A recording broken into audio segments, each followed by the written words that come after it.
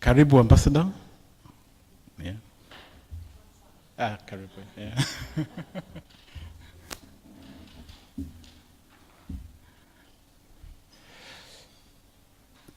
So I'm just making sure my colleague Rugut, you're ready? I'll be calling you in a minute. Okay. So Mwenche, can begin? All right. As we did yesterday, we'll do that again today. Our media team, if you're ready for us to be upstanding for the Kenyan national anthem, I would ask or request all of us to rise. There will be 3 anthems, that of Kenya, ESC, and COMESA. So indulge us in that. Thank you very much. The media team.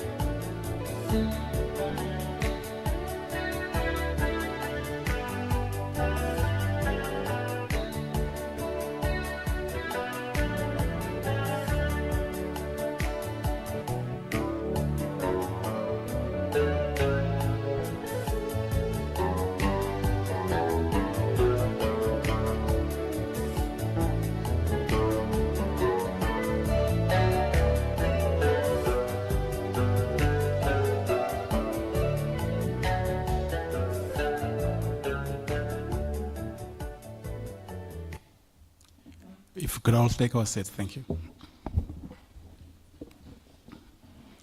I will start by first welcoming our guests. Thank you very much. The details of that invitation, I will leave it to my able colleague, Mr. Rugut, in just a bit. A quick recap, we are on day 2 of this conference. Yesterday, we had the privilege of having opening remarks by very distinguished persons, Sons of Africa. Amongst them, we had Mr. Wanyama, the CEO of IRSK, Dr. Sabalo, Ms. Mutunga of COMESA, Dr. Vasu Gauden of ACCORD, Ambassador Okara, and Ambassador Erastus Mwencho. We proceeded to have a conversation around the subject of international relations and diplomacy in an era of polycrisis and geostrategic competition in the COMESA region. A very deep conversation that was.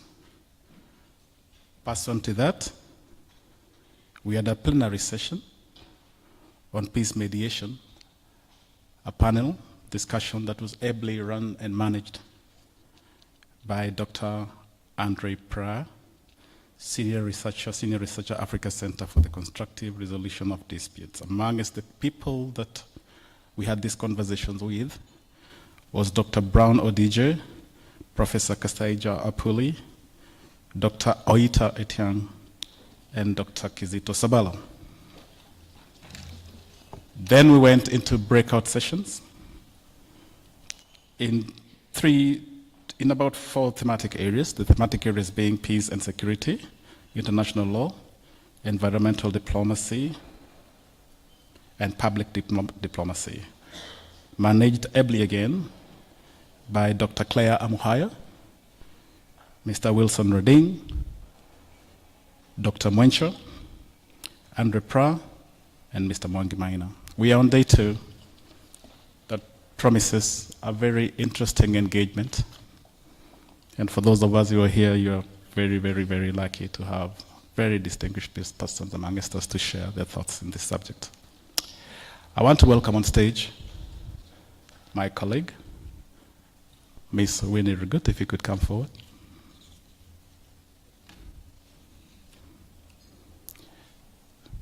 So that you could take over the program from here going forward. A big round of applause for Ms. Rugut.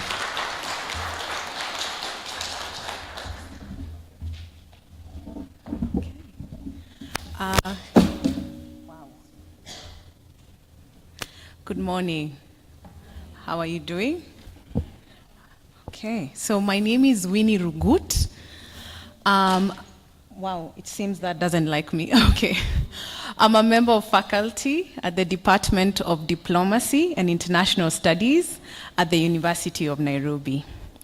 And today, I will be the moderator for the morning session, which is looking at a topic that is dear to me, women in diplomacy and international affairs.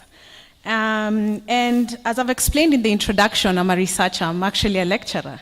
So part of my research interest is the question of gender in international relations, which is a theme under the general field of international studies that looks into the role of gender dynamics in the global stage and what that means for general peace, security, and development.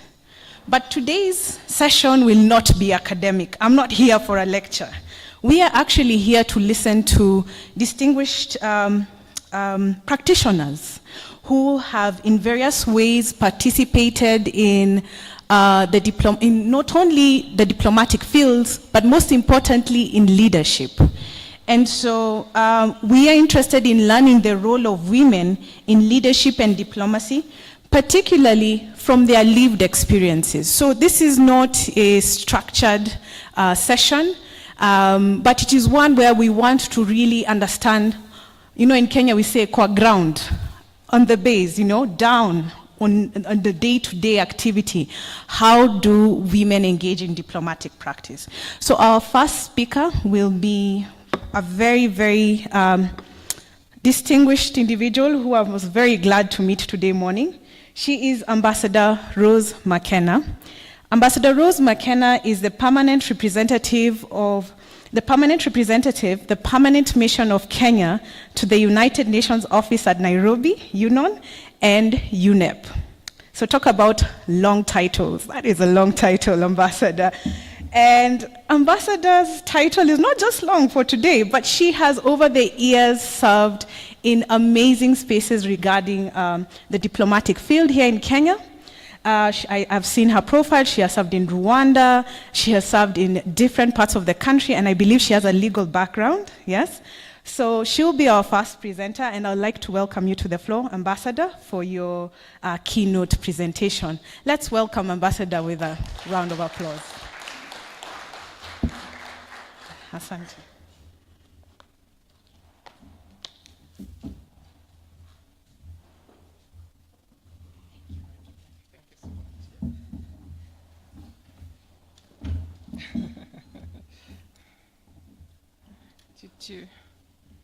Thank you.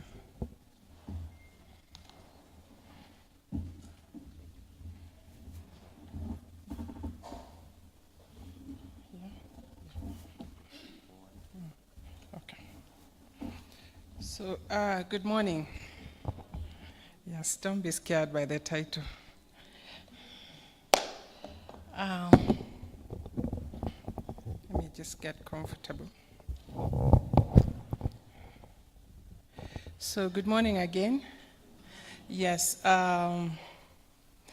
basically the short part of it is my name is Ambassador McKenna, and that's how they know me in the corridors. And I've been on this, both the diplomacy corridors and the legal corridors, all of them. So, Mr. Good, the title is basically what we are.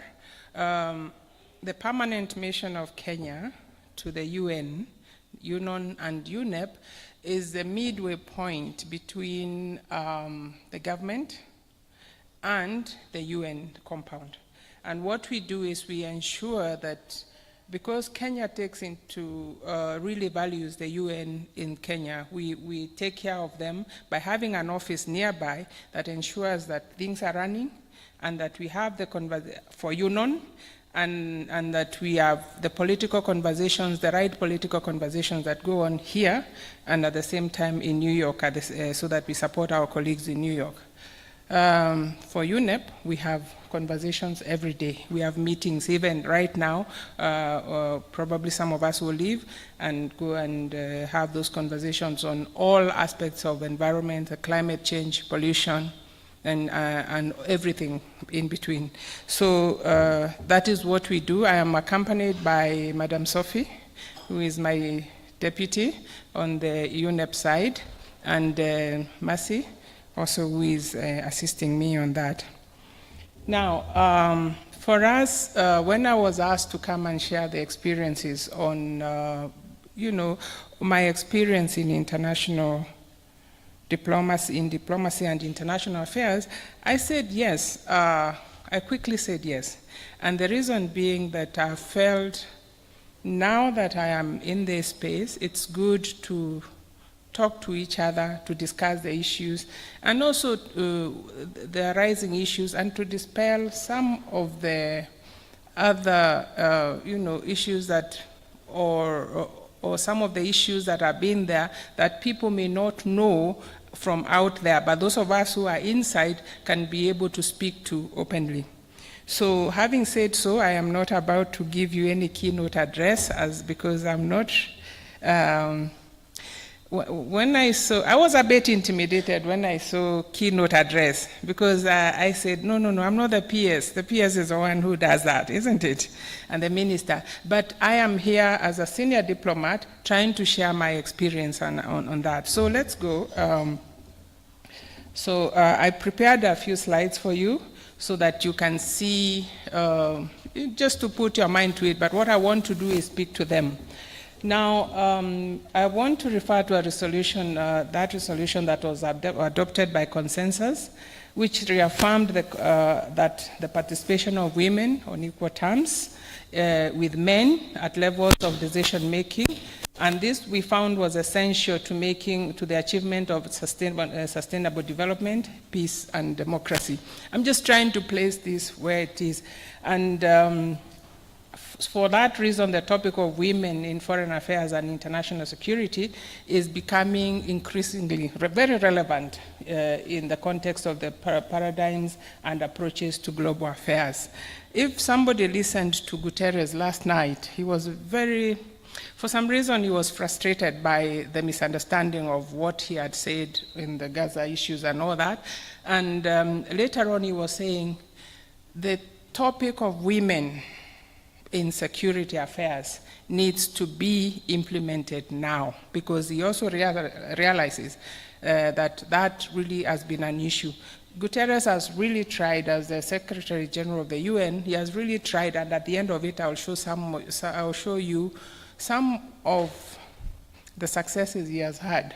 Because I think at his senior management levels, he's gotten to the 50% and he has surpassed that. And I think what they are trying to do now is get the other levels so that they can be able to see. Now, diplomatic powers wielded by leaders at the highest levels of the state remain mostly in the hands of men. Do you agree? Do you agree? Yes, and I say this not to really cause you any issues or to say anything, but that is the reality of it. I have sat in Aura myself and seen, is it Chatham House? Can I be assured that this is Chatham House? Is it? Yes. Sometimes I've seen my seniors in meetings with a delegation, and you know, in the era of social media, these days we meet and we put it. We meet and we post. And then I see a whole meeting of men meeting another delegation, and the delegation is balanced. And I want to send somebody and say, did you really have that meeting like that? But then if that meeting is happening probably in New York, it means then even the whole issue started here, isn't it? Because that delegation didn't go there.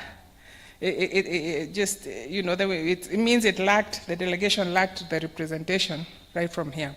So these are some of the things. So you've seen also in the G20, and it's not just us. And Ambassador of Sweden, in Sweden, I don't think you have that problem.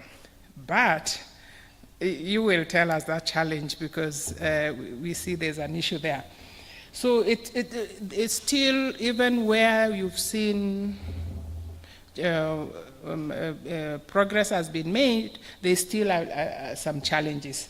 And even where we've seen women serving as heads of government and all that, it's only in probably 28 countries so far. And in many countries, well, I can say at certain levels now, even in our own government, we have a good representation of, let's say, ambassadors and director generals. And it is a good movement. We are not yet there. Now, it is optimistic that the number of women ambassadors and permanent representatives like myself is increasing, and the share of women is gone from 16% to 20.5%. Now, yeah, clap fast.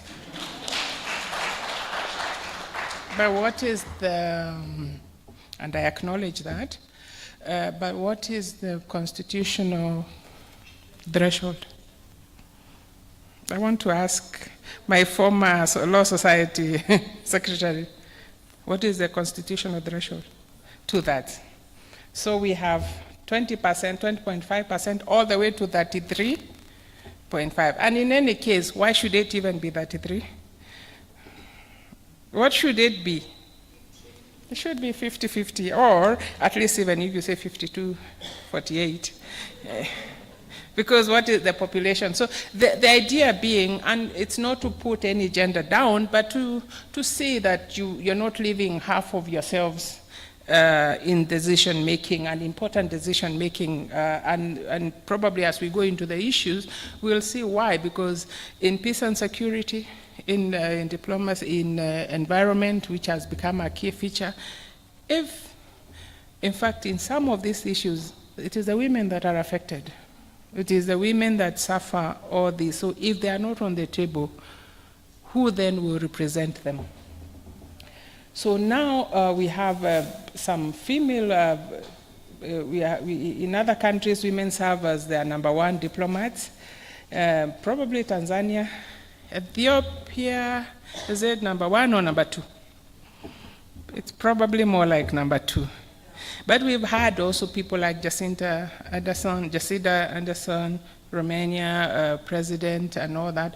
So there have been developments. We have female vice presidents like Kamala Harris. We have the one that has really caused a lot of excitement is the Colombia one.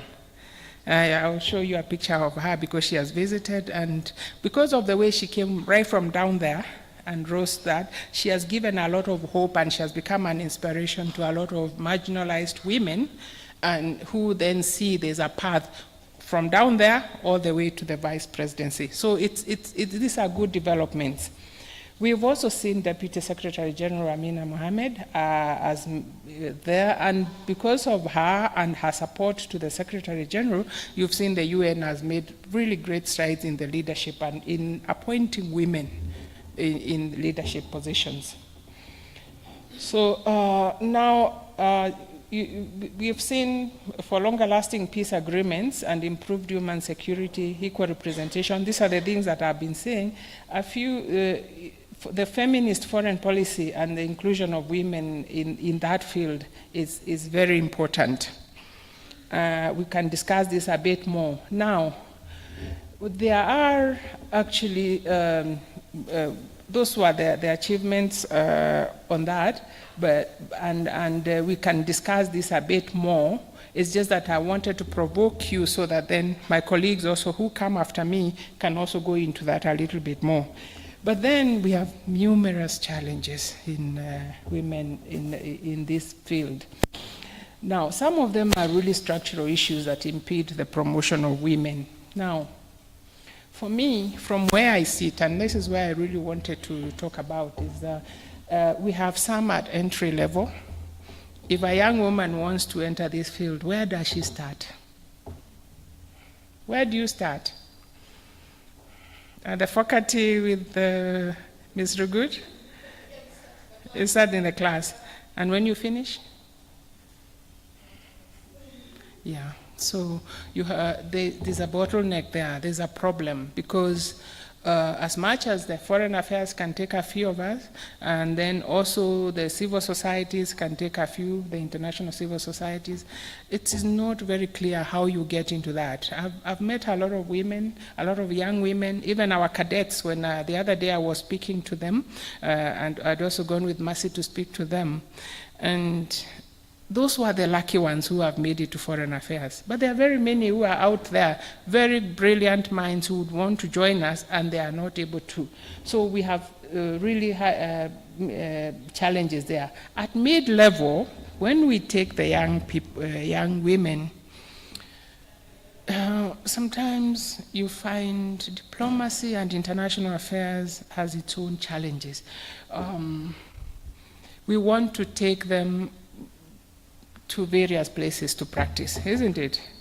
If we take them to Europe or Americas, they have a family, they start asking questions. How do I take care of my family? At least in Africa, you can get help, isn't it? So the balance between that and family, sometimes they tell you, I'm married, or I have this boyfriend, my fiancé will not allow. The men especially, the women follow the men. And I did. I followed my husband to somewhere. When I asked him to follow me, it's a long, convoluted conversation. So the mid-level, our girl, that is a problem. They don't want to come. And when they come, when the husbands or fiancés come with us, they don't want to stay at home. They feel bored, and then the whole issue of the social structure comes in. How do you then keep a young person who has followed a young lady busy? If you can get a job, that is okay. If you can't, then you start having family issues.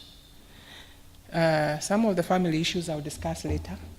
And then at the high level, probably where I am now, yes, really, and some of our mid-level diplomats have had to come home, and others we've had to send them maybe to African countries. Others have said, come to us as head of department and told me, no, I would like to do something else that is not this. So it's a sad situation in that sense. But a few persist, and you get to the high level where I am, and then the challenge becomes, and it gets political. Yeah? Probably even before where I am, when it comes to the appointments, then they tell you, you get there and you are seated and you have all these conversations in rooms like this about how the balance between the political appointees and the career appointees. And then you hear, oh, that one smells like Azimio, or that one smells like... The poor you has never been to any party, isn't it? You have not had anyone. So it gets very political, or it could also be that one is Kenya Kwanza, or something like that. And for us we are not really, you're not in any party. So it becomes quite challenging, and these are the challenges of entry and growth. And then there are also social challenges in diplomacy. Let me say this.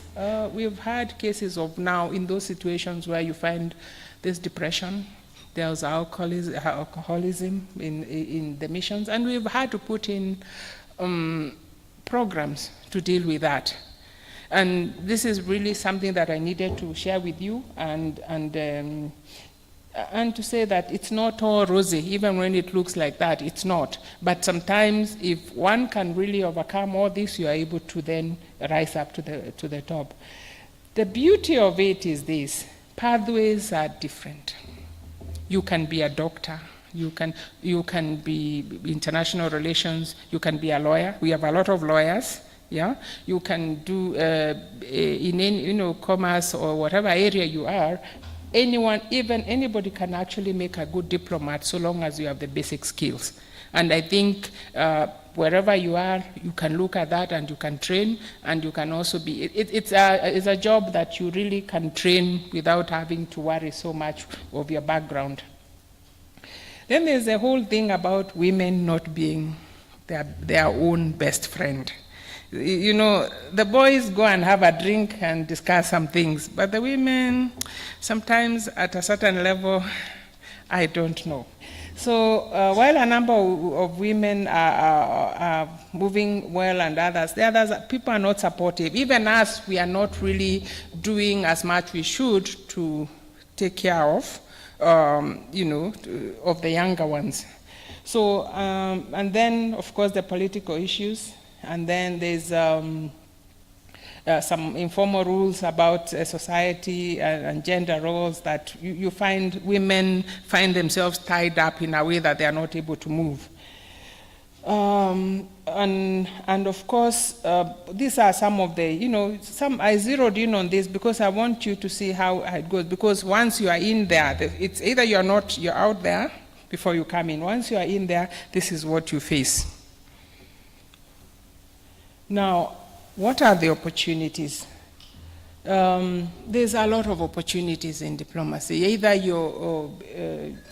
once you get, you are able to go, then you can be senior diplomats, you can have ambassadorial positions, and then also you can have heads or leadership in various international organizations. Let me also say this: diplomacy, the international arena, is not just within the ministry, but also within the civil society and other organizations.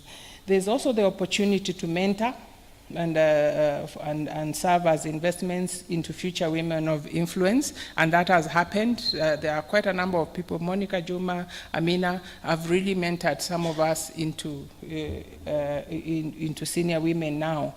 So there's also calling out and dismantling of the structural obstacles to women equal participation. And I've seen that. I've seen if these days we have the advisor on women issues at State House. I'm not sure how far that has gone in helping us, but you've also seen the clamor for the change of the Constitution, or not even the change of the Constitution, for the implementation of the Constitution, because the Constitution is giving us quite a pathway. We also now have a Foreign Service Academy that helps us in preparing the young career diplomats and to their development and growth. And I've seen also, I think one of our, Mwende, who is our panelist here, and even Sweden, will help tell us how we can work together so that we can be able to train and develop the career diplomat. And for me, that's that. Thank you. And one of the inspiring pictures that I had for you this morning is these are the Nairobi senior diplomats. Now, you can see at the middle, right at the middle, is the Vice President of Colombia. When she came, and we had a high-level discussion on this. On your left, that is Madam Inga Anderson. She's Executive Director of UNEP. And then next to her is Maimuna Modi, the Executive Director of UN Habitat. And then The other lady is DG Bangura, the Director General of UNON, and then myself, I was moderating because they were having a conversation like this that we are having today. So there's hope, there's inspiration. The reason is a conservationist with the Conservation International and all that. So you can see there are no limits. The only limits that you have, I am a lawyer myself. I started in a private practice. I worked at the Attorney General's office, and when I got an opportunity, I changed to foreign affairs, and it's been a journey really. And so I want to encourage you that yes, there are challenges. Yes, it is not easy, and you don't even have to start at the ministry. But keep going, keep walking, keep walking. I had no idea that one day I would be here doing this, but I just kept going, I kept doing. I even took a break to go and, and follow my husband so that I can support him. So really, I want to give you that inspiration. I want to keep you going, and the young women here, be encouraged. I mean, same for the young men. It's just that today is the young, it's for the women. So I'll stop there for now, just to challenge you on that, and then we will answer a few questions once we're finished. Thank you very much.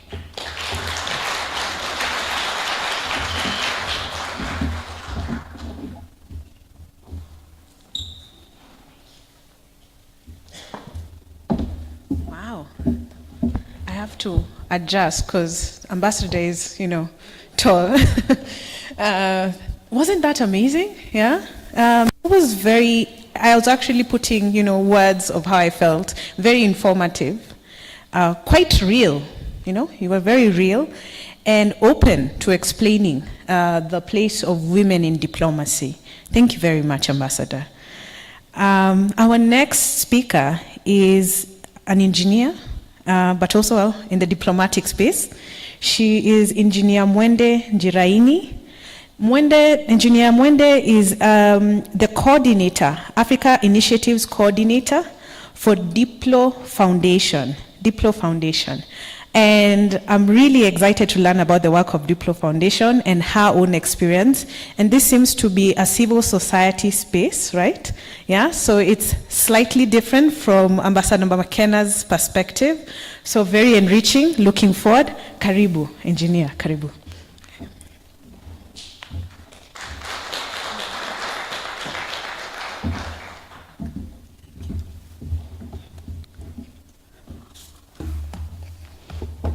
Good morning, everyone. I'm excited to be here, to having joined. I don't think I've attended a session where there are so many ambassadors, so many doctors, professors. Yeah, so thank you very much. So I'll be speaking on breaking barriers, inspiring, empowering and supporting women in diplomacy and international affairs. And I represent an organization called Diplo Foundation. Diplo Foundation, I will speak about Diplo Foundation, and then I'll give statistics of women from a study that was done, and then finish off with a summary. So Diplo Foundation,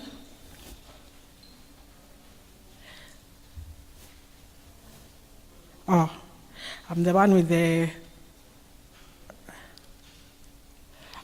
okay. So Diplo Foundation is an organization that does online training for diplomats, ICT policy makers, and now we're training even parliamentarians in diplomacy. And we look at the intersection of diplomacy and technology. Nowadays, maybe even Ambassador McKenna can say, you don't have to write everything. The president goes on Twitter and it becomes the stand of the country. Yeah. So we have Diplo Foundation caters for that. We have e-learning, where we have all our courses are online, but if you want a workshop or a seminar or in person, we can organize for that. So all our courses are online, and we have quite a number. I'll let you see them later on. We have a creative lab where we come up with creative things that like this picture shows is from the creative lab. We have webinars, and webinars in various topics. We recently had even a webinar on women in diplomacy, and that was very well attended. And we had diplomats from several countries, especially in Europe, speak about, and one from South Africa, speak about their experiences about them being in diplomacy. We have research and data analytics, and I've put outside there research that we've done recently on Africa. So on your way out, you can pick a flyer. And the webinar was on, the research was on why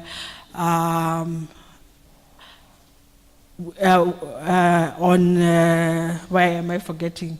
On strengthening African voices in diplomatic spaces. So when we go to the UN, do we have as Africans a strong voice, or are we being heard? Yeah. So we have a research paper on that, but we do quite a lot of research and data analytics.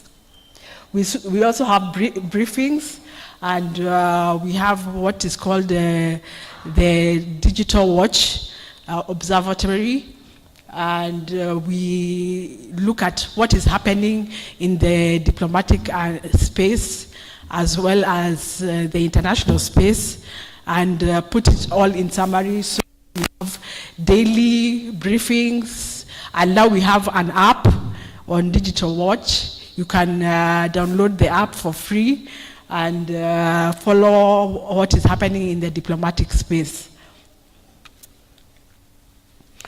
So what do we do? I have spoken to some of this, but we have a Diplo Academy where we train diplomats, we train ICT policy makers, we train, even now we are training parliamentarians, and we've trained parliamentarians in various African countries like Rwanda, Namibia. We have done trainings on that, and we are hoping that now that we're in Kenya, because now I'm representing Diplo Foundation in Kenya, that we'll have soon training for parliamentarians in diplomacy and internet governance. So we also engage the community. We have AI and data tools, and for example, we reported on the UN General Assembly using AI. We followed the discussions through AI, and the AI tool that we used did very well, but of course with intervention from human beings. Yeah, so, excuse me. So we have also, as I mentioned, policy and research, but more importantly, we do capacity development.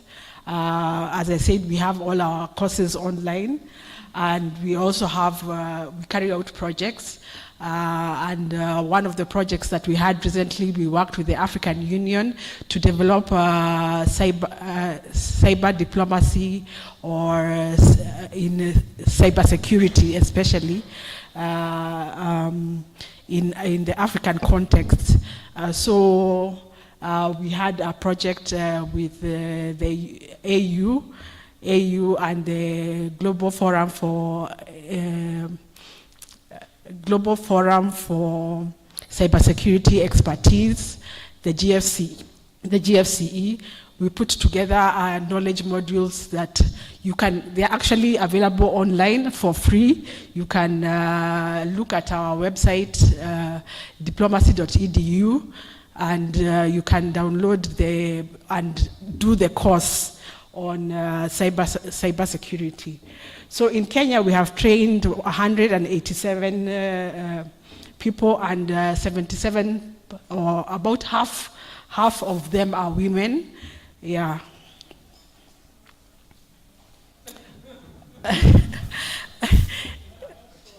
They're not half, or they're half.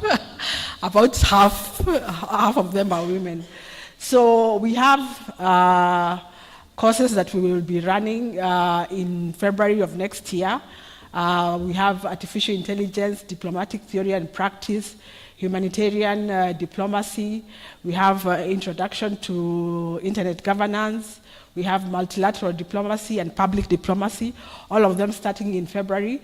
And we are giving 15% discount, not on all participants, but women participants can take advantage of doing these courses in February and gathering a discount. We also give discounts to people from developing countries, so the men don't feel left out. There are discounts for you as well. And so that's, take advantage of this and register for the courses. So women in diplomacy, this is the United Nations, and the United Nations, what we have for internet governance, we have put them, we look at internet governance in 3 baskets, not 3 baskets, in 1, 2, 3, 4, 5, 6, 7 baskets. We look at infrastructure, security, development, the economy, human rights, legal and sociocultural issues. And that's how we train when we do the internet governance capacity building. We train on those baskets. And it has been very dynamic because of technology is moving really fast, and we need the diplomats also to also get training in all these baskets, so that when you go and represent our country, our countries in the UN or whichever place that you go, you're able to represent the country well, because you have taken the initiative to build capacity in those baskets. So the 76th General Assembly of the United Nations unanimously declared the 24th of June each year to be a special occasion to honor the role of women in diplomatic work and recognize their contributions in this field. So on every June 24th is now Women in Diplomacy Day. And it is possible that we can also have a celebration of our women in diplomacy on that day. So we look at the statistics. So the global percentage of diplomats in 2023, this year actually, is that men ambassadors are 79%, and women are 21% globally. So we still have a long way to go to reach the half, even if it's halfway, we are at 21%. So actually it's 20.43%, but we can say 21%. So it is possible that women ambassadors can reach there. So if we look at various regions in terms of representation, so the percentage share of women ambassadors per region in 2023, if we see like Africa, we are not yet even, we are at 18%. Asia is at 12%. Middle East, Northern Africa, 10%. The Americas, 25% women. In Oceania, we have 26%. In Europe, 28%. So you can see that not all the regions have reached the capacity that we want. And there might be that countries are looking at quotas and saying that we, like as you said, Ambassador McKenna, that our quota is 2/3. Yeah, so even if we have quotas, we still, no region has reached a place where we can say that women are well represented. So if you look at the world, this is a map of countries with the percentage share of women ambassadors above the world average, and we say the above the average is 20.45%. So you can see in Africa, we have Uganda, we have South Africa, we have Zambia, I think, who have reached the percentage share of women above the global average. Of course, the United States and Canada, Alaska have reached there. Is that not Iceland has not reached? New Zealand and Australia have reached there. Argentina have reached the global average of ambassadors, of women ambassadors. So the percentage of share of women ambassadors across 40 countries, I just selected a few. So in Sweden, it's the first. Yeah, we have 48% of women ambassadors. The number is 104, and the number of women ambassadors is 50. So it's 50-50, which is what is supposed to be. Yeah. So we see even Norway is doing very well. In Africa, we have South Africa and Nigeria that are doing well because we are looking at the percentage of women who are in 40 countries. So the list is Russia, where we have 149 ambassadors, but we have one woman ambassador. Yeah, and these are statistics from Anwar Hash Diplomatic Academy in 2021. So the top destinations for women ambassadors in 2021, of course, is the United Nations in New York. Many women are posted there, and we have 12. This is in 2021. Portugal have 11. So I just picked a few. And then in Africa, we have countries that are doing well are Ghana, Nigeria, and Morocco, who have 8 ambassadors each who have been posted, and then the United Nations in Geneva are 8. So in summary, what I can say is that in 2023, the Women in Diplomacy Index, the percentage for 193 African countries is given. The report is based on a unique data set of 12,000 ambassadorial appointments, and it is only one in Middle East and North, the MENA region, and one in a few worldwide tracking gender diplomacy. The index found that in 2023, only 20.54 ambassadors and permanent representatives are women, indicating that women remain unrepresented in top diplomatic posts.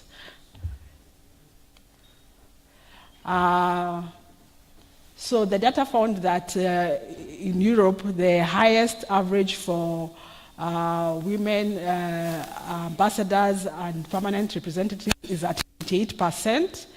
4 countries comprising of the Oceania cluster, that is New Zealand, Australia, Fiji, and Papua New Guinea, came second at 26.3% of the ambassadors being women. In the Americas, the share of women ambassadors stands at 25%, with Canada and the United States ensuring that 51% and 41% of the ambassadorial posts go to women, respectively. So Canada and the United States are leading in that. In Africa, Asia, Middle East, and North Africa, the region, they fall below the world average of 20.54.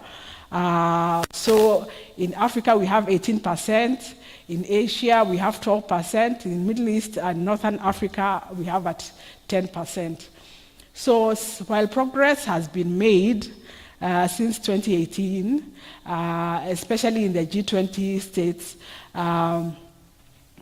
that support women, peace, and security agenda, the states in the feminist foreign policy is still very slow or uneven.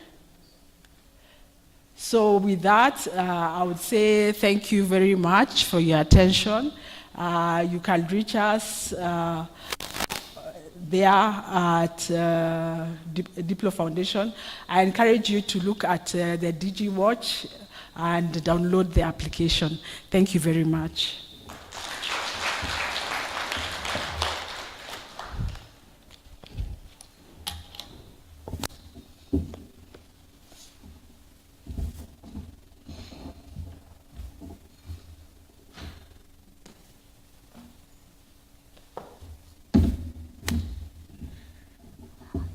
That was quite informative. Asante sana, Engineer Mwende Njiraini. Coming from a space of academia, data speaks a lot for us. And let me just, between you and me, as engineer was presenting, since we've said there's Chatham House rules here, I've already seen an academic paper I will be writing as a result of that data. I've already just planned out, okay, there goes an academic paper for me, because that's an area of interest. So I'm looking forward to engaging with your team further. Yay for academic papers. Okay, so the next session is more of an interactive session where we'll now be inviting the panelists to the front. And this includes the larger team, so I'd like to welcome them. And just to keep time, I'm going to read out the names, yes? And then we take a seat and we have a short discussion before we open this to the panel. Okay, so I would like to again welcome Ambassador Rose McKenna, who has been with us, to the front. We have Dr. Fatma Abdullatif Abdullaha. I know she's online, so the media team, thank you, if you could just get her up. We have Ambassador Vicini, the ambassador of Sweden, so it's very exciting to actually have Ambassador of Sweden here, because you've seen the data. We want to hear the Sweden story. And then we'll have Engineer Njiraini again to the front. And finally, Miss Betty Sungura, the CEO, National Gender and Equality Commission, Kenya. If I've left out your name, just let me know. But I want to believe that's everybody. Thank you.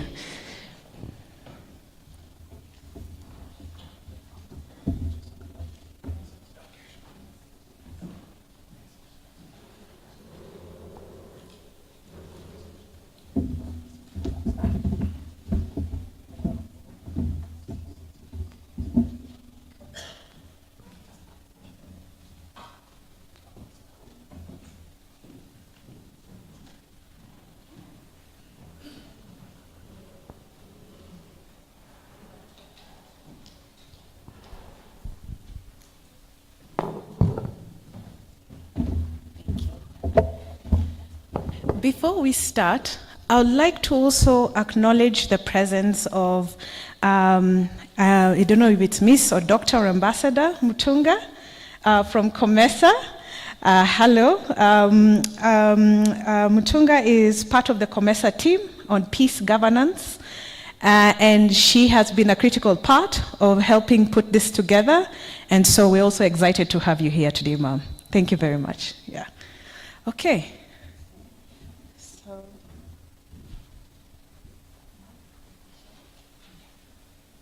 Okay, let's see if our mics work. Hello? Hello? Yeah?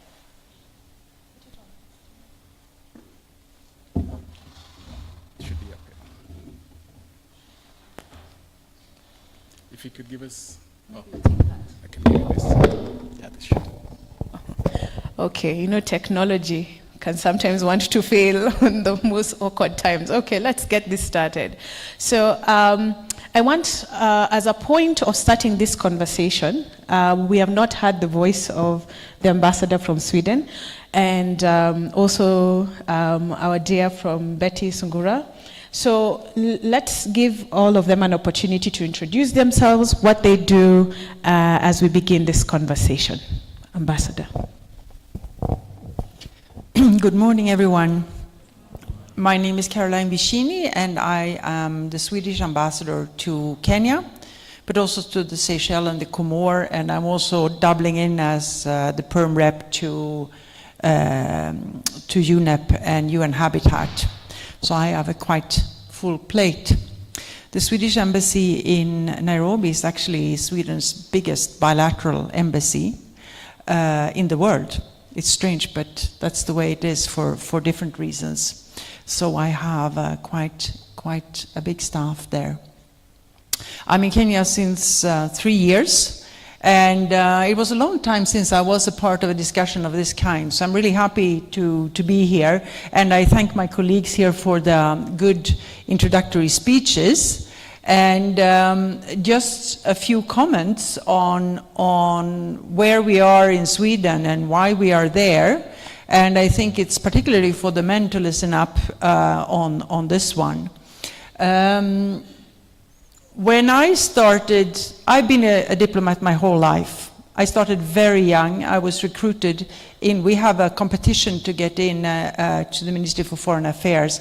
It's the only competition we have in our public service. We don't use that concept, only for the diplomatic career. And I was, to my own surprise, recruited very young. I was 24 when I started. So this has been a lifetime commitment for me. I've done some stints outside in the UN, for the EU, and even in the private sector, but I've always returned back home. And I feel very much that this is a part of my identity. But already when I was recruited, it was 50-50. We were about as many men as women in the diplomatic academy the first year of training. And some of them have remained, some have left with time, and I recognize very much in Ambassador McKenna's speech about the conditions for women in the Foreign Service. But we have to remember the Foreign Service is also a reflection of the society we live in.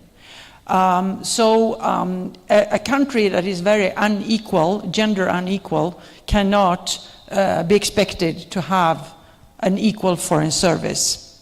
So it has to start even outside the Foreign Service. But I think my take on gender equality, which might seem a bit radical, but is that first of all, women it's not a minority. Women are often presented in multilateral speeches and studies and elsewhere as a minority of some kind. Oh, it's the women, it's the refugees, it's the disabled, it's the youth, etc. Here in Africa, I always say, that's not the minority. The minority are the men who are not youth, if you think of it, if you make your math. So already there, 50% is 50%. It cannot be more, it cannot be less. That's what it's supposed to be. So I think that is the radical stand we have to take. 2/3 is sort of, it's the constitution in Kenya, I know that, and other countries might not even have it, but I think that should be our point of departure. So if we have 50% of women recruited in, what does that mean? That means that most countries, it's quite competitive to get into foreign service, and you mentioned that as well. So we get the best and the brightest, because if we have 100% men, well, 50% of them are more mediocre than the best 50% of the women. So we weed out some of the mediocre men, of course, and those are the ones who are afraid and resist. Any country wants to be represented by the best, no? That's how you make progress. That's how you make your voice heard. That's how you represent your country in the best way. So it's in everyone's interest to get the best and the brightest in. And then, as Ambassador McKenna said, the way up is also a struggle. And it wasn't, it looks, if you say the 50%, we are at 50% now. That was not at all the case when I started. There was a very low number of female ambassadors. But my government has had a very persistent gender policy.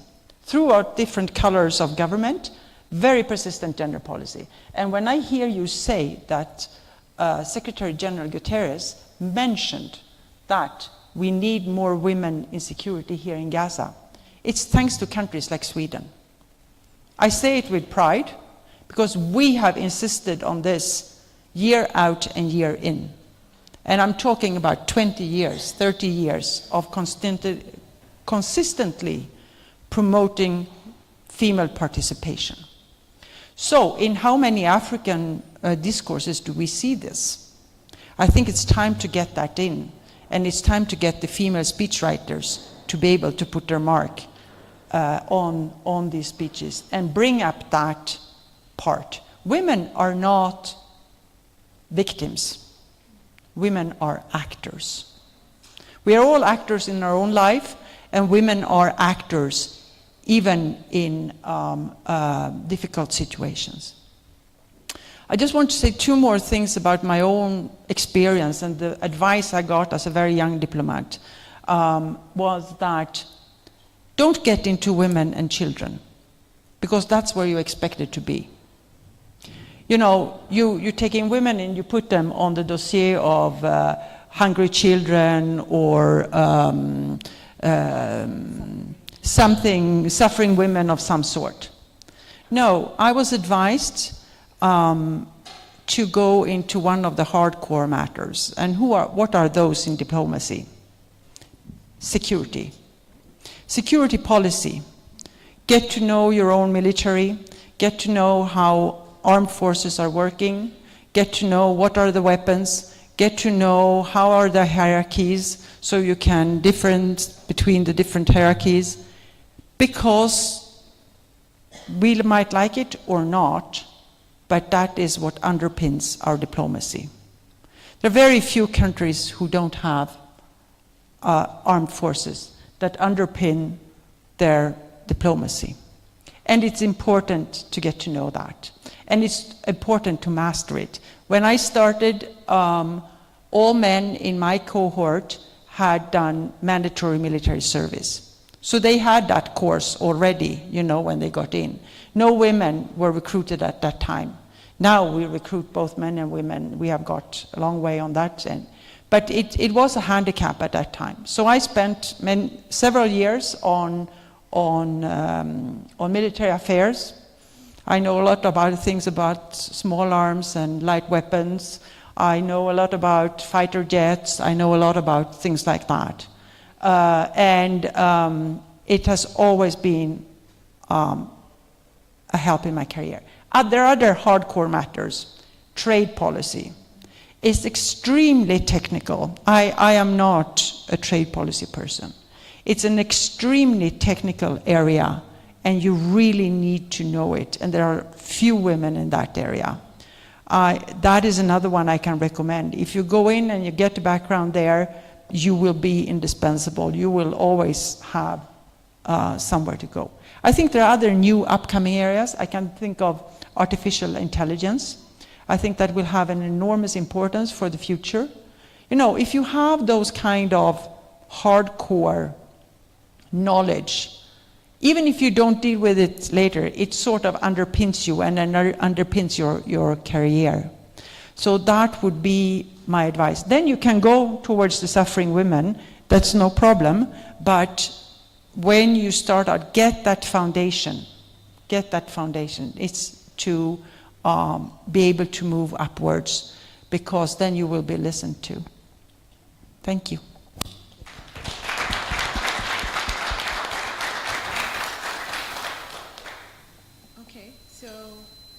I believe we can then have Ambassador McKenna, would you like to come in, or should we first hear from those who have not been heard? Yes. So let me start with Sungura, Madam Sungura. Yes. Yeah, thank you very much. I'm sure I'm audible. Yeah, good morning. Yeah, well, I'm very also humbled and esteemed to be in the company of very many diplomats, career diplomats here, scholars and researchers, and a lot of very good information that's coming through. Betty Sungura is my name. I'm the Commission Secretary and CEO of the National Gender and Equality Commission. This is a constitutional commission in the Republic of Kenya, and it enjoys the privileges and powers that are granted in the Constitution, just like many other constitutional commissions that we have in Kenya. I'm sure we are aware of many others like the IBC, the EACC, you know, those have their own mandates. So for us as the National Gender and Equality Commission, we have a mandate to ensure that there is no gender discrimination and that there is equality and inclusion. So that is why the Constitution gave us that particular definition in terms of roles and powers. I'm not only here by myself, I'm accompanied by two staff. There is a Senior Program Officer, Betty Malamba. She's in charge of gender and women. That docket, thank you, Betty. And I'm also here with Bernard Sampoika.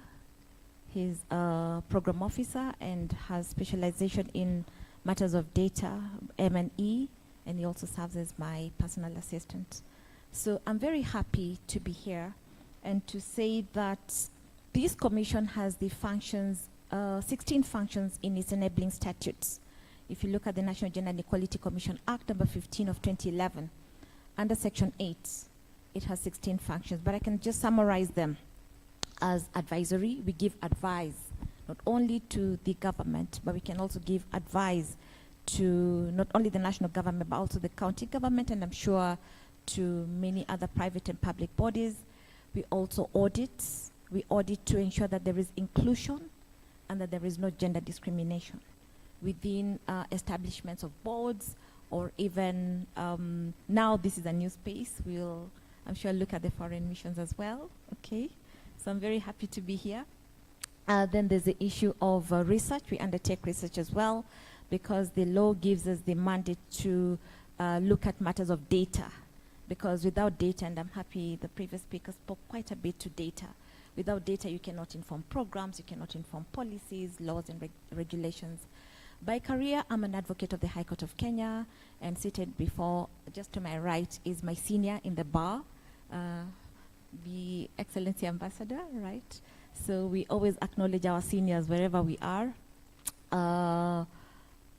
What I can say with respect to this is that, and listening to previous speakers, is the entry point to foreign diplomacy and this particular field seems to be not known to very many, particularly women.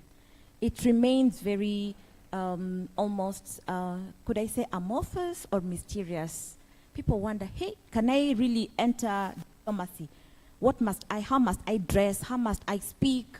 What kind of education must I attain? And therefore in itself, that kind of myth becomes a barrier in itself, because you are already, before even attempting, you're already putting a block. And therefore, we need to unpack this issue of joining the foreign missions and joining the diplomatic space, particularly for women, because if you look at the data, we may not have the exact figures here, but there are more men in these missions than the ladies, okay? And therefore, how can we have more women? And I like what Her Excellency, the Ambassador said earlier, permanent mission, Madam McKenna. What is the entry point? How do you know where to start? And there was a myriad of answers. Maybe I can start from the academia. You know, that's what our moderator was very happy. That can be an entry point. What if you're not in the academia? What is your entry point? And I'm happy that we can now look at the issue of mentor-mentee programs, because I can see a couple of very young ladies in the room. Sorry, we are not gender biased against the men, but we'd like to have at least the numbers rise up towards where we have the men in these missions.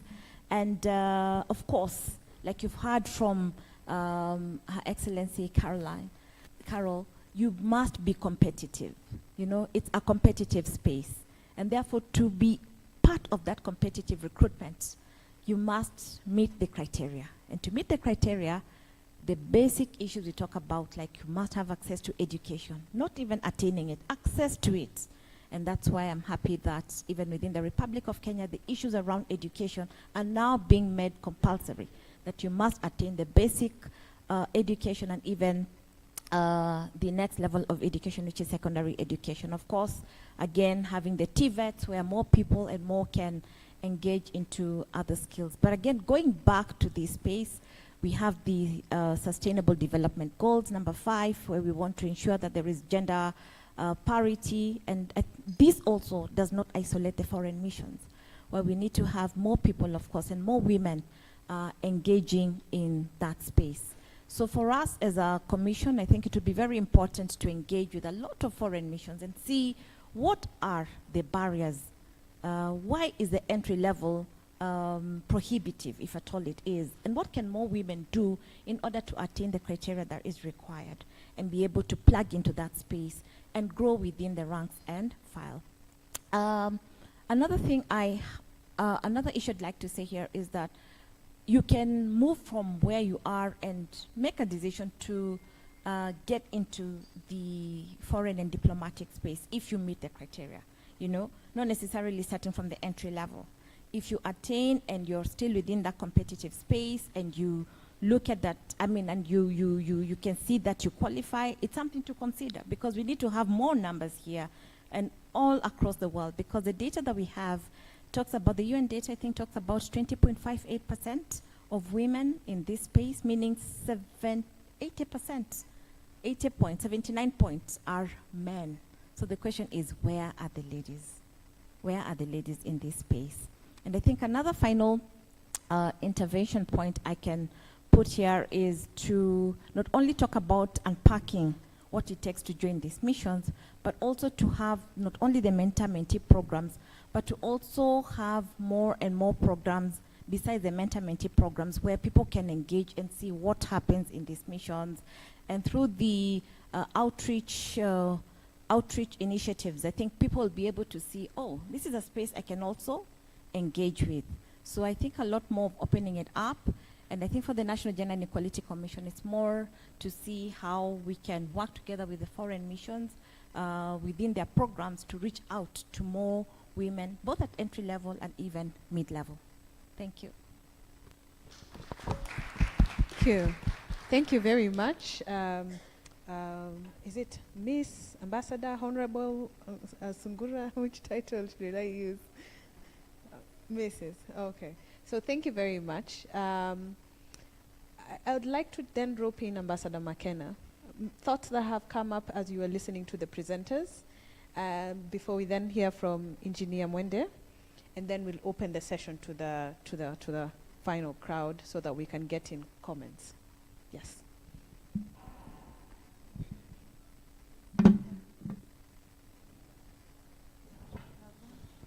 Yeah, thank you very much. I think, can you hear me at the back? So, my thoughts, thank you very much, all our presenters, and I really like the fact that Mwende built on the figures we gave you were just a little, she built on that and actually gave you the details of that, and the experience of Sweden really is being ahead of us on this issue, but you can see the experiences are the same. The challenges are the same, but also the opportunities. And of course, when it comes to Ms. Ungura, and yes, I buy the coffee. In our profession, the senior buys the coffee. That's, so now, so I accept that, and thank you very much. So now, you can see that really the entry challenges that I gave you are the same, but also the opportunities are there. What I like about what she said is that, and also what Ambassador Vicini said is this, you need to specialize in key issues. And when she said, she talked about trade policy, she talked about security, and of course peace and security as well. I also want to add, environment has become very key. Issues of environment, you need to, yes, because all discussions end up on that. And so environmental diplomacy has become increasingly important. I am not a qualified, or I was not trained in that, but we found ourselves with Ambassador here having to sit in UNEP meetings and still, I mean, present our countries on that. So you quickly get yourself up and learn what you need to say and what are the issues that you need. And not only do you need the topic to know the essence of it, you also need to know the politics of it. And that is the essence of diplomacy. You need to know, to have enough knowledge on each of those areas to be able then to speak about it and to address the others, even regarding the politics of that. So, during the COVID, we also saw the importance of health diplomacy. Yeah, so we had to deal with a lot of issues. In my other role as UNON, ambassador to UNON, I found that we really had to talk about things such as getting the vaccination, not only for ourselves, but even for the diplomats here, because we take care of everybody. And Ambassador here can tell you that we were looking at a situation where we are making Nairobi more appealing so that our diplomats can stay, and we had to talk about health issues. We had to talk about building a hospital, and we did build a hospital, and that's why Kenya became the top medevac destination. So what I would advise any one of the young people, because I see you have a lot of young people, you have your own profession. You must know your profession first. Have a two-track thought process. Then add that diplomacy part to it. I think for me, I find that more satisfying than just saying that I want to do the international relations, because then that limits you there. And because I told you about the amorphous nature of the entry point, and which has also been repeated, and I think by all the panelists, it's good to be doing something. You're a lawyer, you're a vet, you're a doctor, be doing something. But if you're still interested in the diplomacy bit of it, then add to it. Enter somewhere. In Kenya, if you are interested in the foreign service, get into the public service somehow.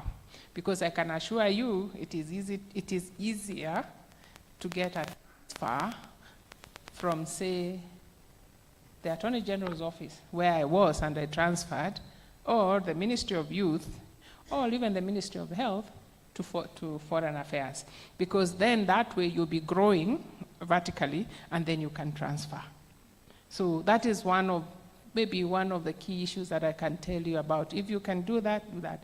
Get also into the the civil society space. Keep growing in that area.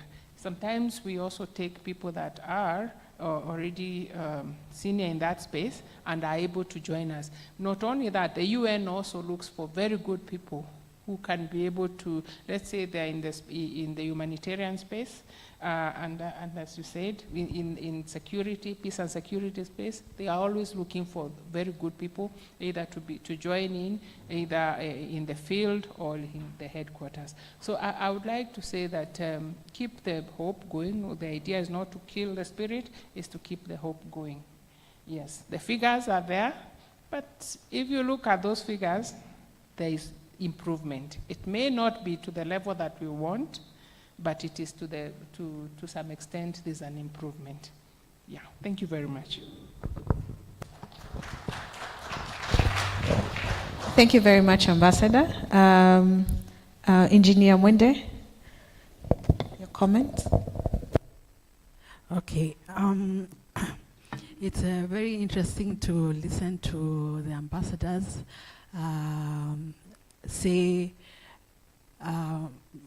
things that probably I don't have an experience in, but as ambassadors, I would like to say the figures that I gave, there's need for a gender equality action plan. So we can consider that. I don't know whether it exists. Does it, Madam Sungura? It does. Gender equality action plan for, yeah. And so that there's a balance and we have more women represented, as well as diversity. Because women bring diversity in negotiations at various levels where they have been appointed to, especially at the UN. There's need for diversity in the diplomatic agenda for any country in Africa, in Kenya specifically. There's need for diversity. I would also want to say that sometimes we are trained as like everybody else with the men, but the appointments do not balance off with the training.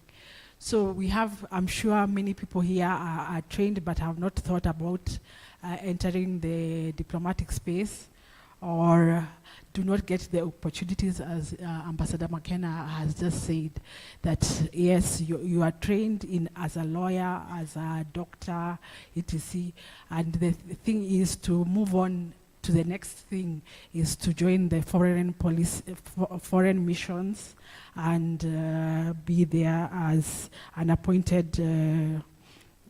We've also talked about quotas. I won't say that, but also it's important to close the gender gap because it exists, especially in Africa. We need to close the gender gap. So one of the things that we cover as Diplo Foundation is technology or internet governance. And one of the things, I don't know whether the ambassadors have faced it, is online bullying. Because you're a woman, you're more vulnerable to being bullied. I don't know whether that is your experience, but it's important for us to ensure that women are protected from online bullying. And also we've talked about sacrifices that you have made, for, especially with family, yeah. I'm probably just repeating what has been said, but it's important to emphasize that women ambassadors make a lot of sacrifice compared to the men when appointed to foreign missions, or even if it's in country, in an in-country position. So, but the important thing I would say is we need to communicate and we need to network as women. Yeah, because that is the way we build ourselves. So if we can communicate with one another, we can network with one another, we'll strengthen one another and build up ourselves and our role as, because there's a specific role that women play in diplomatic area. So compared to men, there's no discrimination, but for this, it's important that we come together, we communicate and network on any given time. Okay, thank you very much. Thank you so much. You know, as we were having the discussion, I saw we were all scribbling notes, because what I'm getting is that there's a lot of, can we say, exchange of experiences and understanding of this issue and concept. And you know, this is one of those topics you could have a sit down and talk about it for a whole day, because there are different dynamics to understanding the role of women in diplomacy, and also not just in diplomacy, but also in leadership. But because of time, I'd like to open this session for questions from the larger plenary session.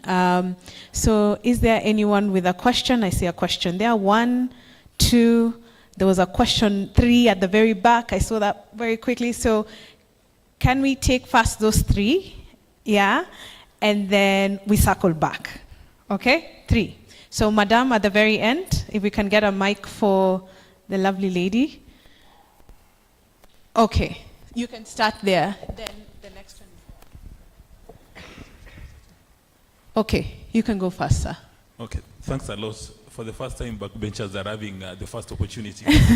Now, I've got 2 questions, and apologies if they sound pedestrian, because I'm a student. Number 1, Ambassador McKenna indicated that women are their worst enemies. So I'd like to establish, is that a statement to justify status quo and lock out women? And is there evidence that when women have gotten to these positions, they create opportunities for another group of women?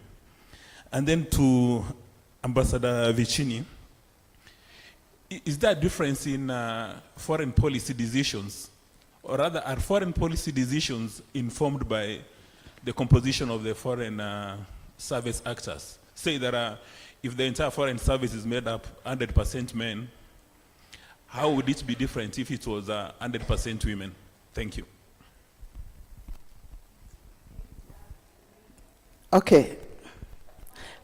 My name... Sorry, my dear. Can we first get your name, sir, at the far end, your name? So sorry. My name is Dismas Mokua. Dismas Mokua, thank you. Okay, Yes, my name's Adelaide Muchesia. I am an advocate of the High Court of Kenya. I work at the Parliamentary Service Commission, Kenya. My question goes to Ambassador Rose. I would like first to state that we are in an era of polycrisis, and one of the polycrises that we have in Kenya, not necessarily in Kenya, but in Africa, is gender inequality. And we normally have 2 groups. One is state actors and non-state actors. State actors mostly are politically influenced, and those are in government, and normally these matters, they deal with it politically. And then now we have non-state actors where you, Ambassador, you come in. So my question is, how do you implement your policies? Are they implemented? Are they enforceable? Or are they just policies and they go to advisory levels? And what do you do in your organization to make sure that in relation to women inequalities or gender balance, especially women, to be empowered in career And okay, it is always about women. Even at birth, they are the ones who carry the baby, labor, and so forth. So what do you do? Is it just a policy level, or is it just advisory? Or at what level do you think that you can make it with legislation? Because we find that if it is only at policy level, it is not much, much given attention. But if it goes to up to legislation level, then, and it is enacted, then at least it will be helpful to the society at large. But if it remains to the policy level or just public relation, then it will not help so much. And again, the non-actors should at least improve so that non-state actors should improve so that it is not only mere academic. Let us not have conference on academic levels, but let us always dig inside so that this polycrisis, especially affected women, can be solved. Thank you. Okay, thank you very much. We had a question right there at the middle. Yes. Yeah, thank you very much to the panel. My name is George, affiliated to the University of Nairobi, Department of International Studies and Diplomacy. My question, not really my question, but a comment, what Ambassador Rose has said, and also Ambassador Vishini, and also alluded to by Engineer Mwende. Where do we start? And that was the closing question posed by Ambassador Rose. And I'm thinking about the issues she's just brought up, about women in power, positions of power, and men accompanying them, and having these family issues. Why don't we circle back and go back to the basics? You know, if we omit and, you know, put the boy child aside, and we don't factor that training, then we'll end up with those men at that time that cause those problems or impediments. So where do we start? I think very back to the basics.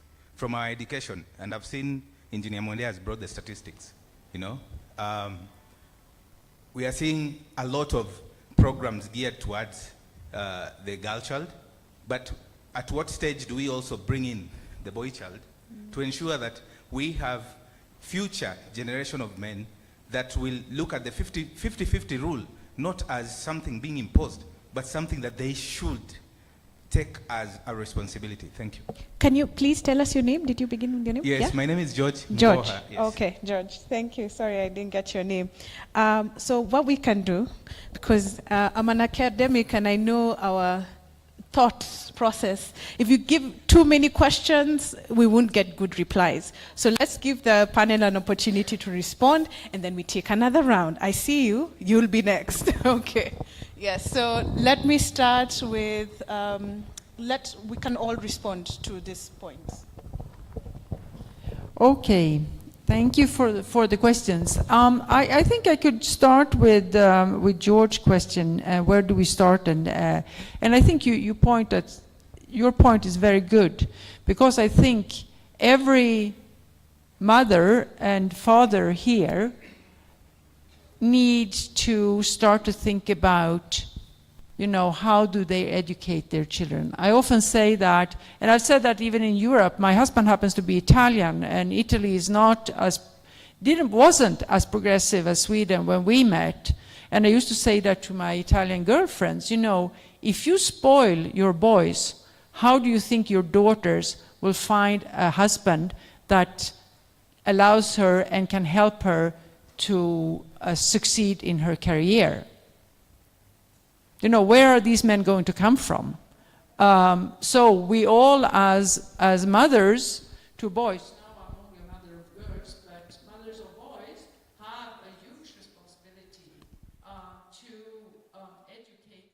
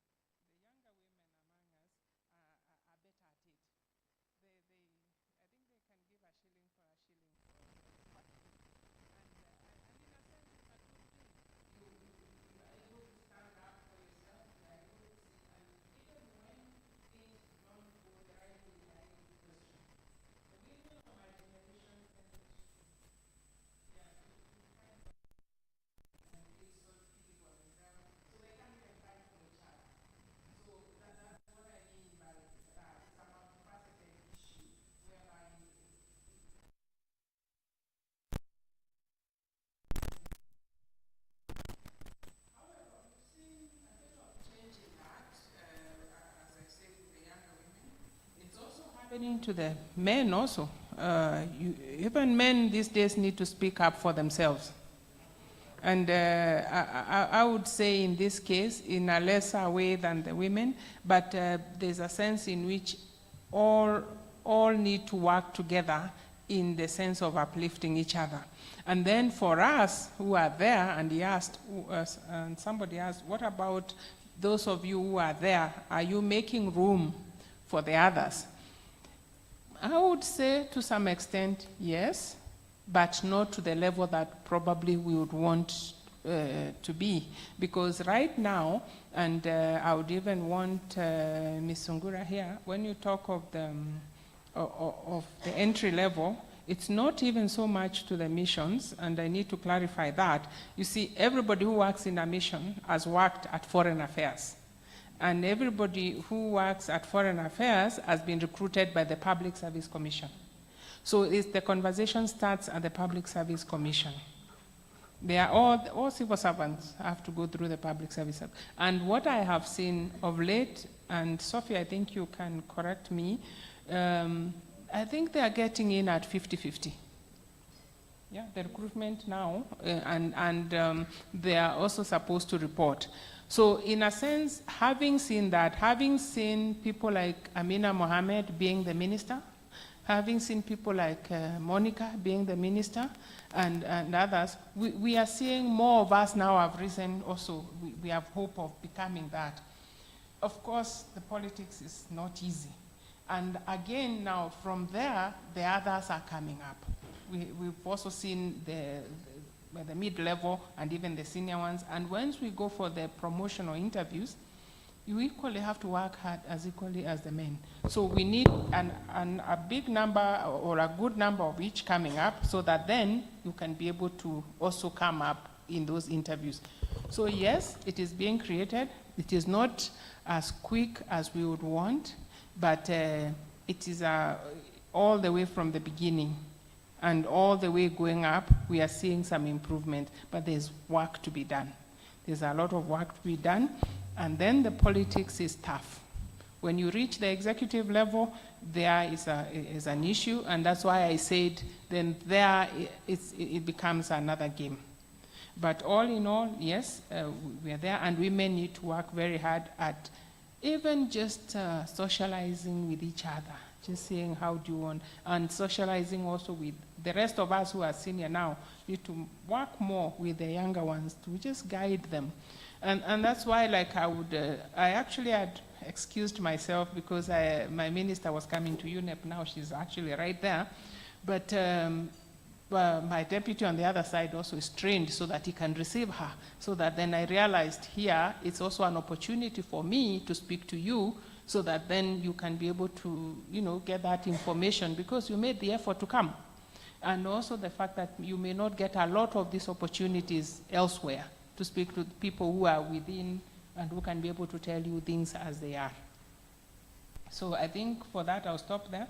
I will not repeat what you said. But for Adelaide, I don't know, was it a question or was it several comments together, isn't it? So first of all, let me clarify. We are not non-state actors ourselves. I am a civil servant, yes, just like you. Yes, in fact, you may not even be, I am a civil servant, so we are state actors ourselves, and Foreign Affairs, and our office is part of it's a mission, but in Kenya, and it takes care of that. So we are halfway house between the Foreign Affairs and there, and it's in a sense to take care of this compound and to take care of this important office that we value very much, and that when they have issues, we want to make sure that they, and for different reasons, because that's another way angle to that. So policy vis-a-vis legislation.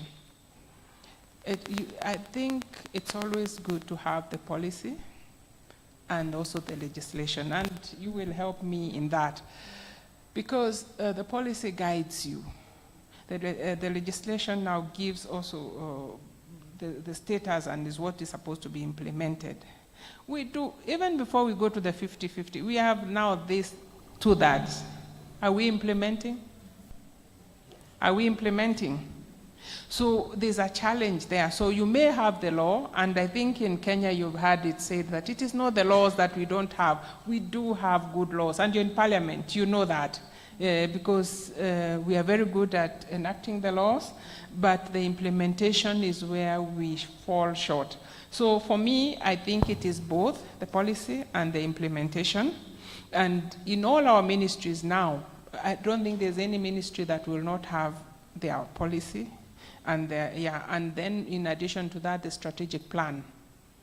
Yeah, but now as a government, there are areas we are falling short in implementing the laws, and that is where now activism comes in, and that is where women groups come in, especially where it comes to now the law. You've seen this has been a back and forth fight, but I hope we will get there soon, and I would like to hear what the Commission is saying about that.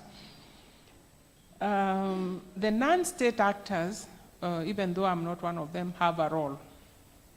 Because this is the civil society and all that. Sometimes when you're in government, you're not able to tell your seniors openly, or even if you do, then you can be badged as an enemy within. This is Chatham House rules now. So when the civil society, especially the respected ones, come in and talk about these things, and they are supported also by development partners, you have seen that things can change. And this is both at policy level and even in the enactment of the law and even in the implementation of that. We've seen that happening, and we hope even in the area of women, the pressure will continue to be there, and even in the area of gender, because gender is not just about women. It's just that this time, it is the women that are suffering the discrimination. A time may come when it is the men. And the boy child, and especially now we are talking about the boy child. And that brings me also to George's question where he says, where do we start? We start there with that boy child. Yes? If you are as a mother like me and you have boy children and young children, you bring them up and let them know, and you bring them up in the roles that they should be. It's starting with the parenting. Parent them to know that they can do anything, they can help, they can also help with the children. The children are theirs, and I've seen very good examples with young men who are helping their wives, and they decide, yes, I will take off these 2 years, and then I can help you. But then, of course, it has to be respect both ways, isn't it? There has to be that respect, because it's not an African society. We still have to contend with our African situation, but we are changing. And if we can take that path, we have seen, and encouraging the ones that have taken that, who are taking the initiative, I think we can get there. And we can start with the parenting now, and with you who are the younger ones now showing the way. I think we can go far. It is the same. There's also a challenge for the women that join their husbands to work. Yeah, it is very challenging, because sometimes you spend your time, you bring up the children and everybody, and then you can't find yourself. You're lost. Because the children have grown, they have gone to school, the husband has become very senior, and you are there somewhere.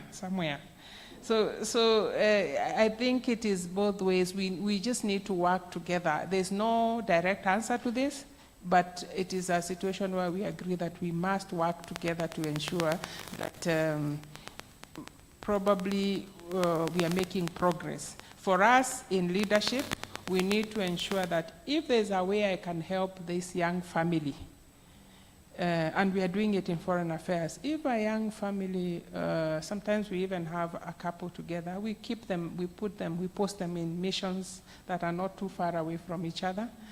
Sometimes it's tricky to post them together in the same mission, because missions are small units, and it becomes problematic. But we can sometimes, we've posted, say, a couple to one at The Hague and the other one in Belgium. That is 2 hours apart.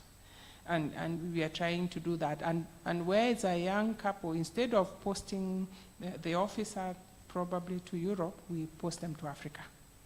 Then that way, the mom can be able to get some work assistance, and she can be able to work. If we have had problems where we've taken them and so say to New York and Washington, and the young person may not be able, the young mother cannot be able to work because they can't afford child care. Yeah. So these are things that we are now working with and trying to see, or even say, send them to me here to UNEP until, for that time until they come back, and then they can go when the child is a little bigger and they can go to school. Yeah, so we are alert to that. And we are trying our very best. So it's not one solution. It is a lot of maybe small solutions and small issues put together, but with a conscious decision that you're trying to grow these young people to leadership positions. Thank you very much. Thank you. Thank you very much, Ambassador. Ms. Sungura, I'll have to request, and this is not just to you, but the larger team, because of time, we are just going to let the panel finish their concluding remarks, so you do give your remarks, but we apologize, we will not take any more questions. However, I know the society is quite interested in future conversations around this topic, and so we are looking forward to future conversations on this. So, Ms. Sungura. Thank you so much, Madam Brugut. So I'll pick it up from where Ambassador McKenna left it. And it's very exciting to see that the family is being protected as a very critical unit, even by the foreign mission. That's really, really important, because we know the family, once it's intact, we have a society that's largely intact. So thank you so much for that. Education and also affirmation. We feel comfortable knowing that even young couples are looked at from a perspective of protecting the family unit. But going over to the questions, I'll run over them very quickly in my own remarks. I'll pick it up from what George asked, the boy child. There's a lot of conversation around boy child. Has even been nicknamed, I think there's a balance around boy child, right? Yeah, so I think it's a very important issue, starting from family socialization, community socialization, and even in other social spaces, including the church, if there's religion coming into play, and including even the education sector, the curriculum itself, where right from even kindergarten level, they are able to understand that boy and girl, look at them from a gender parity lens, okay? So that needs to be socialized all the way. And I'm aware of a UN report that said it would even take 130 years for us to realize gender parity in the world. Look at all these big economies, the Americas and so on and so forth. Still, they're struggling with issues of gender parity, okay? So it's not just us, and not just in the foreign missions, but I think it's really cutting across, okay? And that's why we have, like in our constitution, the issue of 2/3. Of course, it would have been 50-50. I'm sure many people would have been happy to see 50-50. But I think it's also important to start with chewable chunks, you know, progressively. So it's now 2/3 to allow progressive realization of gender equality.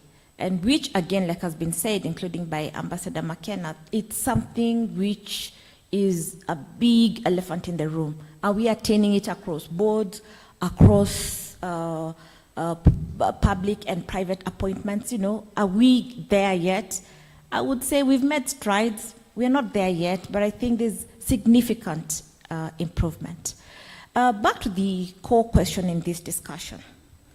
And noticing that in this room we have a lot of young people, I would like to ask of us to plug into the spaces that have come through Ambassador Vicini, where we look and challenge ourselves towards trade issues, international trade issues, international security issues, climate change issues. You know, let's look at what are the cross-cutting factors around the foreign missions and how can I be of relevance? What can I take up that can interest me and I can run with it besides my core career issue, okay? So I think that's really a clarion call for us. And I think I just, in the interest of time, want to conclude by saying, at the National Gender and Equality Commission, we don't only look at women, we also look at men. We look at gender issues because gender is a man-woman issue. We also look at persons with disability. Remember, I haven't heard anyone asking about persons with disability and are they even engaged in these foreign missions? So that's again another space that we pursue at the National Gender and Equality Commission, where we say the PWDs often not are forgotten, you know, or not considered. So again, it's something we can all carry with us and say, whereas we want to see inclusion and even the numbers rising, let's not forget persons with disability. Again, the youth are a constituent we run with at the National Gender and Equality Commission. I can see a lot of them here. And the big question around entry point, I think, has been well exhausted, and therefore I think we have answers more than questions as we leave this space. We also look at the marginalized and minorities. Where is the space when we look at foreign missions and diplomatic spaces? Where is the space? Are they able to access the basic amenities in order for them to be on a competitive scale with you and I? Again, is a big question for us to look at, and to look at some of the programs that even the government of Kenya has put in place that opens up the far-flung areas, the minority and marginalized communities into accessing the national cake, and in order for them to be on a competitive space. And of course, the elderly. That's again another constituency we look at. Are foreign missions only for the young people? I doubt.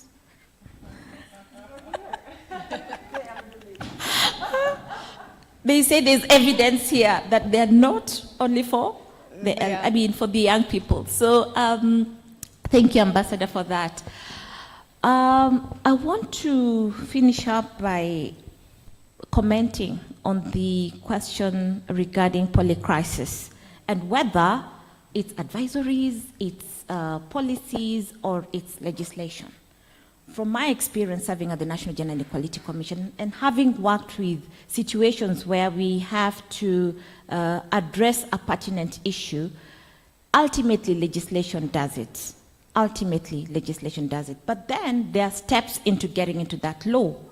There is the advisory, and of course the advisory is shared across board and people are able to know there's an issue.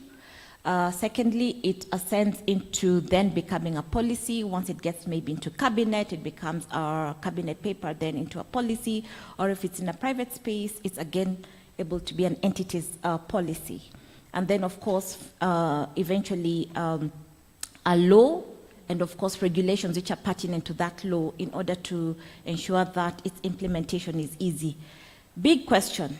Laws are there, and Ambassador McKenna spoke to the fact that we have so many. It's not that we don't have laws, but what's happening? It calls for you and I. And this is a space where you find civil society coming in very active. And even the people who have a watchdog role or an audit role, they'll come out and say, fine, we have this law, but it's as good as dead. Nothing is happening. Why can't we implement it? Or even if there are challenges, what are some of the impediments towards our realization of that law or implementation of the same? And hence the reason why law ultimately helps, but again, where there are hiccups, it's important for all of us to wear the shoes of audit, where we have that mandate, or even the civil society. They've played a very big role. Actually, in this country, the Constitution, famously called the Constitution of Kenya 2010, that was a product of a lot of civil society action. There's a lot of, noise out there. We need to have two-thirds. We need to have persons with disability getting government procurements. We need to, there's a lot of noise cutting across all special interest groups. And as a result, today, we can see we have made quite some progress, including access to basic amenities. Health today is a big issue. It's a big discussion in our country. And access to health is now being made, accessible. Right? So I just want to pause there and say that there's a lot more work to do. And thank you so much for unpacking what it takes to join the foreign missions. I think we are all now more or less relaxed, regarding how to, and we can actually share this much more with even your peers back in college or even in your workspaces. Thank you so much. Thank you so much. We are now in the know. Oh, wow. You know, best for last. But unfortunately, you might be harassed with time. So could you kindly... Yeah, I'm just going to say one thing. Thank you. And that is to answer George, or to come back to his comments on where do we start. And I just want to say we start where we are. Thank you. Wow. Okay, thank you. Thank you. She has understood the assignment. Thank you very much. So thank you so much, ladies and gentlemen. Thank you, distinguished panelists. This was so informative. I mean, for scholars, this was everything for us. Content for days. Thank you so much. We've learned a lot. And I want to end with the wise words of Ms. Sungura. We have answers now more than questions. So we end it at that. Thank you very much. A big round of applause. Again, I think a more deserved big round of applause. When the session began, good to remember, you're asking 2.5 hours. Is that not too long? You can see we have not even unpacked everything. I mean, this was just amazing. Now I know why Beyonce sang the song, Who Rules the World? It's who runs the world, exactly. And I count myself very lucky to be a father, to be a father of daughters. Girls are in a very good place right now. Ladies and gentlemen, ladies and gentlemen, one more time. Could I ask that we be upstanding and we give these distinguished ladies a big round of applause, because they deserve.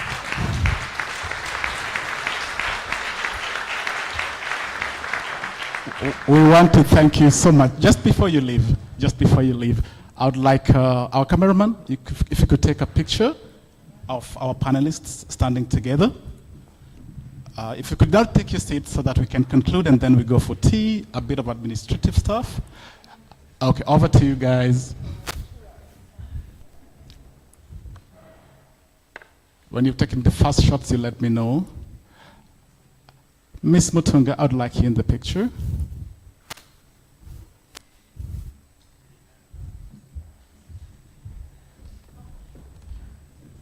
Yeah, a few more pictures. This was amazing, very powerful. And then boy child needs representation. Sabala, if you can come forward. Dr. Bunche, where are you? Please come forward. And I think I'll also be happy to thank you very much.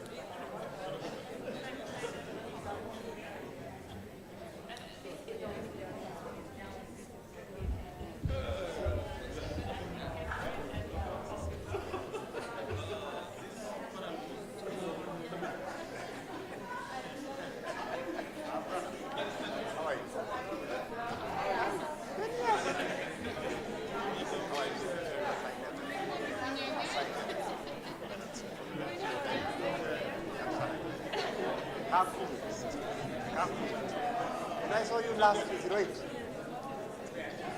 Yes.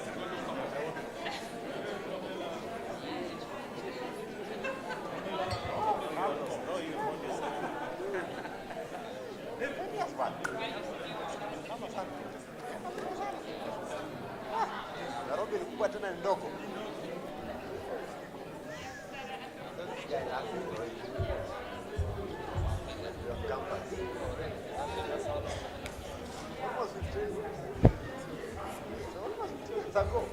Have you been in Nairobi or Ladom?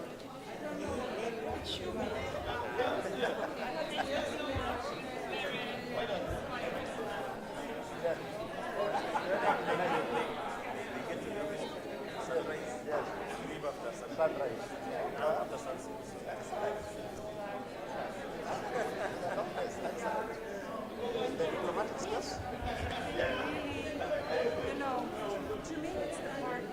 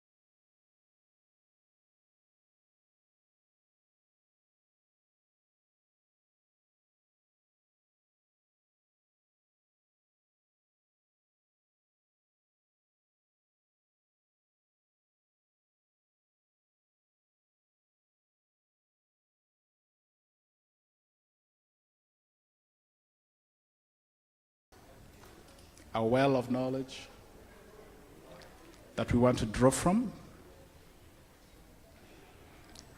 discussing the evolving role of think tanks in diplomacy and international relations. I can't wait for you to unpack this. Yes, Professor Kasaija, if you can come forward and take up the show, I'm happy for you to go on up to 115, 120 in fairness to the previous delay, but we can still discuss. Thank you. Thank you very much. Thank you very much, Dr. I think I'm going to sit.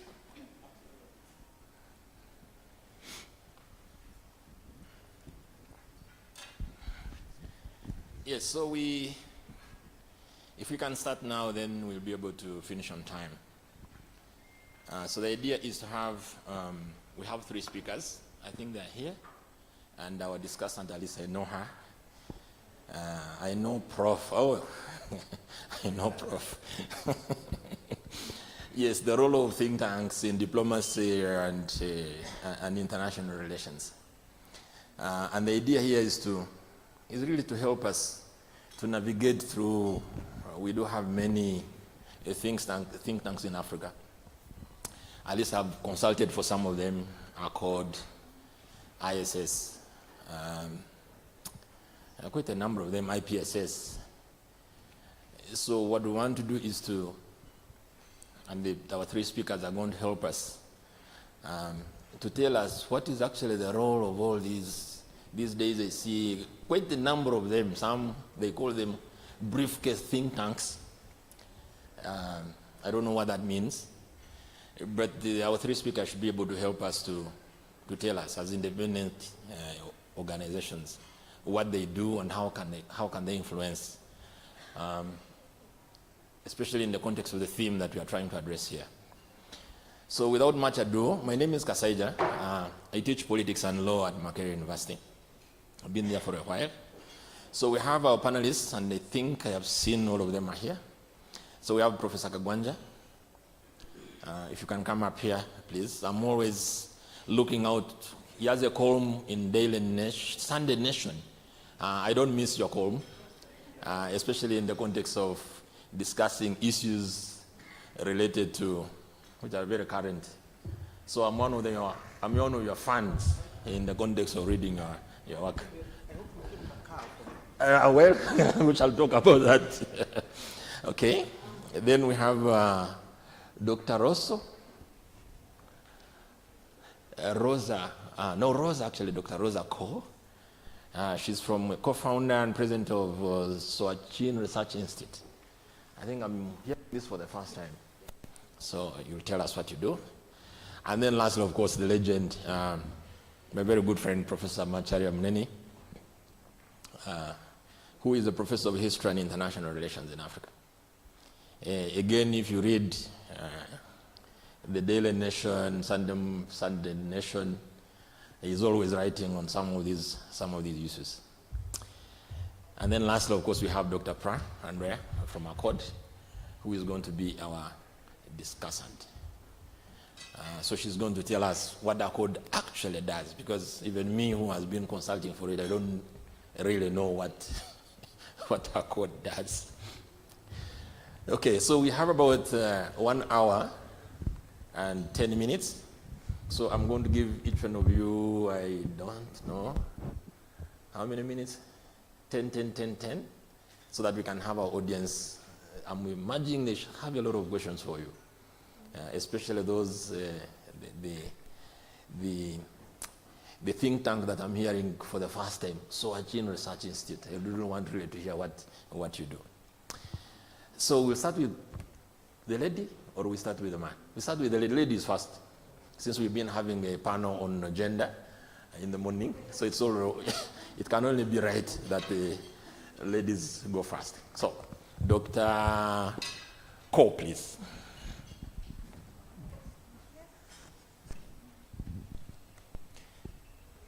First of all, thank you for inviting my institute to represent in this really special occasion. I heard that this is the first time Kenya is holding a conference in international relations. And it's a very important topic and very honored to show our side of the story in a really honorable occasion. So to start off, our organization, let me see, has started off in 2017, and then we are registered as a think tank in Kenya. And we've been, our mission has been mainly to deploy advanced social science techniques. So we were focusing more on the quantitative analysis and research, which can lead to improved public policy in East Africa.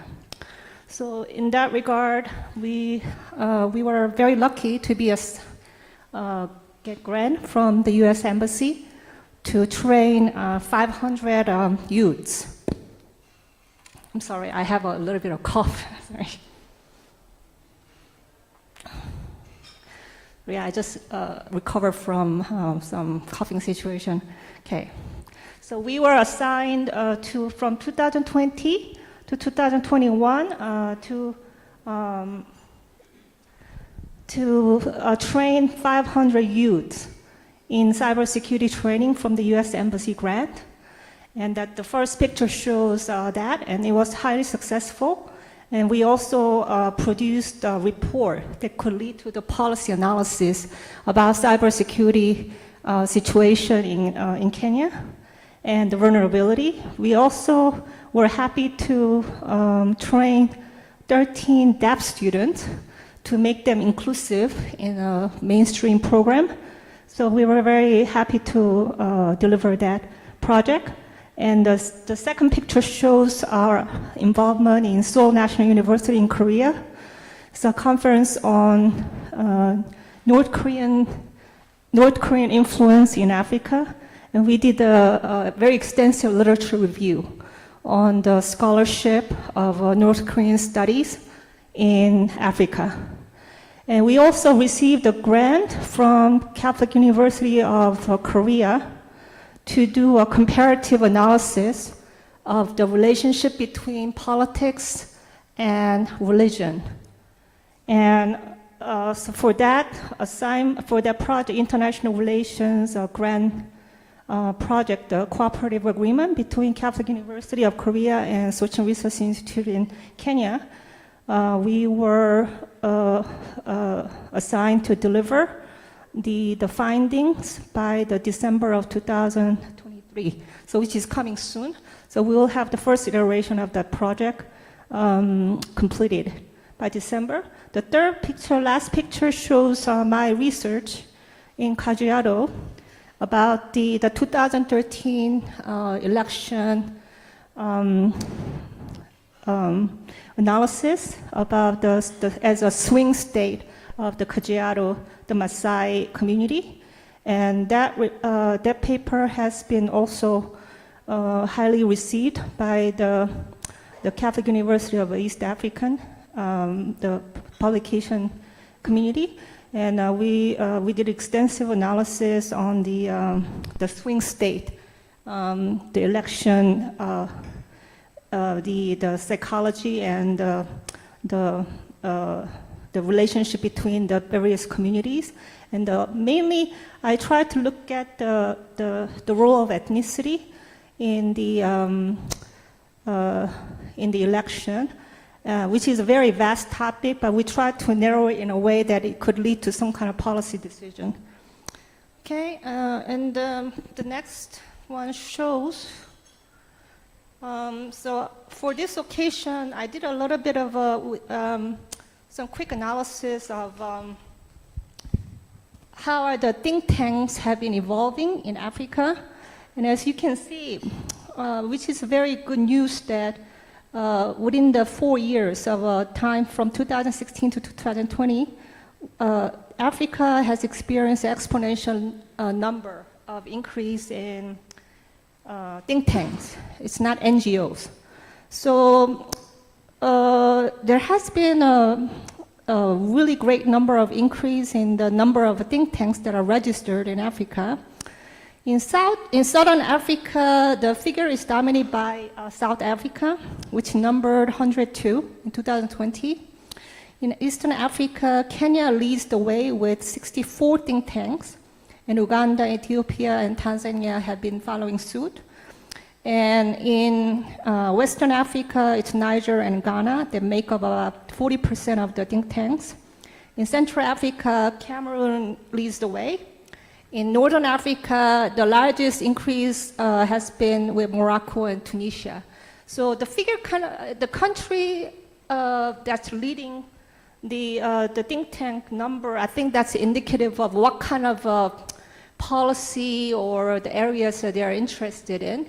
And so I think it's a very good indication of what kind of track or the mission these various different regions are trying to follow and trying to lead in terms of knowledge generation.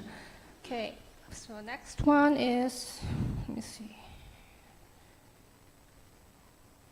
Next one shows the survey that has been done by the think tank State of the Sector, the Open Think Tank Directory.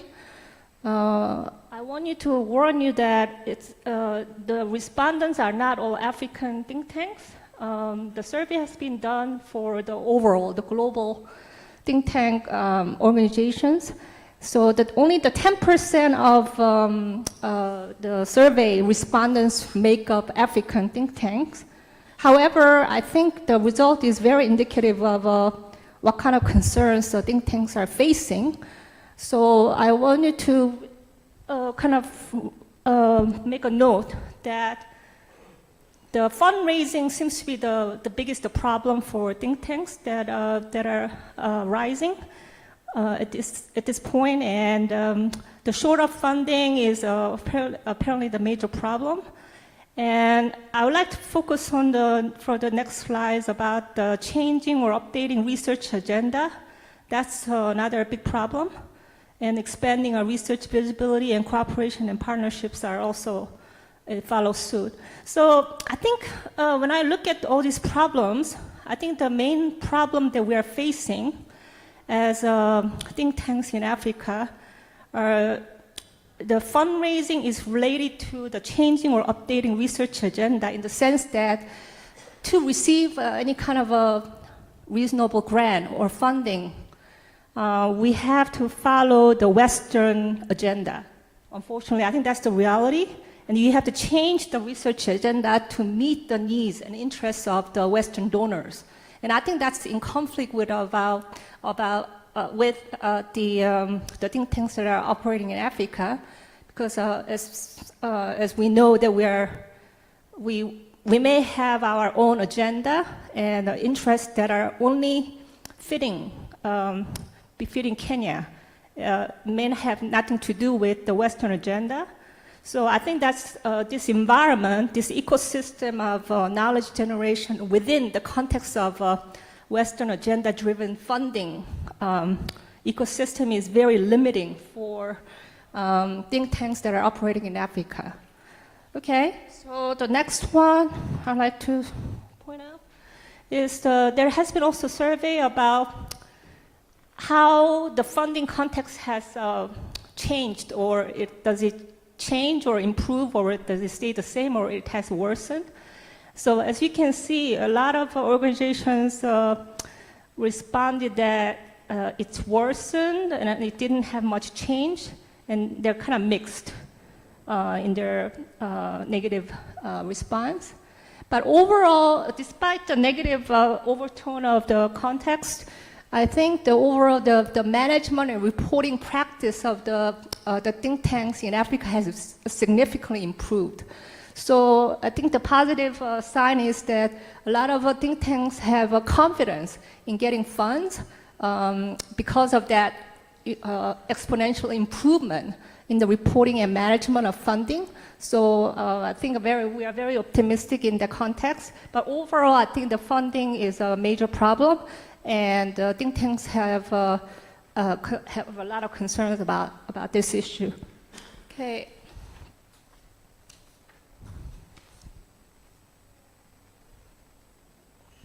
So I like to point out this is actually very important slide, I think, for a lot of think tanks and also the young people. I had students who asked me, like, how can I build a think tank, not an NGO? I want to get my PhD in the US, or I want to get my PhD in the UK. Is that the first step to get to establish a think tank in Africa, in Kenya or Cameroon? So I had quite a lot of African students from different parts of Africa when I was working in Korea as a professor. And unfortunately, the funders, the donors have a very limited and very concrete requirement for African scholars to meet to get grants for their think tanks. And I will tell you what their expectations are. So their expectation is the requirements that we need to meet are the global research and knowledge production as a think tank. And their products, the funders and the donors require from the West are the peer-reviewed publications and citations and exchanges between scholars. So you have to prove that these are taken care of when you receive grants as a think tank. And then you have to generate knowledge, and that produces a knowledge system that solves local problems and supports the sustainable capacity for research. And also they require the diversity of research in that regard. The last one is also the major requirement the funders from the West require from the think tanks in Africa. So they like to have the results, or the research results lead to policy engagement metrics in terms of the presence in policy discussions and media.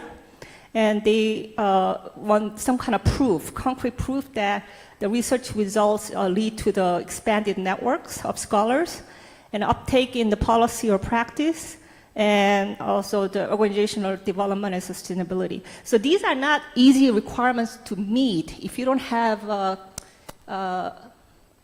established the PhDs or a lot of research result, or the capacity, or the legacy, the corporate legacy of think tanks as a think tank to produce this kind of product, especially in academia. So it's a really difficult and high threshold to meet, in my opinion, as a think tank in Africa.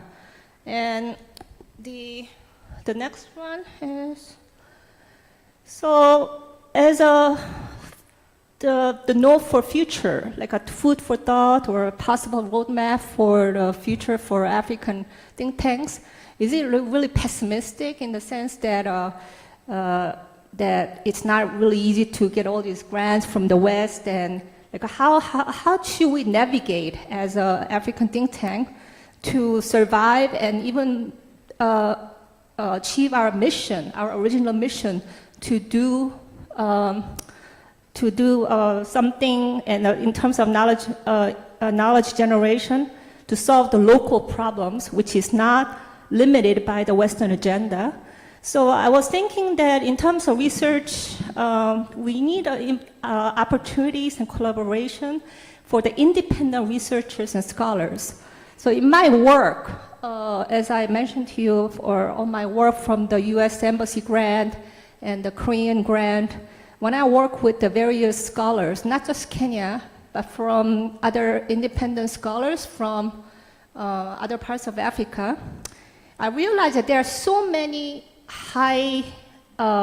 really highly trained and accomplished researchers and scholars who do not have any support from the host. So a lot of my colleagues are not attached to any kind of institute.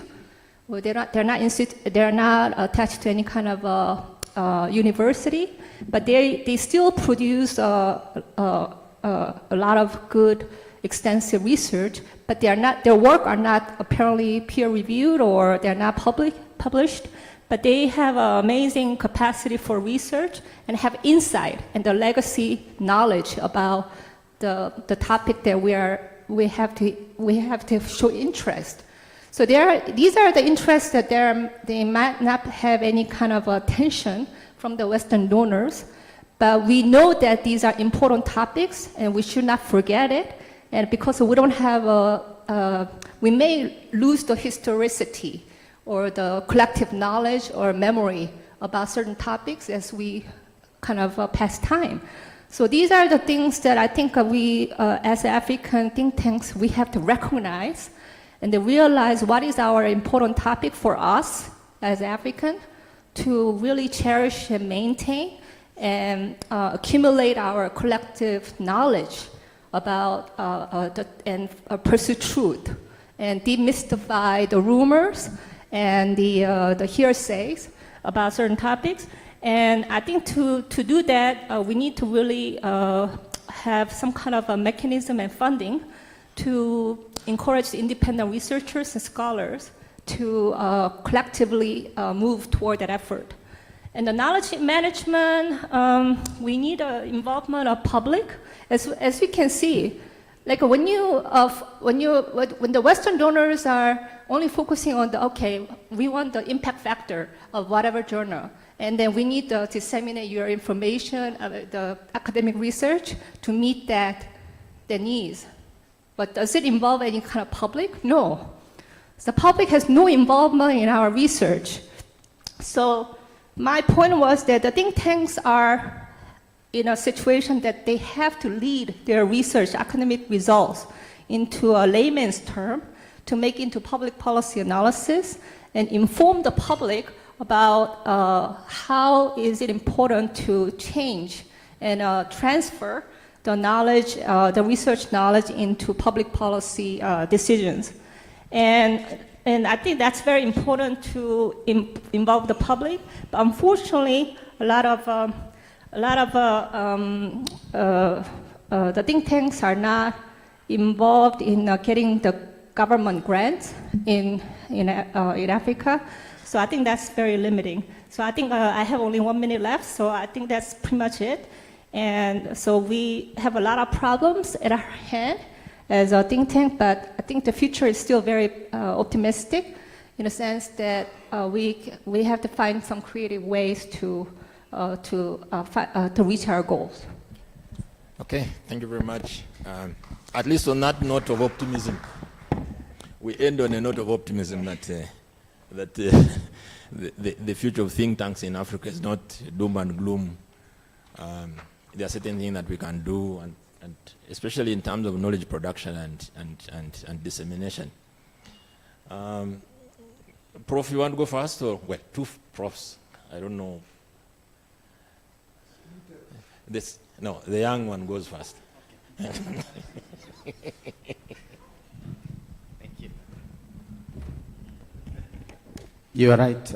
Professor Macharia Munene and I were in the same class, the University of Nairobi, but I had the privilege of sitting. He was standing all along.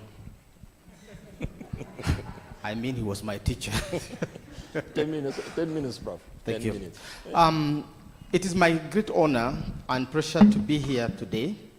I wish to recognize this, the organizers of this forum, COMESA, and Accord, and the Kenyan think tank, IRSK. I wish also to specifically thank the International Relations Society of Kenya for singling me out, because they have reached out to me, and I thought that was a privilege. Today's topic is timely and worth reflecting on, both theoretically and practically, because it gives us the knowledge, both theoretically and practically, knowledge about the anarchic world in which we live today is critical. It's critically important for scholars and policymakers alike. I personally head a think tank, the Africa Policy Institute, based here in Nairobi, besides the teaching I do at the University of Nairobi. And I have worked for major think tanks, including the International Crisis Group at the level of a director, and the Human Sciences Research Council in South Africa. Therefore, more or less reflecting on my own experience. But more importantly, I really want to situate think tanks within the larger context of the world we live in today. We live in the age of the Second Cold War. Like Samuel Huntington's liberal democracy, which is said to have come in waves, the Cold War also came in mighty waves. The First Cold War lasted for nearly half a century, between 1945 and 1989, and it came in two waves. The earliest was 1945 to 1979, and the other one was 1979 to 1985. The importance of this is that Africa did not have think tanks at that time, most of the time. Most of our think tanks have come after 1980. And as a result, we faced a certain number of challenges coming, coming from the fact that we didn't have our own think tanks, and our universities were more embroiled in research than, in teaching than research. But let me say that we now are in a situation where we have just emerged from the unipolar world, and that quarter century was very important. That is between 1989 and 1914. Why is it important? It is the period that experienced most peace between great powers. There wasn't major power, great power geopolitical contests. And this is when most of the think tanks in Africa and in other parts of the developing world rose. And most of them were focusing on not the Cold Wars that we know of, but what we are called the New Wars. That's what Mary Caldo and others call the identity-based conflicts that dominated Africa during this time. But a string of events after the Cold War, after the unipolar world, have heralded the dawn of the second Cold War, which we are now in. It all started with the September 11 terrorist attack on America, and then followed by the peaceful rise of China as a superpower after 2014. The other factor to note is the resurgence of Russia and the rise of the global South as a geopolitical force embodied in what we are calling today the BRICS. Finally, is the complex and profound crisis of capitalism, the internal decay and decline of America, as said by Fukuyama, among others, as a superpower, and the rise of populism and anti-globalization policies and trends in the global north, signified by the Trump phenomena after 2016. This has ushered in the Second Cold War. Our world is in the grip of heightened three-way geopolitical tensions in the 21st century. One, the intense political competition for global dominance between the two superpowers, that is America and China. And this has spawned a flurry of theories of inevitability of clash of powers, epitomized by what has been called the Thucydides trap. The tension has spurred the second scramble for Africa, and this, I argue, should be the focus of the African think tanks. This scramble in the 20th century, Africa has to win or perish. The second tension on the global scale is the confrontation between the United States and the resurgent Russia, the primary successor state to the former Soviet Union, America's main challenger during the First Cold War. This confrontation is violent and signified by the catastrophic war in Ukraine. Itself a perfect proxy war between America and Russia, reflecting the unfinished crash between NATO and the defunct Warsaw Pact. The third global tension is also important. It is a confrontation between America, allied to Israel, and emerging Middle powers in the Middle East, and mainly Iran and Turkey. This tension had taken a deadly violent turn following the October 7, 2023 Hamas terrorist attack on Israel. The equally violent response by the Israelis has a catastrophic impact on regional geopolitics. In the Middle East, the new war has already badly divided the African continent. Now, within this broader context, what would we say is the role of an African think tank or think tanks in general? The role of think tank is in contemporary international relations and diplomacy must address the challenges and risks posed by the complex dynamics of the new Cold War in the 21st century.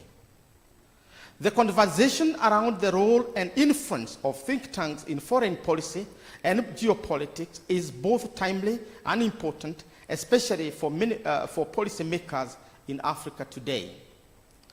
As non-profit organization comprising of assorted subject-specific specialists and whose research and investigations on specific topics, think tanks are a category of non-state actors now often operating transnationally. Their often stated primary objective is to combine knowledge and policy making to impact the present and future of power and policy. Also known as brain trusts, most think tanks declare their vision and mission in altruistic terms as claiming to work for the common good and to create public awareness around certain core concerns of humanity. But in essence, think tanks are the white knights in the new Cold War, where global power has pivoted towards knowledge, production, and sharing. They have become pivotal global actors because they work to exert influence over the policies of governments, regional and international players, using research to advise officials of governments and international bodies like COMESA, the African Union, and the UN. Think tanks are navigating a world where global power is shaped by the explosion of social media, shift away from traditional print and oral-based ways of imparting knowledge, and the dramatic increase in the volume of information and ideas clamoring for the attention of policymakers. These transformations are changing the landscape of foreign policy making and the pathways through which influence is achieved in international relations. Think tanks are in the vortex of global geopolitics, framing domestic and international conversations on the theory and practice of foreign policy and geopolitics. The US has the largest share of the estimated 11,175 think tanks around the world, most founded during the past 25 years. The superpower, which is America, the superpower think tanks, 8% of the superpower think tanks are based in Washington, showing how important it is to influence policy. China has the third largest number of think tanks after America and India. But what then is the role of African think tanks? Proportional to its global influence, Africa has the lowest number of think tanks, which, as we have been shown here, is less than 1,000 for the entire continent of 54 countries. The second Africa Think Tank Summit, held in Addis Ababa, Ethiopia, in April, attracted representatives of only 65 think tanks, meaning that even though we have those other think tanks, the most active are very, very few because they don't attract as much funding as the big international think tanks. African think tanks are emerging and operating in this intricate world framed by the reconfiguration of global power in the context of the new Cold War. African think tanks should contribute to creating alternative thinking on Africa's development policy, and other interventions that improve lives of more than 1.4 billion Africans.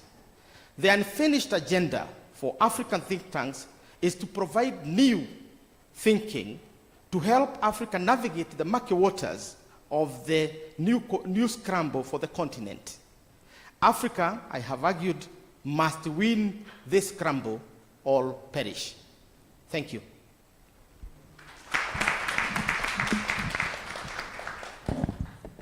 Thank you very much, Prof. The question is, how do we win?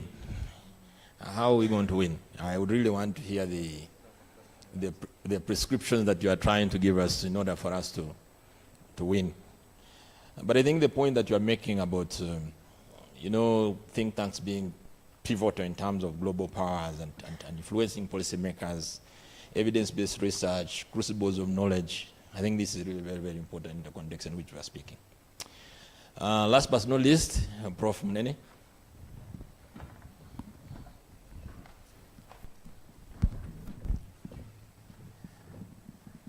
I would have given you 20 minutes, but 10 minutes.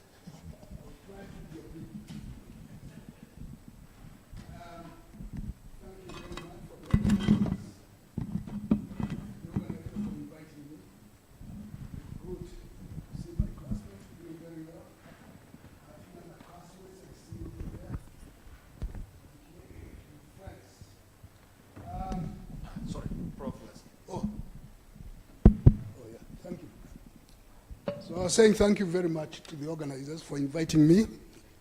I'm glad to see people we have interacted with before, sometimes in classes, sometimes outside.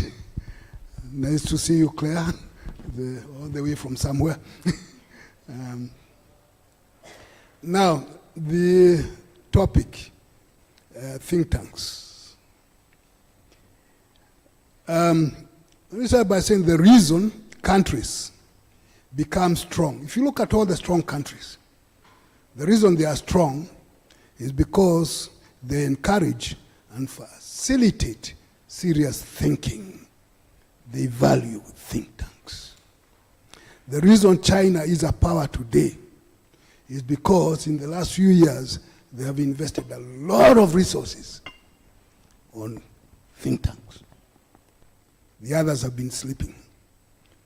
India has also been very busy, sometimes competing with India on who is thinking more than the other.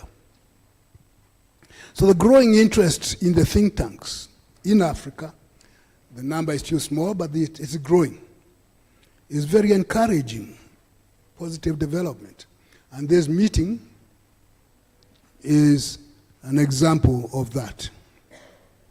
Now, the evolving purpose of think tanks can be said to be threefold, irrespective of the size of the country concerned. First, think tanks are there to guide policymakers so that they avoid blundering and making fools of themselves and the countries that they represent, to themselves and abroad. Because when governments, countries act in stupid ways, they're not listening to think tanks, or they don't have any. So to guide states from blundering. Second, to anticipate challenges that are likely to confront particular states and suggest the course of action, or that in the national interest of the particular country, which calls for most people to know what those national interests are. We have instances when policymakers admit to being ignorant about the national interest of their countries. So anticipating challenges would be good. 3, to engage in constant thinking, to engage in troubleshooting, and constantly to challenge the mind. Think tanks should challenge the mind. In a way, is to agree with Socrates of the necessity of intellectual gadflies in a society. Now, the prospects. It looks that the prospects are good. The growing realization throughout the world and in Africa of the need to have thinkers, assuming they have them, engaging in thinking. We have a lot of people who are called thinkers or think they are thinkers, but they don't think. They are robots. So the prospects are good for society and country. More and more people are raising questions or are being inquisitive, which in itself increases the need for think tanks. So the more people ask questions, the more the need for think tanks in specific places. Now, if those are some of the prospects, what are the opportunities? Policy makers, when they policy blunder, they also provide opportunities for think tanks to rise and try to help the country from blundering. The perceived threat to national interests, which is not a monopoly of those in power. It's everybody's concern. And since if everybody is concerned, then all citizens have an obligation to try and help the state to act properly by thinking. And although there are state officials who don't like people thinking. So that's an obstacle to be dealt with. Now, some of the challenges, so that I don't exhaust my time.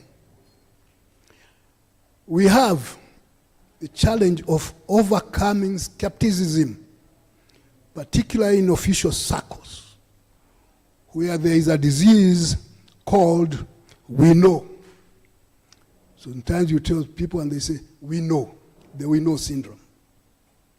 How to overcome that in order to help the country. Then there is lack of money, the funds. And in Africa, it is terrible because of dependency.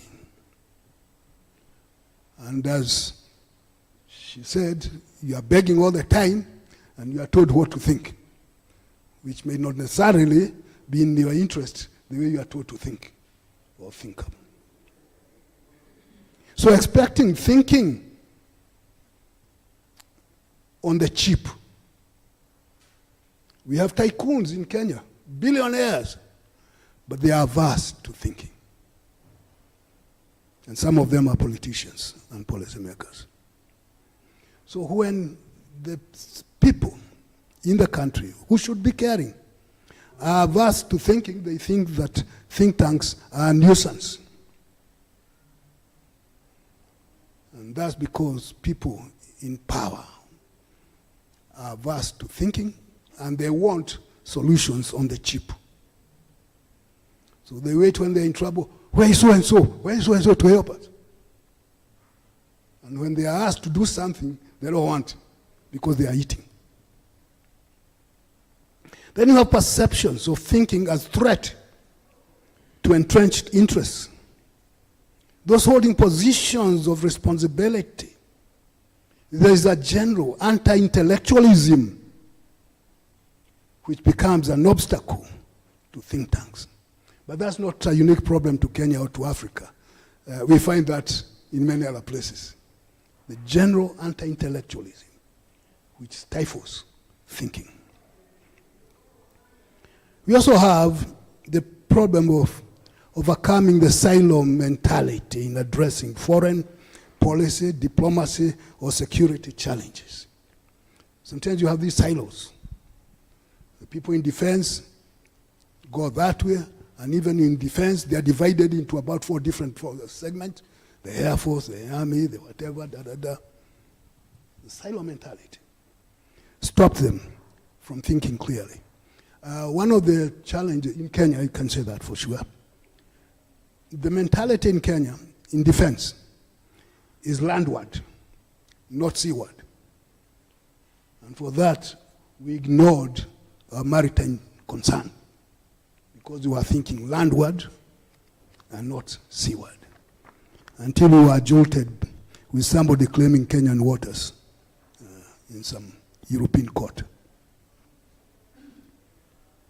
So, avoiding the silo mentality and trying to coordinate, at least we can say the National Defense College has been trying that for some time. So the coordination problems. And one will say that what is happening here in this particular room is very positive. But it needs to be intensified. And in the last 2 or so days, I think there was another meeting like this one in another hotel. And I see some people who are in that meeting here, like Peter. It's good that we have these discussions and people being pricked in their minds to think more.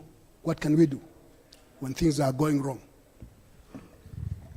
The problems of commitment to the task ahead. We can talk about the need of think tanks and even create them. Like my classmates created a good one. But that's not the issue. The people who are put there, are they fit to be there?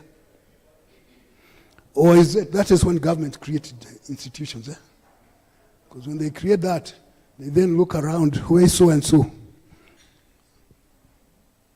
Some of you may have experienced that. Something comes up very good, so something needs to be implemented, and then it becomes jobs for boys and girls and cronies. Not necessary for the work to be done. And when that happens, those think tanks become useless. And people wonder, how come things are not happening? So we have think tanks, we have this, how come? It's because the personnel put in there are put there to have jobs, but not work. So you wonder what's going on. So we need to rethink thinking in think tanks and the country's involvement. And we know that many countries are averse to thinking. The major think tanks in the world, when they were created to shape opinions, either for the government or the international level. And some of them do a very good job. They manufacture opinions and then are fed through the media, and then people believe it is true. Yeah? Somebody wrote a very good article on those things. The way Chatham House was started, and the Council of Foreign Affairs. So, what is the challenge for Africa? One is one of interpretation. Who interprets Africa? It is a contest that has been there for a long time, more than a century. In 1900, there were 2 meetings in London. One for the colonial officials, like Lugard,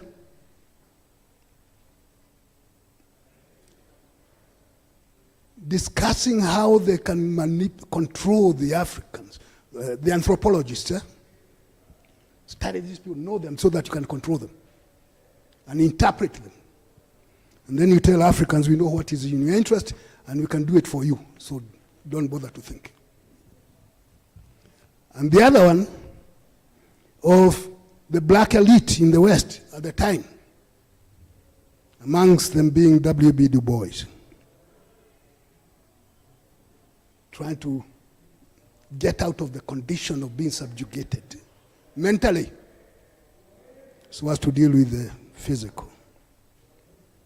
And from that time, that struggle is continuing. It's the major problem we face today with African think tanks and African intellectuals, and some of us are very happy being told how to think rather than thinking in the think tanks. We have that problem. In the 1980s, and this is a common problem I think in many African countries, universities which used to think stopped thinking. I know the University of Nairobi had a problem, Kenyatta University and others. What was the issue?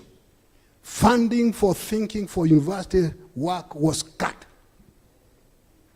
And you are told that whatever you want, we can give you. See, to come. And if you are going to get it, what's the use of you producing knowledge? We shall give you.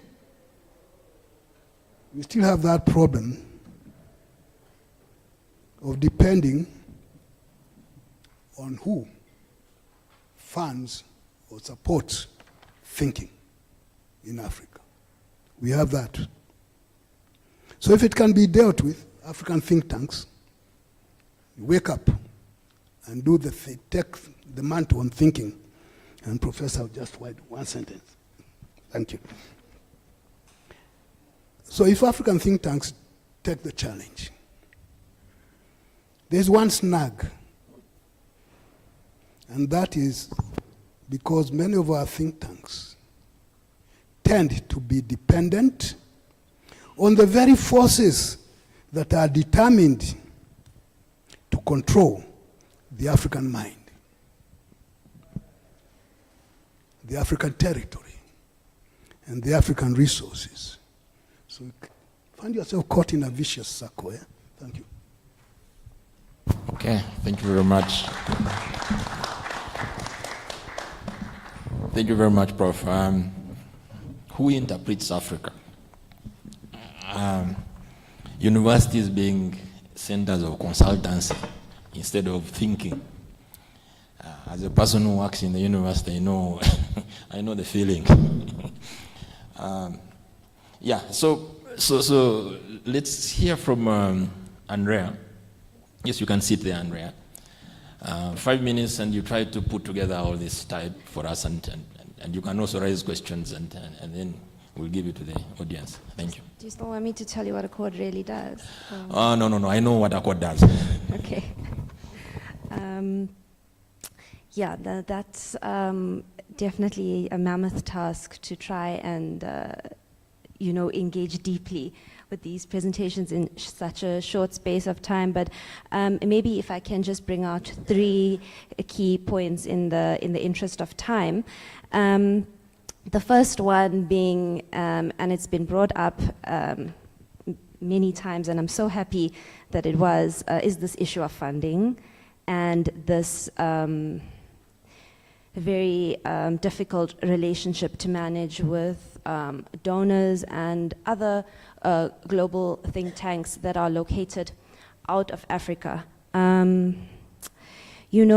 Really we need to think through how it is influencing the research agenda, the program of work, and importantly, the ideological and normative identity of the organization. I can tell you very quickly, with my Accord hat off, please, that about 5-7 years ago, climate, peace, and security was not on our agenda. It was not on the top of our publication priorities. We were not under pressure to publish about climate change. And I'm not a climate change denialist. That's not where this conversation is going. But it's just to recognize how the links between what is put on our research agenda or what we sort of negotiate and what's coming up in the European parliaments. That's one.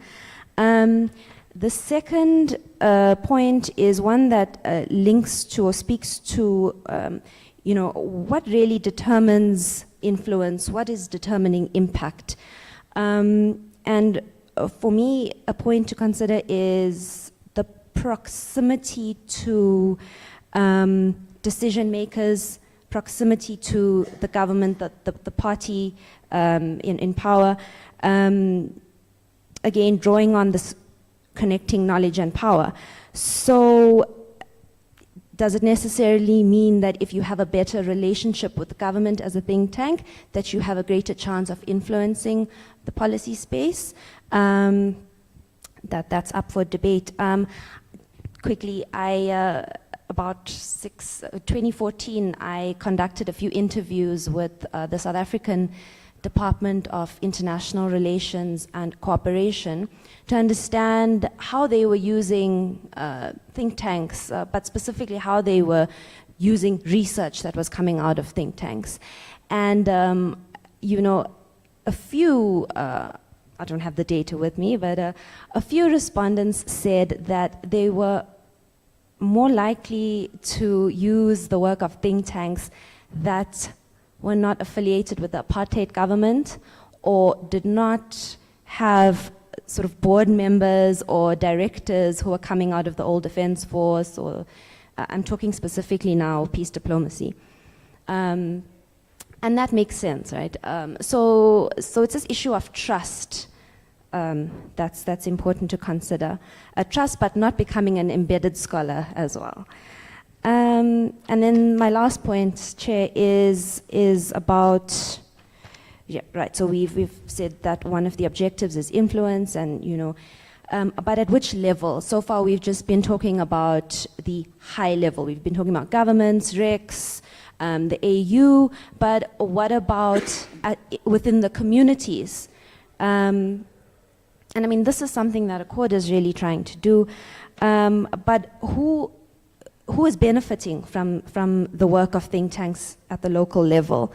Surely it just can't be to influence policy making, but it's just this need to plug into other people who are affecting change in other sectors of society. And then to end on a positive note, that the AU PAPS, what is it, the political affairs and peace and security, yes, sorry, PAPS. Yeah, you know what I mean, you can Google it. But Commissioner Bankole has now launched, he calls it Net for Peace. And it's a network, the aim is to bring together all the think tanks that are working on peace and security into sort of under an umbrella, under his office, to sort of harness the comparative advantages, to forge that synergy. I mean, it's a good initiative, and I really hope that it works. So that's something to watch. And if you are part of a think tank that focuses specifically on peace and security, that is a network to plug into in the AU structures. Thanks very much, Bob. Okay, thank you very much, Andrea. Actually, the network that you're talking about is called Net Peace. It's called Net Peace. Yeah, Network of African Think Tanks for Peace. Yeah, that's what they call it. Okay, so we've listened to our panel. I also do have a number of questions, especially for Prof. Kagwanja. I would really want to pursue that bit of how do we, as Africans, how do we navigate this new Cold War, especially within the context of our theme. How do we navigate as African think tanks? And we have a number of them here. Especially on these issues of the global politics. I see we are being asked to take sides in some of these situations. And presumably you guys who are engaged in evidence-based research, because really this is what think tanks do, I think you would really need to help us in terms of what do we do as a continent as we try to navigate, whether it is through NAM, G77, United Nations Security Council, and all this. But I would not want to go beyond that, but also to, on the issues that Prof. Mnene has raised. It resonates because I know of, my university has been accused of being a center of consultancy rather than thinking. We do more consultancies. We no longer really do serious thinking. If you ask people's output in terms of academic products, which is measured through book chapters and books and journal articles, peer-reviewed, not these ones which are, they call them incestuous journals, which are not peer-reviewed.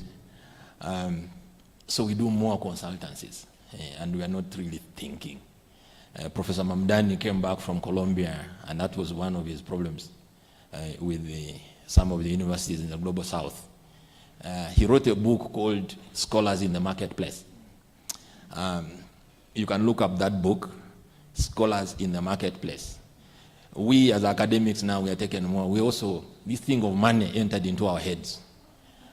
We want money. But if you join academics, how do you generate money? You can generate money through this work that we do, but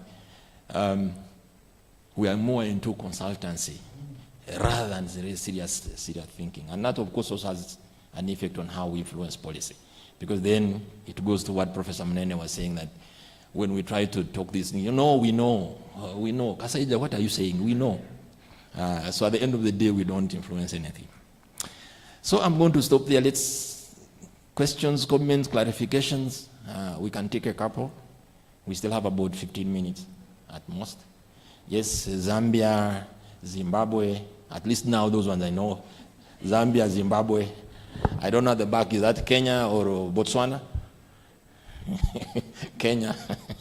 So let's first take the first three.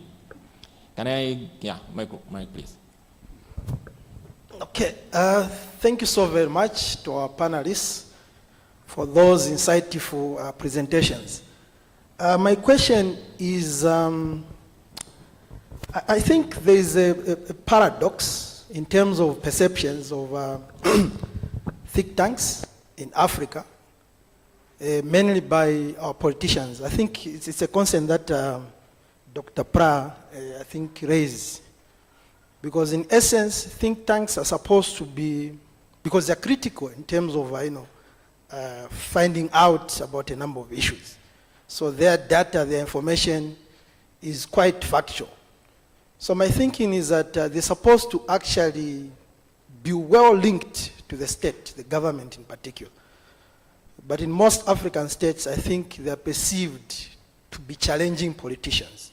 And as such, most policies that get implemented are not well informed.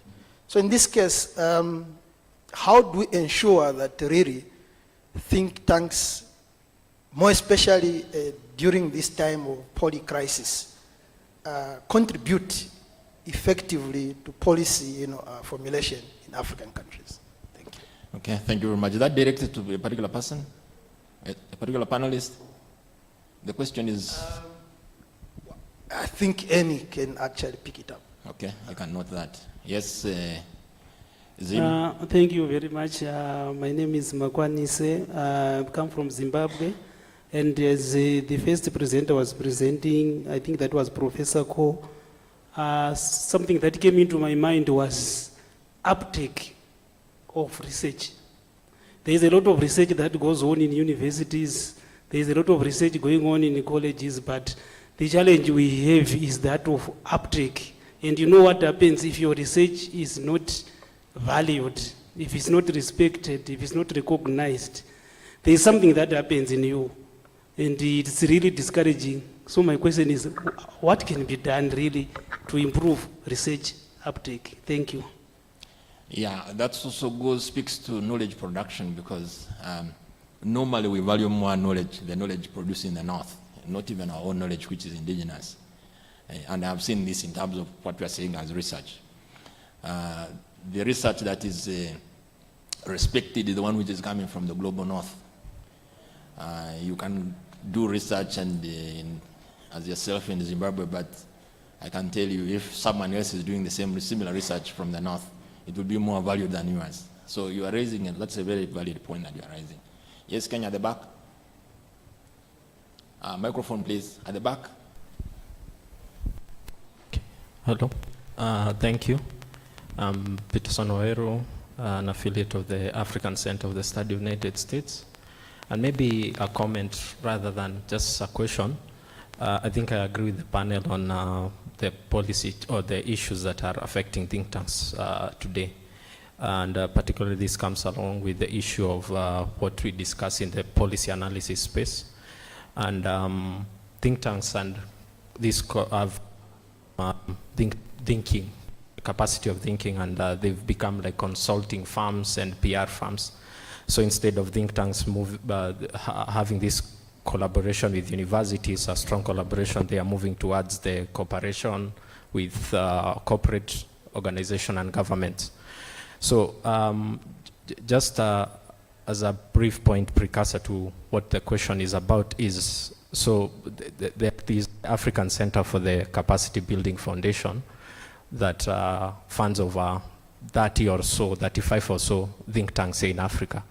And the issue comes up that they are funded by the UK government, the African Capacity Building Foundation, and the Bill and Melinda Gates Foundation, and some other high-profile donors.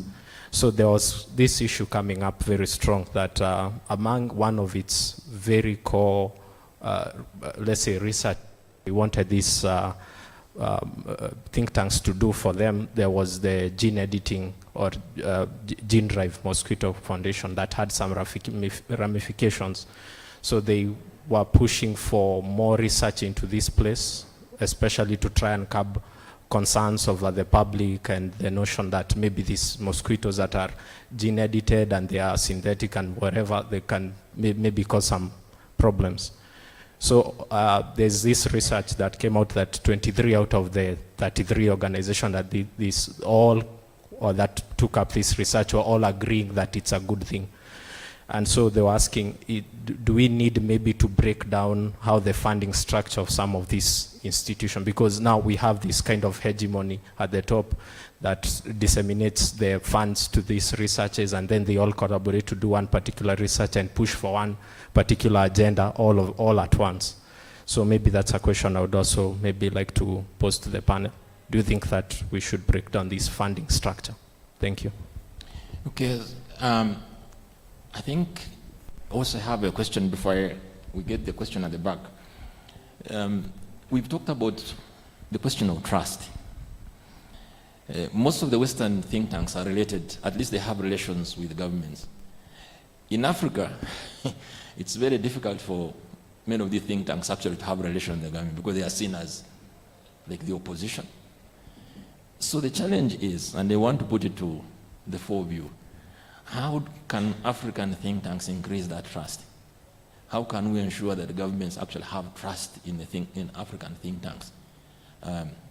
Because beyond talking about it, there has to be a practical way on what we can suggest, and that will be the value addition, especially again within the context of the theme of the conference. So I'll take one more question at the back, right at the back. Yeah, we have only about 14 minutes now. So at the back. Okay. Thank you very much. My name is Dismas Mokua. I've got a direct question for Professor Macharia. If I understood you, you indicated that African leaders, a good number of them have got a phobia for intellectuals. So now the question comes back to you as an intellectual, as a scholar, as somebody who is regarded highly in Africa, alongside Professor Kagwanja. How do you make African leaders develop appetite for your work? Do they fear you? I mean, how come you produce work world class, but the people who are supposed to execute don't take it? Don't you think that as a leading scholar, you're supposed to make sure that it's palatable for their consumption? Thank you. Even in the Bible, they say that the prophet is rejected at home. Is there something?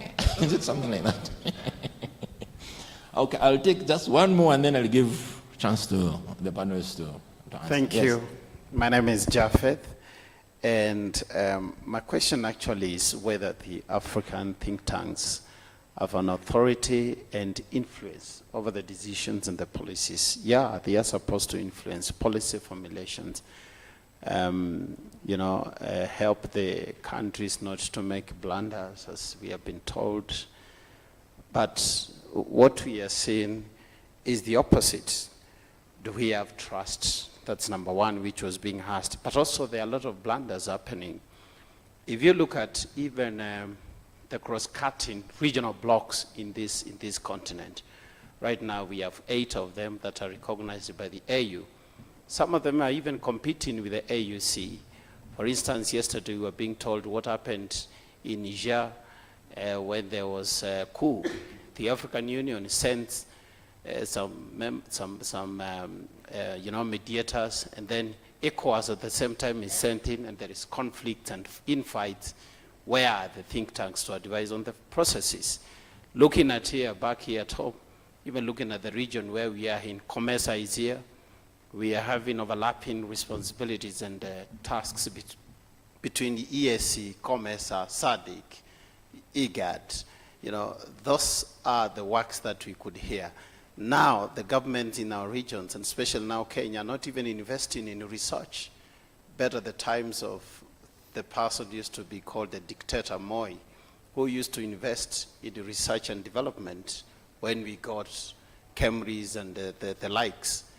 But today, I'm wondering, even beside being trusted, looks like everything is run by the politicians. Policies are going the political ways. What responsibility and authority do the think tanks have in this continent? Okay, thank you very much. Policies which are not backed up by research, which is really a tragedy. Okay, so let me bring it back to the panelists. We can do it in reverse, Prof, you can start. Just the most important. We have very little time, about 10 minutes. Yes. Let me address myself to one question only, which is about influencing governments. I know you asked me about what African think tanks should do to win this battle in the new scrabble for Africa within the context of the Cold War, the new Cold War. It's still a concept that people are asking, are we in the Cold War or not? Yes, we are. China and America are in each other's throats, and think tanks are the new battleground for this new Cold War. So I say so because I work for Africa Policy Institute, and one of the battles I'm having is fighting for my website to be up. The cyber wars are more vicious now than they were before. At least twice in a year, we are brought down by I don't know who. And then, why? Because we have a center on China-Africa studies. It's just that. And we're producing a lot of those things. At the same time, so it's important to look at that. But let me say this. Think tanks and intellectuals need to be seen as two separate forces. I say so because I do work at the university and I work at the think tank, and the challenge of the two is completely different. Think tanks are more successful when they are aligned to government. Let's not have any ambivalence about this. Think tanks are better and more impactful when they are aligned to a policy maker or a policy consumer. I say so because the Africa Policy Institute was more influential from 2008 to 2013, I would say. Why were we influential? Because I was aligned to the government of President Mwai Kibaki. What did we achieve? We shaped the new constitution. And the way it is, I can tell each and every of the thinking behind the devolution and all that, because I was in every meeting and I was invited to every meeting to give input about that. I was, during the same time, were very influential in shaping Kenya's foreign policy. I can tell you when, at the whole time we put the so-called Look East policy, and why. We said we want to look east and we want to reset our relationship with the West. Now, when you are not in the government, you are now reduced to critiquing. And in critiquing, your thoughts will be taken and sometimes they will not be taken. So think tanks, the business of think tanks is to see which side of government. If you are not feeding to the government policy, then feed onto the policy of opposition and identify yourself as such, so that when the opposition becomes the government, then you'll also be influential. Policy is a contested space. It is not a place of consensus. And therefore, I would argue that Africa think tanks need to see where their impact is going to be felt. This acting neutral is not going to be true. The same is not true of intellectuals in the university. When you are in a university, you are supposed to be neutral, because research is neutral to the extent that it is not partisan. It is not supposed to shape immediate policy. It is shaping thinking long term and across generations. And therefore, research is more foundational, it's more influential in that way. That's why I choose personally to have my two legs in different places. One in the think tanks and the other one in the academy. Because I want to know what it means to be objective, and at the same time, what it means to serve, to be impactful, or to have impact on a government, which means more or less aligning yourself to what the government is doing. That may not look very palatable for a Gramscian thinker, who thinks that the intellectuals are the organic thinkers and all. The stupid and the unlearned policymaker there is actually the one who is shaping the future of your country.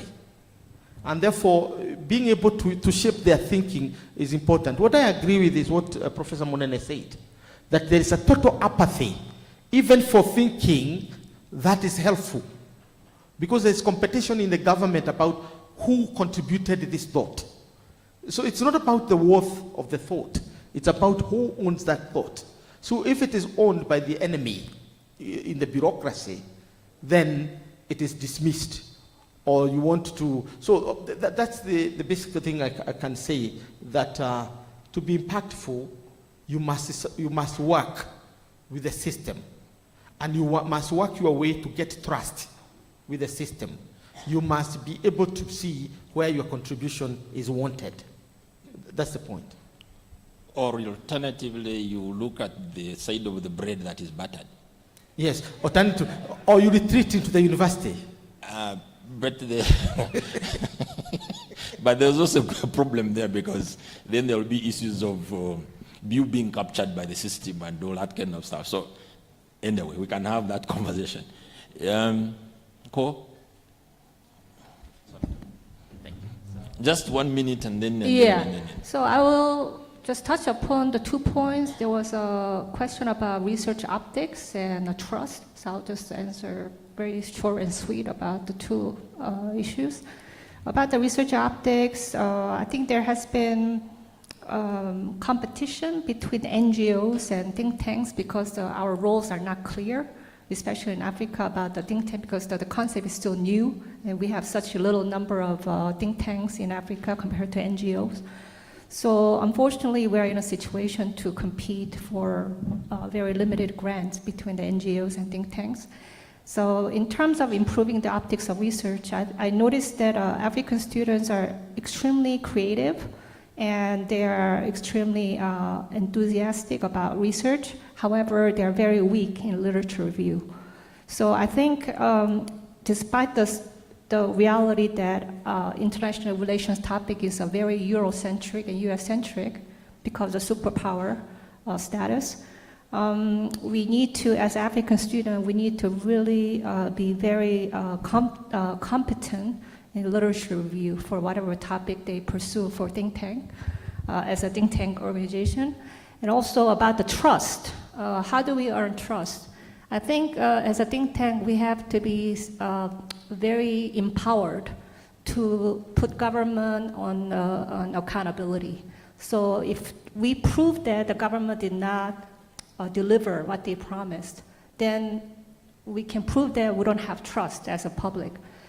On the other hand, the opposite side of the coin is that if they deliver what they promised and they fulfill their accountability, I think that's the first step to build trust.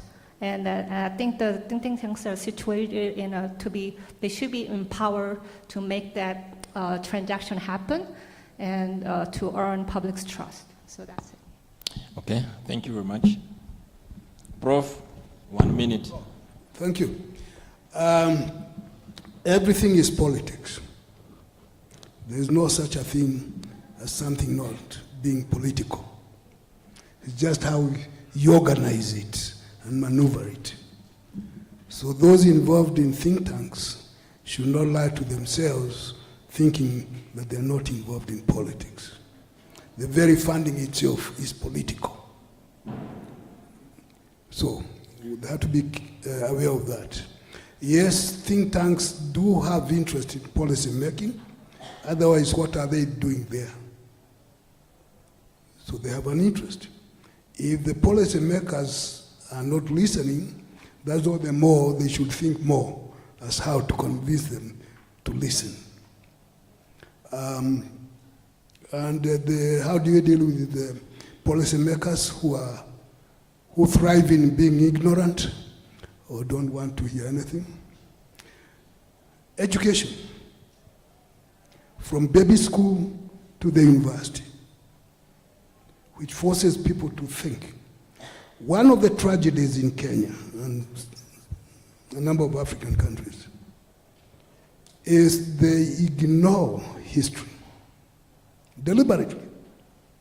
We even hear ministers of education, of all people, telling people, the youth, that history is useless. And if it is useless, then they lose their identity. They don't know what they are defending. So the mistake we make is philosophical at the top. And when the problem is at the top, then we need to figure out how to educate the top. And one way is to force everybody, from baby school to the university, to study history. And with it comes the issue of identity, national interest, and the projections. And therefore the ability to defend self at the top, at the intellectual level. And that's where our weakness is, at the top. So that would be my response, Mr. Chairman. Okay, thank you very much, Prof. Andrea. Okay, so on that bombshell, basically, education from the baby class. We need to think. We can't also be part-time thinkers. We have to be full-time thinkers, I think. So thank you very much, people, for this. We can thank them with a very big clap, because I think this has been very helpful. And the chair of the program, I can tell it is a quarter past. You gave me a quarter past. I hand you back to you. Just for a minute. Let's give them another very big round of applause. Professor Peter Macharia, I've read a lot about you. I've read a lot of your articles. I've always been looking forward to a chance where I could meet you. Hopefully before you leave, we can share and exchange contacts. It's a privilege to be in your midst. To the able moderator, you've done an amazing job. I know I put a lot of pressure on you, but you have delivered. I want to speak as a stranger to the concept, and I'm going to throw this question to scholars and practitioners as something that they may want to think about. Maybe they have thought about it already. Does a think tank operate in a vacuum? Does a think tank operate in a vacuum? Could it be a facet of a strategic objective, meaning you're beginning with an end in mind? And what does the success of a think tank look like? Those are some of the things that I struggle with when I examine this particular topic. but for what you've done, you've shared a lot of knowledge, for which we are very grateful. And this for me is just something, again, I'm going to check, try to familiarize myself with. Our photographer, you're nearby? If you could gladly come forward and take a picture of the good lady and the distinguished gentleman.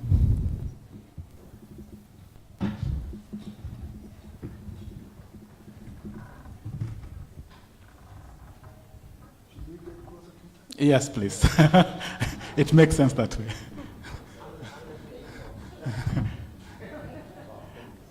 And once you take it, you let me know.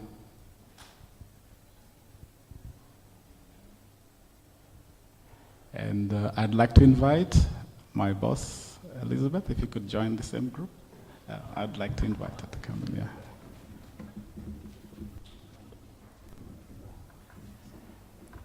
Moronge, you can join us for the next picture. Rading, you can join us for the next picture, but just wait for this to end. Yeah.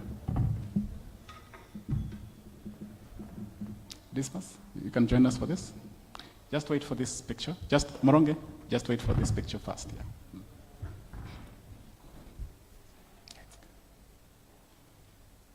And then the rest of us can join in.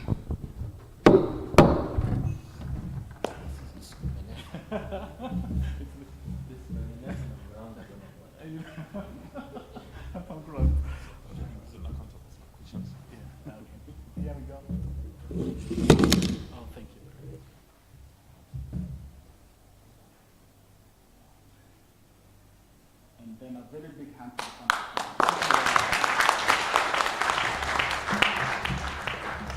And I'm happy to announce that lunch is served.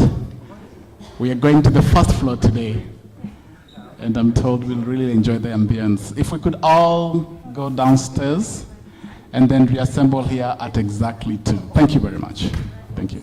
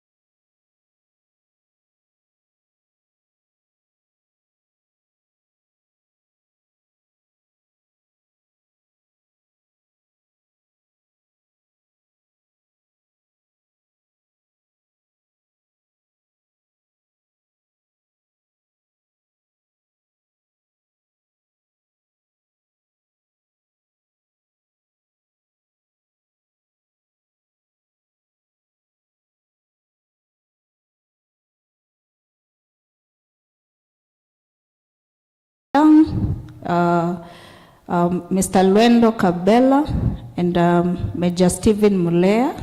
So we are glad we have a mix of Kenya and Southern Africa, Zambia. So they're going to speak about Mozambique terrorism maneuvers. And then we're also privileged to have Dr. Ndakaite. Maybe I'm wrong, but yesterday I gathered maybe you're from Zimbabwe. And then we shall also have Miss Irene Ogojo. So they will speak about Kenya, and the other one is on peace building. And then we are also very privileged. Our discussant will be Dr. Kizito Sabala, who's also an expert on peace and security. So you're all welcome to our panel, which will be in this room. Thank you.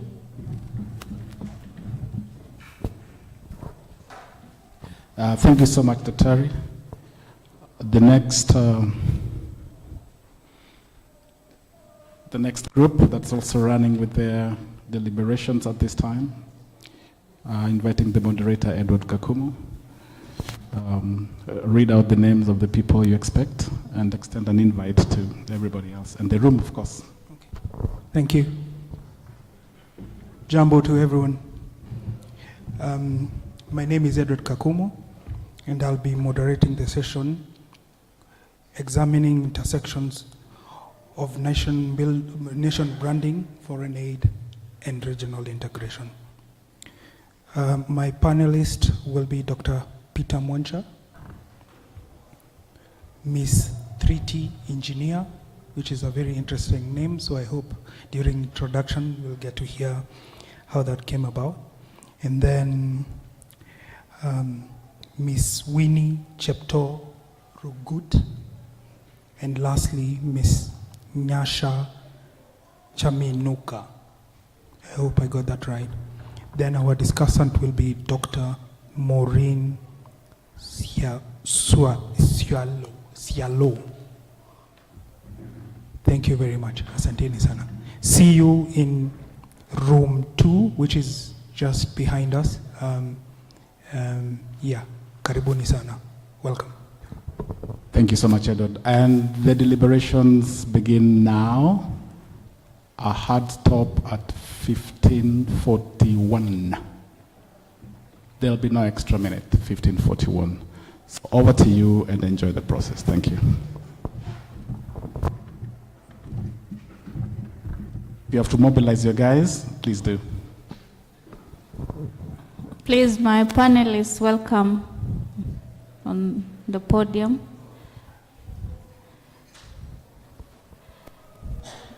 Dr. Oita, Mr. Luendo,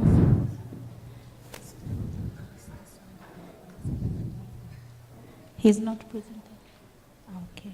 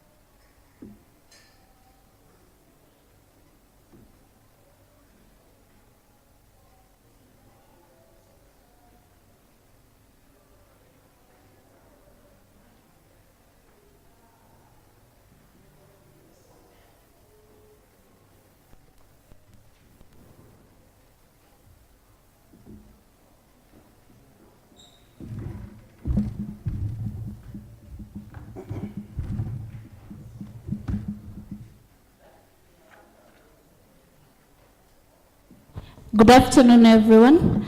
We have one panelist who we are waiting for. I hope she will join us because of time we have to start. So our panel is going to focus on the multifaceted exploration on perspectives on peace and security in Africa. We will start with the group that has the presentation on Mozambique. And I don't know who's the first one, Dr. Oita. So welcome, Dr. Oita. Thank you very much. Can we have the slide? Our paper is going to explore on the deployment of SAMIM in Mozambique.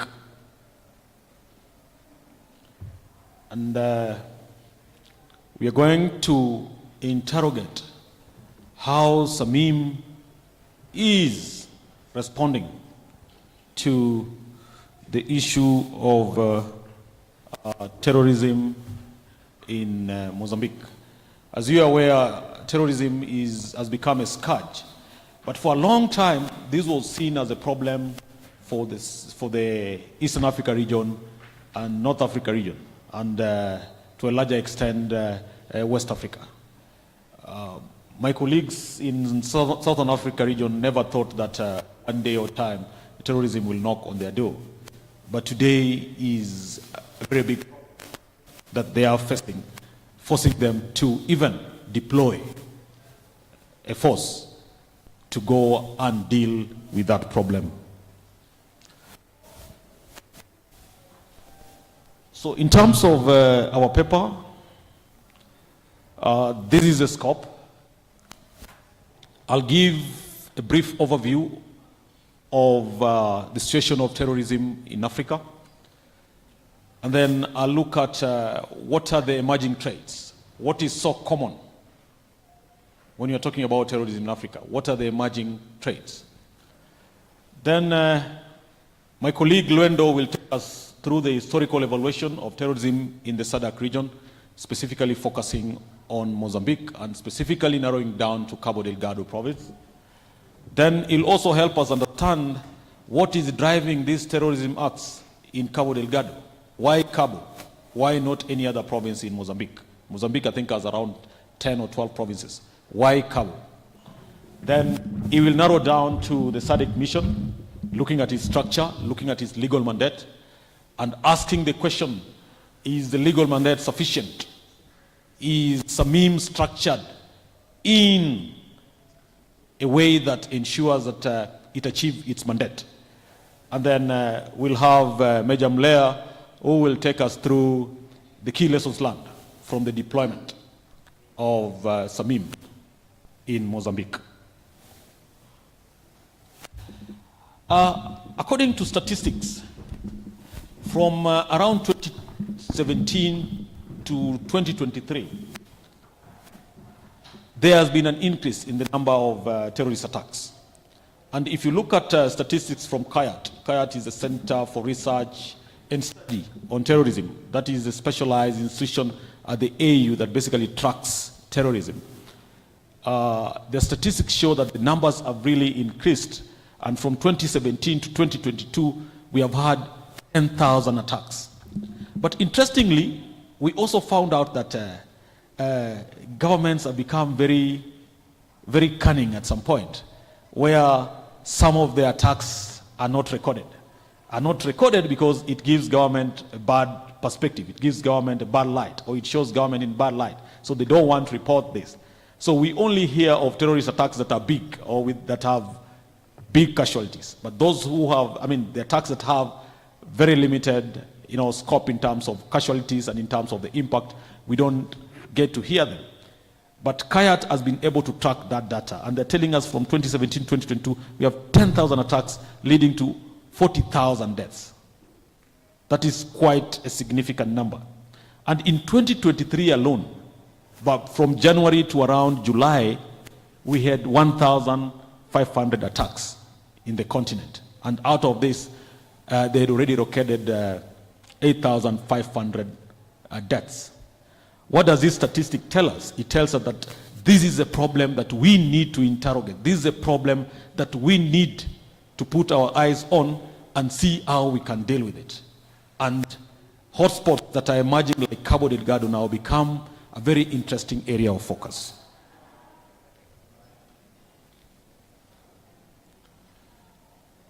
Chief, this thing of yours is not moving. Chief. It's not moving. So what is common in terms of the terrorist attacks in the continent of Africa? We discerned some common characteristics that you can infer and generalize, whether it's terrorism in the north, whether it's in West Africa, whether it's in the East Africa, or whether it is in the south. There are common characteristics that cut across these attacks. One is that there is an increase in number. It doesn't matter where. There is an increase in number. And the figures that I've just given you indicate that. Two, where there are terrorists, there is also a foreign intervention trying to deal with it. Foreign intervention, whether it is an African country or African countries coming together to try and deal with that scourge at specific region. If you come to the Eastern Africa region, we have the ATMIS now in Somalia trying to deal with the issue of Al-Shabaab. If you go to West Africa region, there was a partnership between Nigeria, Cameroon, and other West African countries trying to deal with the issue of Boko Haram. So we have seen that there is intervention, whether it's within Africa or from without, to try and deal with the scourge of terrorism. Three, we have found out that the terrorists, the sophistication in terms of the attack are really increased. As Al-Shabaab is now using drones, something that they never used to do. Even in terms of the assembly of IEDs, it is laced with sophisticated equipments.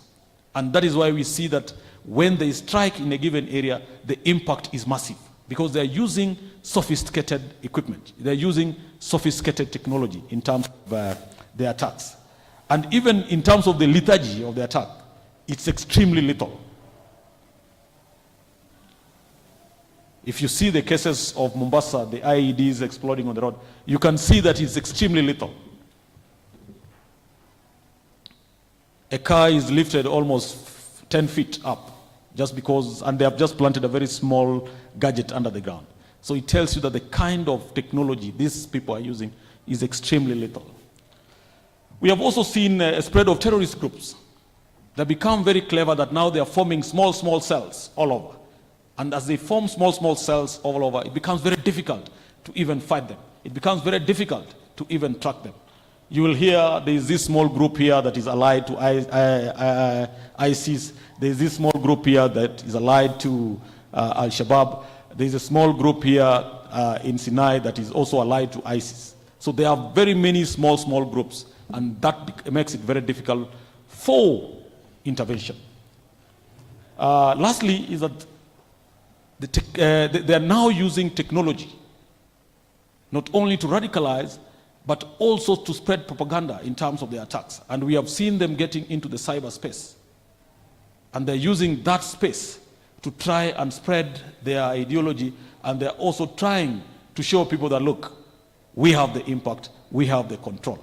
And the use of technology has also amplified their role in some of these areas. Thank you very much. I'll now invite my colleague Luendo to take us through the next session. Thank you so much, Dr. Oita. I liked how you started with stating that SADC thought the issues about terrorism was not about it. But I also remember I had a conversation with someone in APSA, asked what is the problem, and he also said that it was not designed to deal with the current security challenges in Africa, and I think this exemplifies it. Mr. Luendo, welcome. Thank you, Dr. Etiang, for laying the foundation. Okay, so the background has been given, but then we are narrowing down and look at the real issues there in terms of the insurgency. So what you are seeing there, I may not read for you, let's struggle to read it by ourselves, but that is the name of the terrorist group. So 3 names. Our research has clearly indicated that 3 names. Answer Al-Sunnah, that one, your headache. 2, Al-Shabaab of Mozambique. But again, there is no clear indication or evidence that there's a linkage to Al-Shabaab of Mozambique. So in 2017, October, attacks started started happening in Cabo Delgado province. The initial response by the government, obviously, the military becomes critical. But again, we are looking at the capacity of the military. Yeah. In the case of Mozambique, the military is not well capacitated to handle with the insurgency. Yeah. So, which means foreign intervention. Yeah. Also, international intervention. Rwanda, for example, is actively playing a role in fighting terrorism in Mozambique. Yeah, French. Yeah, the U.S. Yeah, Russia is also helping out fighting the insurgents. The next slide, please. Okay, so here the grievances are clear. And what our study revealed is that it's around the government failing to honor the social contract. Governments have a responsibility for its citizens in terms of social services, yeah, many other issues, employment. So what you are seeing here is what many studies have discovered: lack of education. If you go down in Cabo Delgado, we have serious issues of access to education. Okay, unemployment.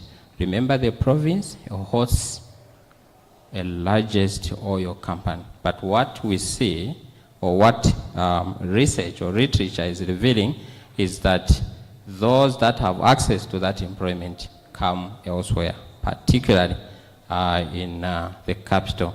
So issues of marginalization, and this trend is the same everywhere. If we are discussing issues of terrorism, marginalization is always there.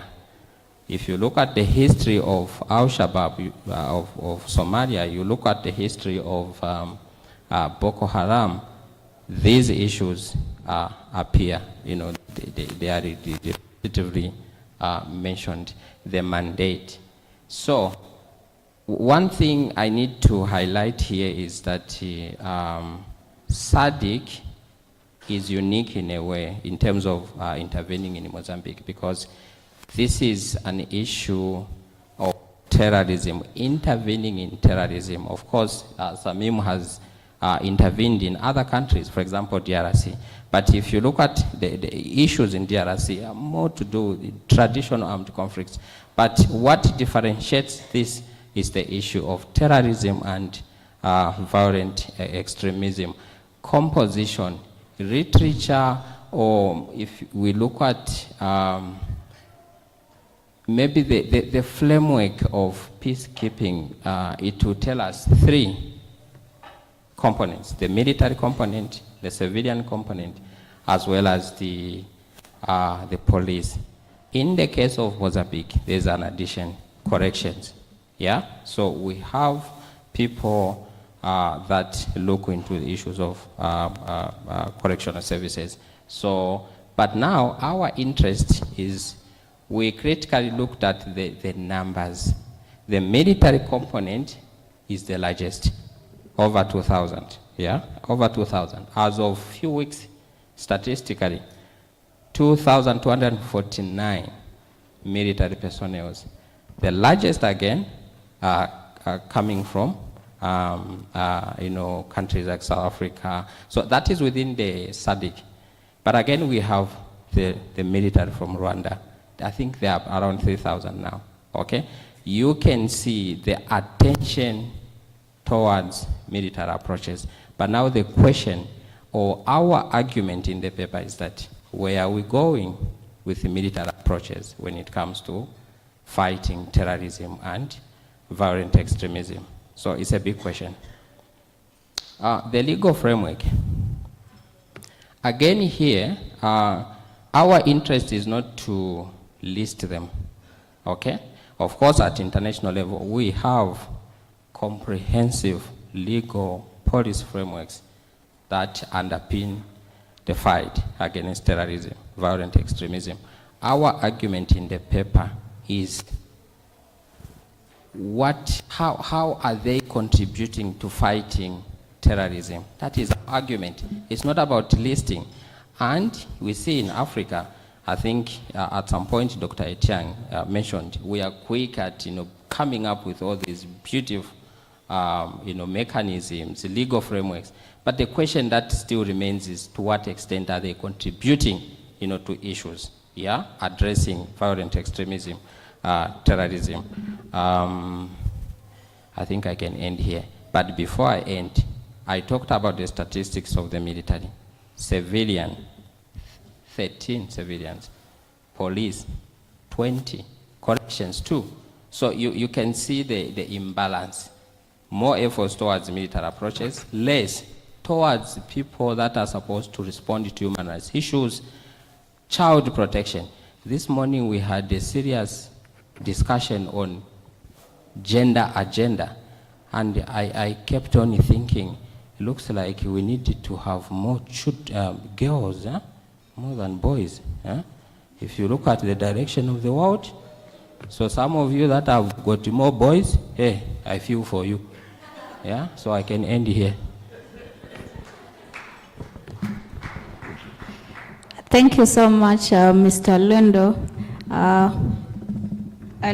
What I found interesting about your presentation, when you spoke about drivers, you spoke about lack of education, and Dr. Ita told us that they're now more sophisticated. So I'm just wondering, maybe the definition of education has to be expanded, because if they lack education but yet they have such skills, then maybe it's a bit controversial.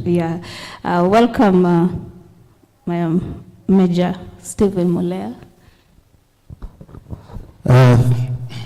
Thank you, Madam. May I first take the opportunity to thank the sponsors and organizers of this conference for giving us the opportunity and the space to discuss international relation themes.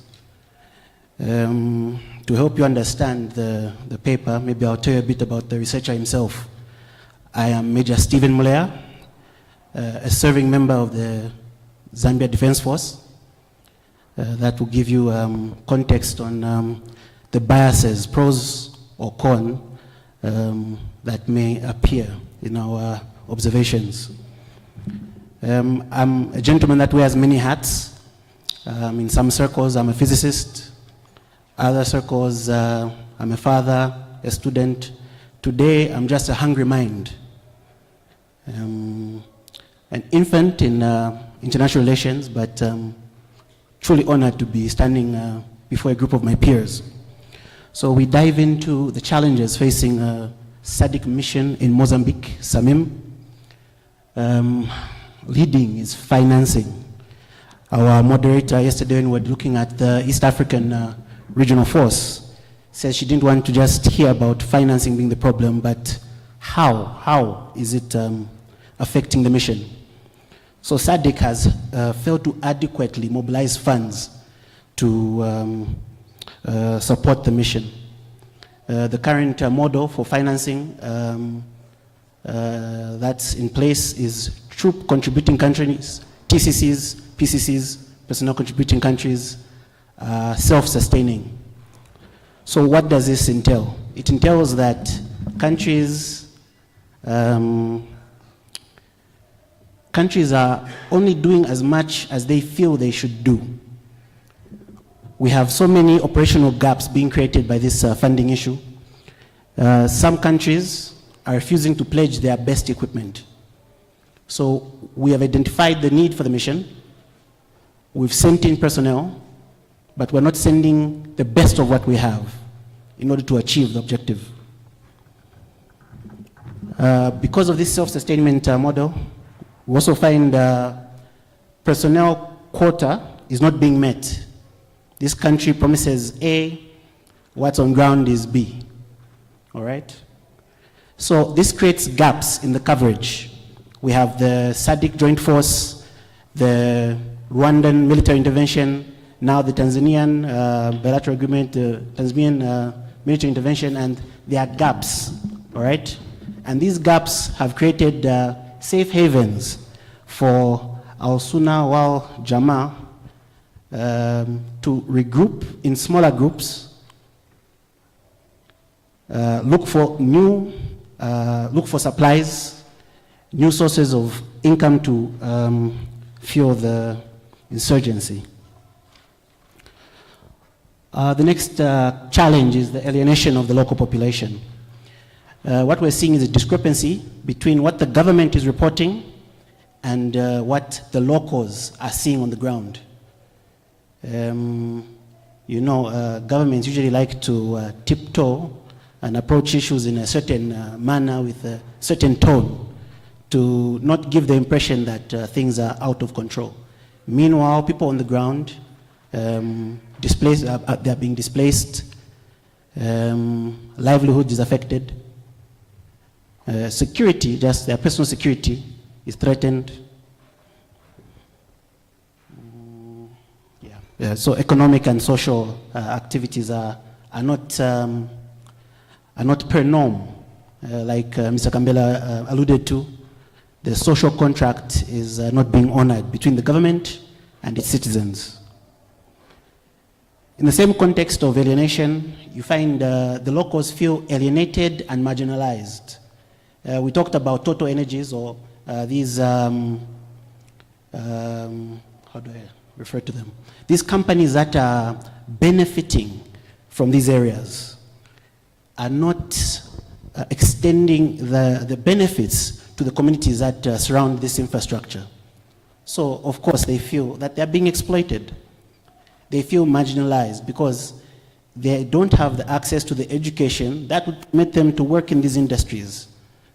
Total Energies has been not quoted, but observed to have even put large walls up around their infrastructure, you know? So the locals don't even feel that that is really part of their community. So these feelings of exploitation and marginalization essentially create this pool of vulnerable people that the insurgents easily use to prey on, to recruit and bolster their numbers. All right. Non-cooperation of various actors. All right, so you have the SAMIM SADC joint force, the Rwandan and Tanzanian interventions. You also have civilian militias, the DAG, Donvag? Okay, this is a South African militia. You also have the Wagner group from Russia. You have so many moving parts that are not communicating, all right? Lack of efficiency, gaps in the operational gaps appear in the same context.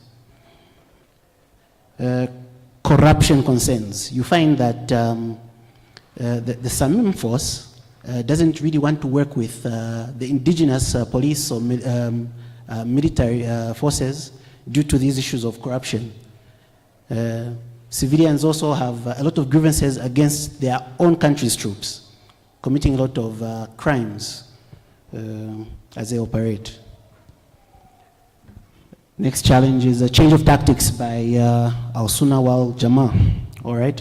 So after the initial entry of the Rwandan military intervention into the region, they managed to push out these insurgents and break them up.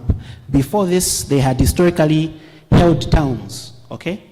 But after being pushed out, they completely changed their tactics. When you hold land or infrastructure, you essentially put yourself on the back foot, a defensive stance. But now that they've let go of that, they are now back on the offense. They do not have strategic targets. They're targeting civilians, markets, things you can't easily predict that, oh, tomorrow they're going to go to that home, all right? We see a return to guerrilla warfare tactics, which I've already alluded to. And because of their familiarity with the area, it's very hard for the SADC forces to fish them out. If you look at a section of men, that's 8 personnel.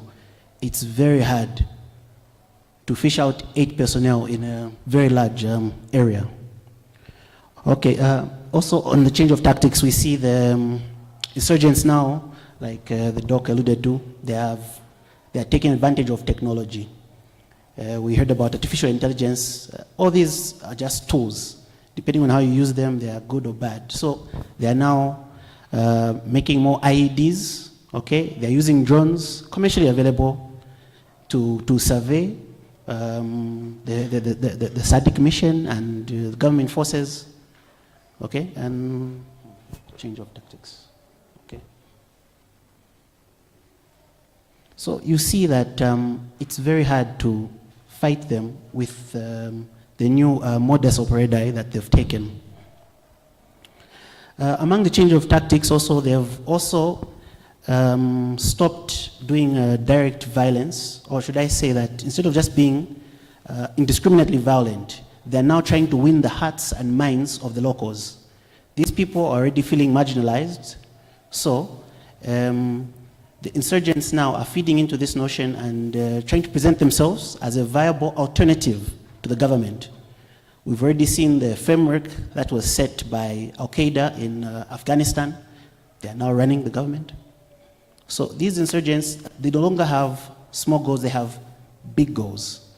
And if they have the people on their side, it's just a waiting game. So you find returnees, these people who were previously displaced, as they are coming, the insurgents are telling them it's safe for them to come. You find they are buying goods from the locals at inflated prices, you know? Yes, I could sell this pen at 100 shillings. I'd be happier if you bought it at 1,000. They are writing letters. After doing some raids, they write letters to apologize and say that they've only taken what they've needed. So you see, it's not just fighting a bunch of people. It's now an ideology that's becoming very much entwined with the local community. Okay, the last challenge, I know I've stood here for too long, is the exclusive military approach that has been taken by the Mozambique government. Right now, they are not addressing the, what's my term? The underlying issues, sorry, the social, economic, political issues that are driving this conflict. All they want to do is stamp out those who are causing the problem. But you see, the modern, I don't want to use the word terrorist, insurgent, doesn't always look typical. How do you know what Major Murea thinks? I'll find a way to support them. So this exclusive military approach, it's a challenge because it doesn't seem to be the way to fight this insurgency. We were talking about the IRSK yesterday. Are they communicating? Are the lessons that are being learned in other missions being shared with other IRSK? All right. If I may steal the powers of the moderator, Dr. Ichang, I'll invite you maybe from your chair, sir, to just consolidate, or you come? Consolidate our paper and conclude. Thank you. Good people. These are the key issues emerging from this paper. The issue of multilateralism through regional organization and bilateralism is a problem in the fight against terrorism in Mozambique. 2, we are arguing in our paper that the military approach being taken by both SAMIM and the government of Mozambique will not be able to solve that problem. The use of hard power is not the solution, but they need to mix it up with some soft power. And if you look at the composition of SAMIM, as Luendo talked about, the military component is so much. Yet we also need the police and the civilian component to pacify the regions in Cabo Delgado. We submit, Chair. Thank you. Thank you so much. Thank you. We had a discussion and we've decided because the papers, one is on Mozambique, the other one on Kenya, so maybe we could have our discuss and summarize the Mozambique papers. We open the floor for a few questions, then we'll go to the Kenyan presentation. Welcome, Dr. Kizito.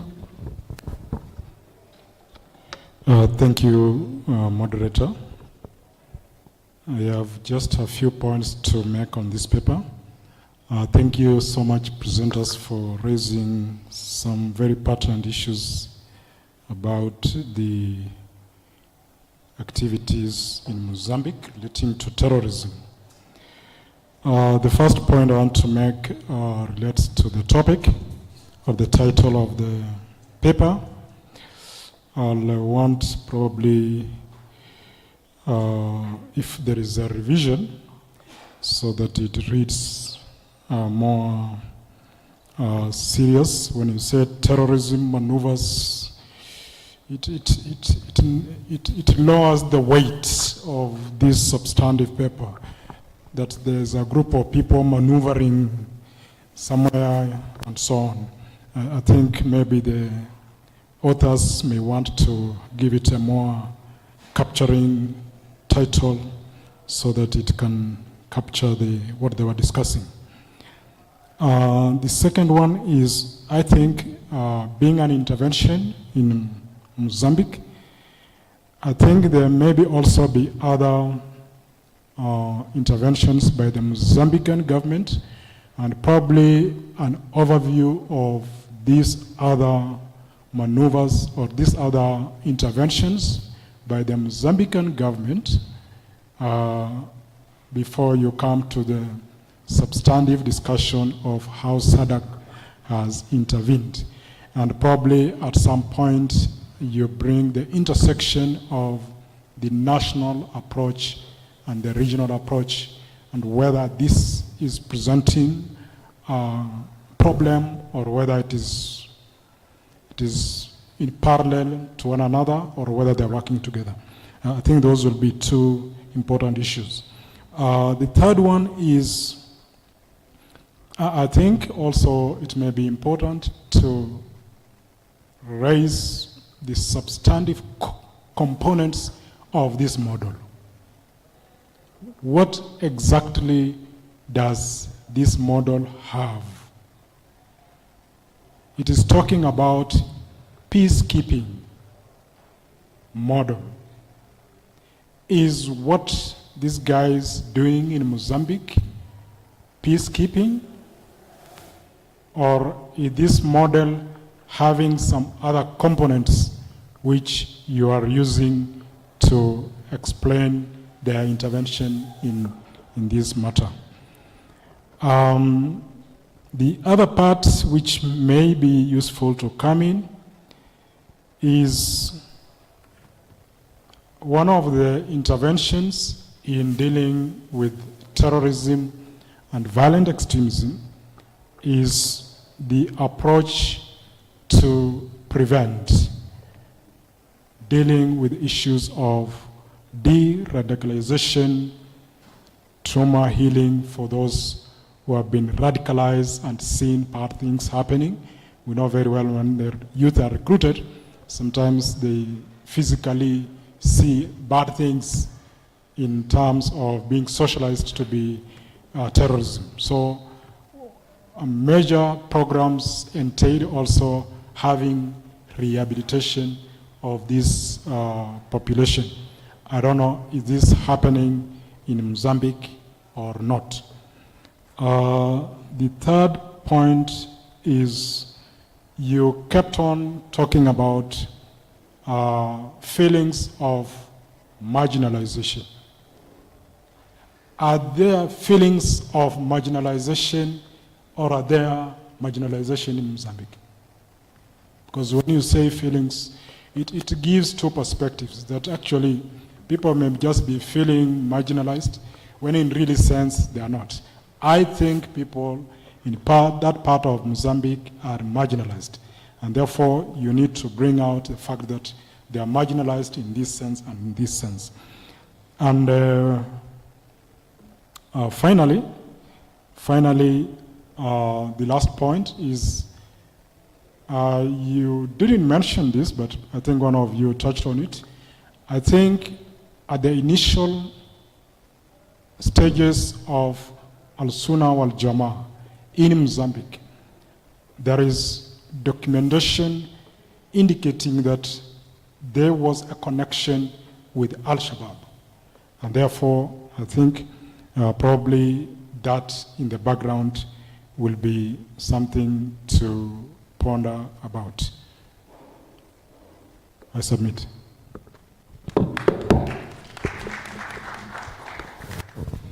Thank you so much, Dr. Kizito. I think the panelists have taken most of your comments. I'd like to open the floor for questions, maybe about 2 or 3. But maybe before, I'd just like also maybe to raise my own questions or comments. First, I'd like to start with Dr. Ita. When you spoke about that SADC was not designed to handle those challenges, so what attempts have been made? If they're trying to solve the problem right now militarily, but within SADC itself, what attempts have been made to handle such situations?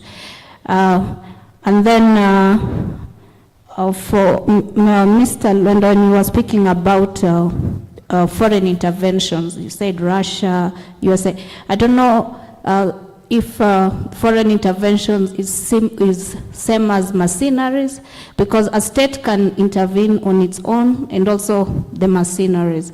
And some states have said they don't recognize the mercenaries. So I don't know if that distinction could be made in terms of trying to say if it's USA which is intervening, for example, is it intervening as a state, or is it intervening with a different, with a mercenary, for example?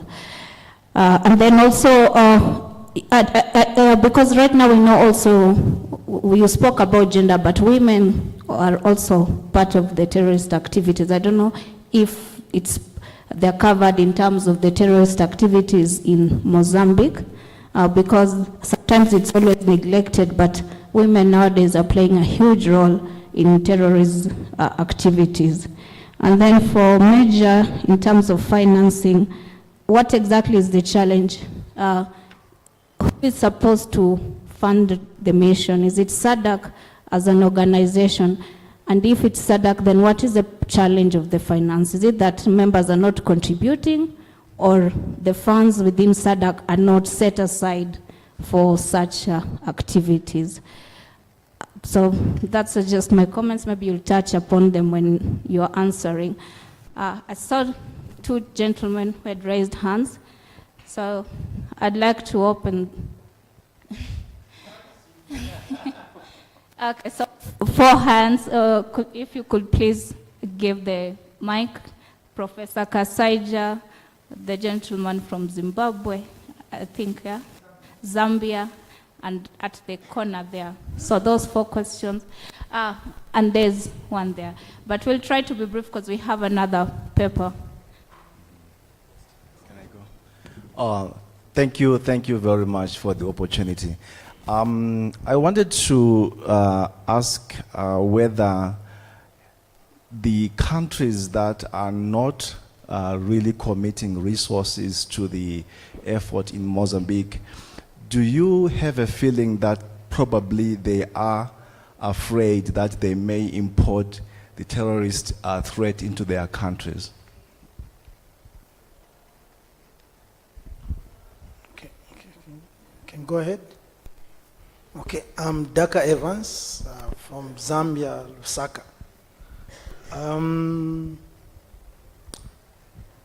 In the presentation, I think it should be Mr. Alwendo mentioned that the major drivers for terrorism, not only in Mozambique, but probably across Africa, lack of education, unemployment, marginalization. Now I'm thinking, these actually, like you presented very well, border on social contract. So in this context, are we arguing that the state is largely the contributor to formation of terrorism in Africa? Thank you.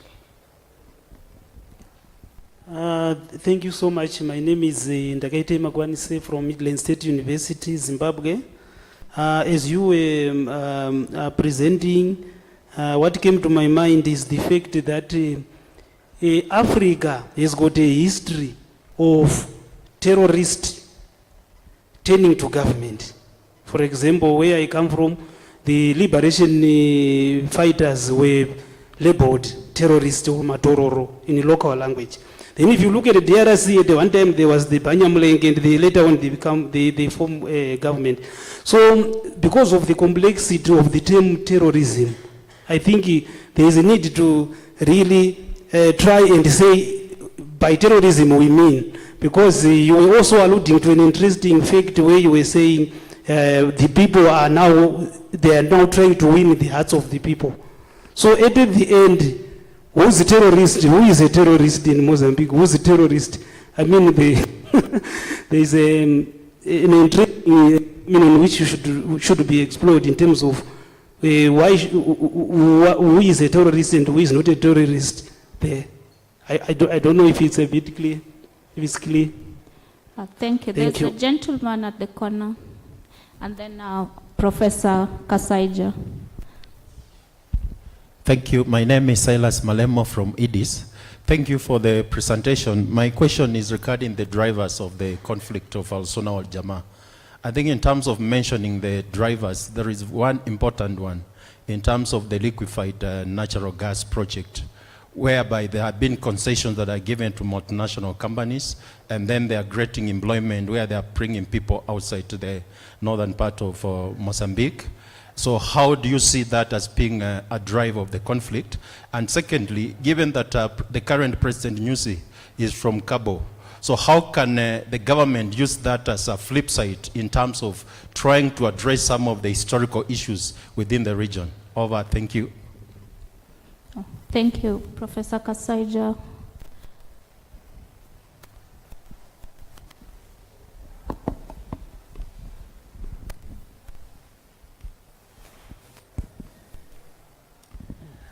Thank you, Chair. Thank you guys for the presentation or presentations. Just a couple of things. I think I need also to add my voice on what Sabala has said. I think these people could benefit from a wider study, a comparison with what is happening in the Sahel. Are we using the right tool in deploying regional forces? As we see in the Sahel, we have the G5 Sahel.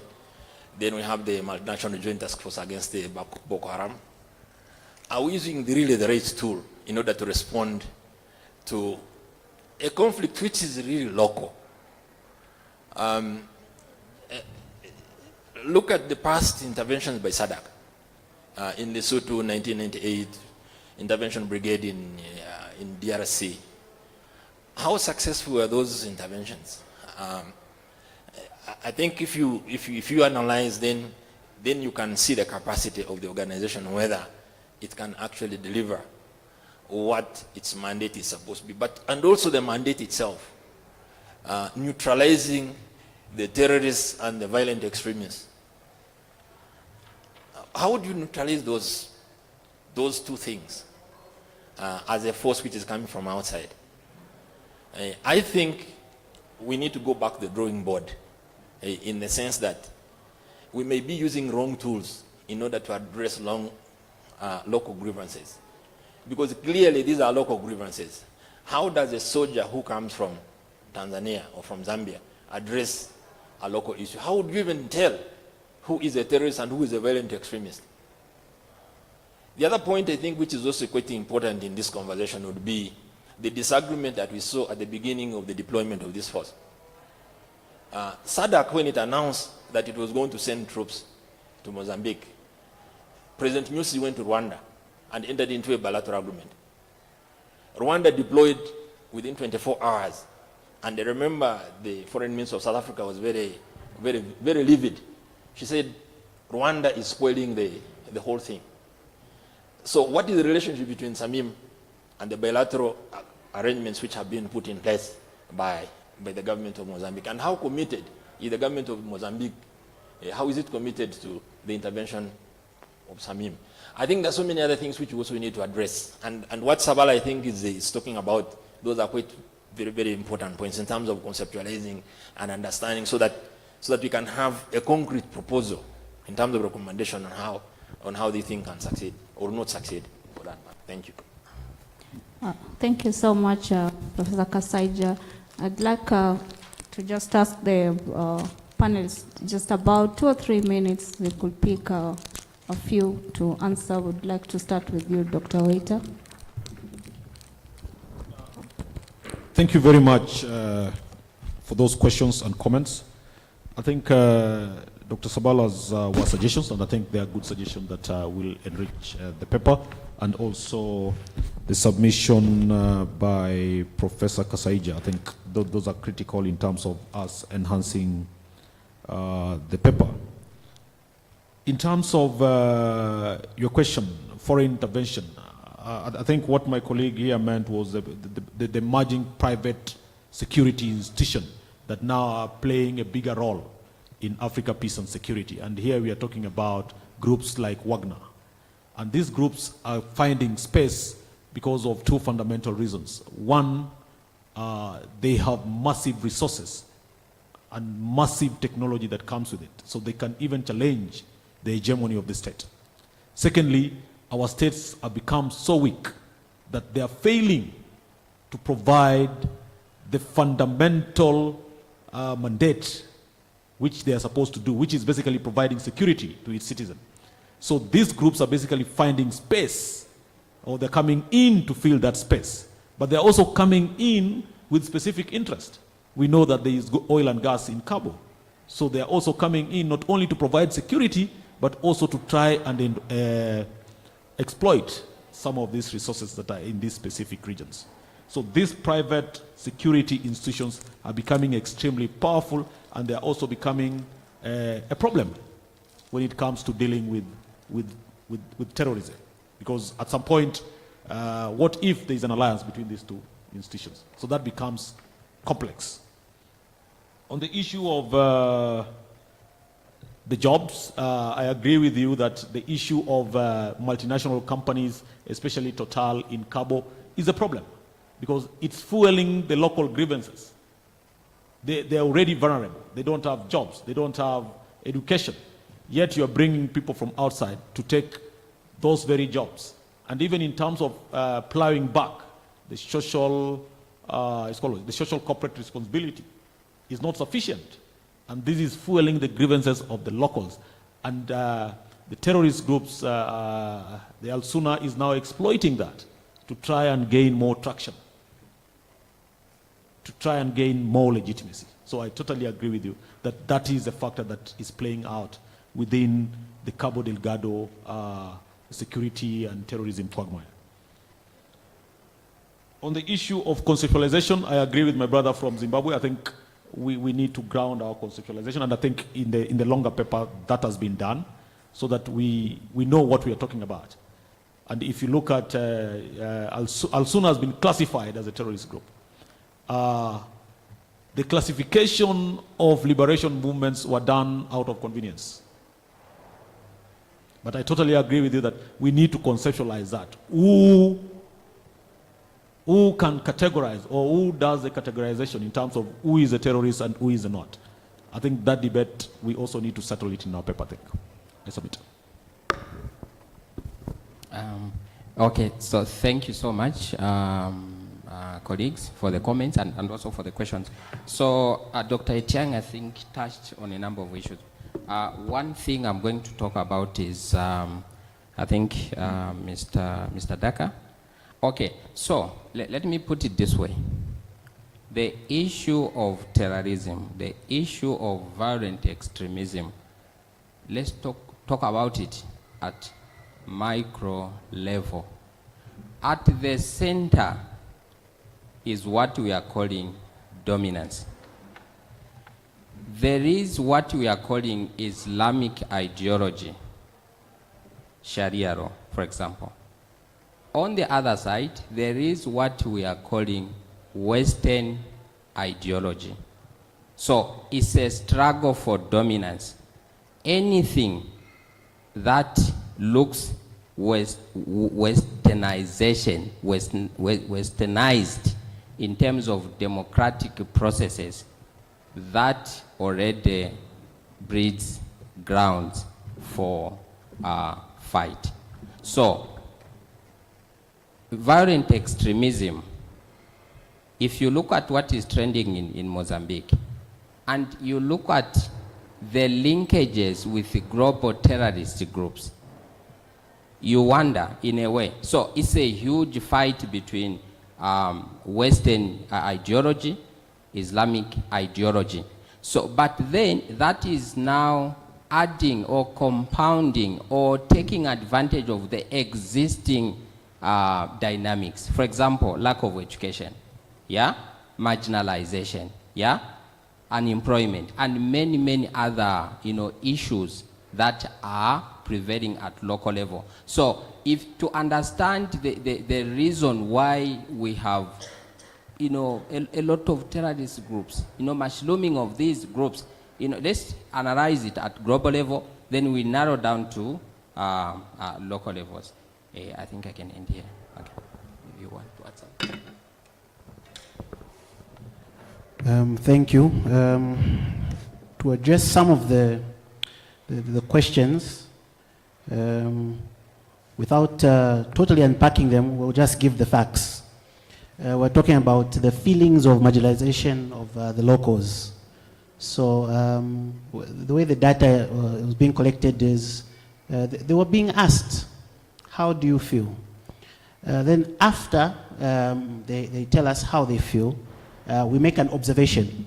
When the initial civil militias were invited by the government in 2019, this is the Wagner Group, they were given key economic areas in which to concentrate. This further exacerbated these feelings that the locals had, because it just showed them, or it made them feel that the government was only worried about these revenue-generating areas. So yes, we can say that they are marginalized. The connection with Al-Shabaab, the literature that I reviewed is, it makes a distinction between Al-Sunnah wa Jamaa and Al-Shabaab in, is it Somalia? But the group we are dealing with in Mozambique has been made into its own wilayat, meaning it's self-determining, it makes its own goals, it's not receiving instructions from outside the region. The moderator wanted us to be a bit more clear on the funding. So when, on the 23rd of June, 2021, there was an extraordinary summit of heads of state and government, which decided to send in, or to create, or to set up this mission, this SADC mission in Mozambique. How much time passed before that mission was running? It was a matter of, I think, 21 days, thereabout. Because by the 15th of July, Samim had, Samim had been set up. So it goes back to the issue of planning, like we had discussed yesterday concerning the East African regional force. Did we do enough planning? And the agreement was that these TCCs, troop contributing countries, would self-sustain for an initial period before funding would be completely provided by SADC, which is not the case 2 years down the line. I submit. Thank you so much. It was a very interesting discussion. I'm looking forward to your paper. So thank you so much. I'd like to dismiss Mr. Luendo and Major Malaya. Thank you. I'd like to welcome Ms. Irene Ogojo to the podium. Yes, please clap. Sorry. Ms. Irene Ogojo, welcome. They have a joint paper with Dr. Kizito on Kenya's engagement in peace support operations, patterns, prospects, and challenges. I'd like to welcome the first speaker. I don't know if the presentation is ready.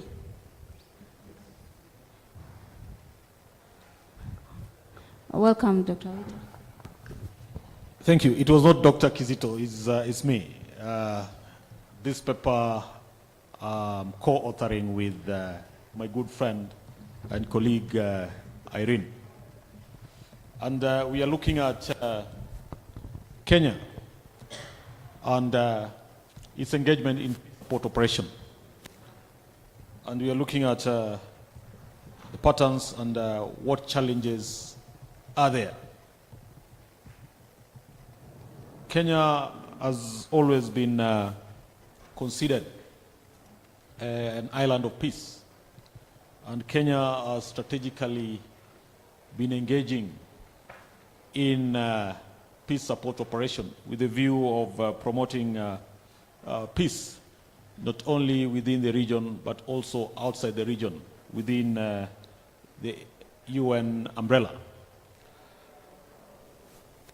This is how our paper is organized. There is an introduction that just gives an overview and tries to situate the discussions of the paper. And then it has very clear objectives. We also have a theoretical underpinnings that helps us anchor our study. And then we also look at why is Kenya so much interested in peace support operations, not only in the continent, but also outside the continent. And then we also look at some of the peace operation engagement that Kenya has been engaged with. And we are basically now, they are narrowing down to the most recent ones. And then we also look at the implications of Kenya engagement in peace support operations. I'll start by situating our study. You know, Kenya has been engaged in a peace support operation, and this has been evolving and gaining traction. It started by deploying a very small contingent, but now we are seeing Kenya deploying large number of contingent to try and support peace in various regions of the continent and the world. And we have seen that gaining momentum from the first time the mission was sent in 1979 under the guidance of the Commonwealth. And we have also seen that Kenya is currently engaged within a regional deployment framework that is within the EAC framework. So we are seeing this momentum moving.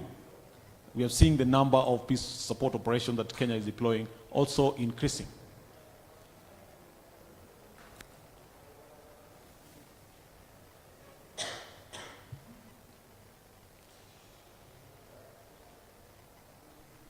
So what is it that our paper seeks to do? One, our paper seeks to interrogate Kenya's involvement in peace support operation and also analyze the drivers. Why is Kenya so interested in this peace support operation? What are the underlying interests? And then also discuss the implication. And by doing this, we are trying to answer two fundamental questions. One is that what drives Kenya's interest in peace support operation? And two, what are the implications, both short-term and long-term? To be able to situate our study, we looked at the realist theory. And we are arguing that Kenya is viewing itself as a rational actor within the international system, and this is driven by Kenyan national interest. If you look at the realist theory as propounded by Hans Morgenthau, his argument is that the states are the main actors in international relations, and the states are considered rational actors, and their interest is security. So we are arguing here that Kenya is a rational actor, and it's looking at its interest while engaging in peace support operations. And it's basically looking at survival by gaining, one, power and also influence, both at the regional level and also at the national level. In essence, Kenya is being involved in peace support operation to amplify its influence in terms of power. And that is our argument, and that is our argument that is anchored on the realist theory. And the influence and power, therefore, becomes critical in Kenya's pursuit of its interests as regionally and also globally.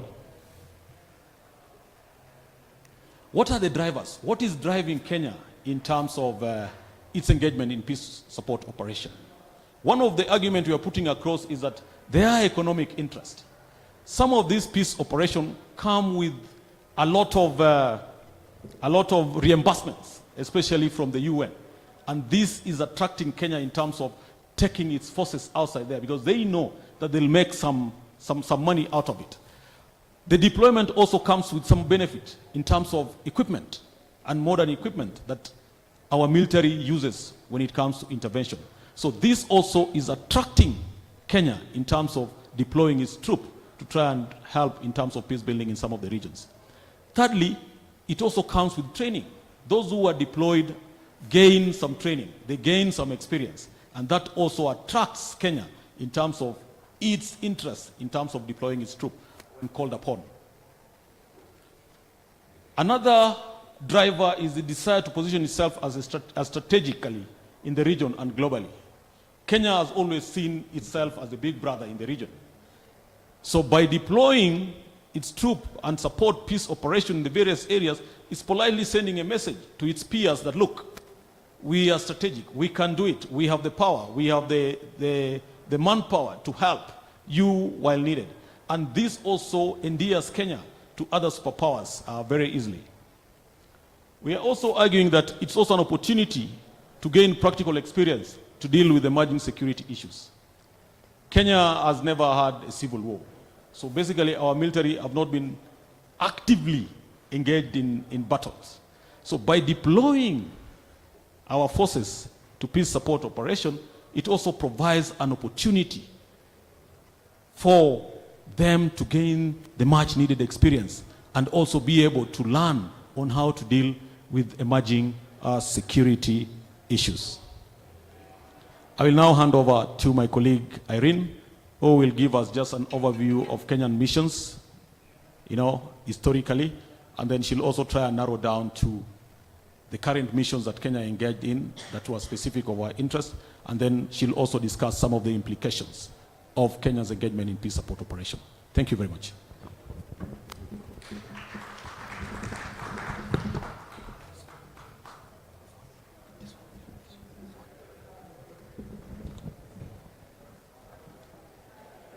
Good afternoon, everybody. Thank you so much, Dr. Oita, for the absolutely lovely introduction. So just to get into where we have been involved in some of these peacekeeping operations, and this schematic is basically all the many missions that Kenya has been involved in, specifically at the United Nations.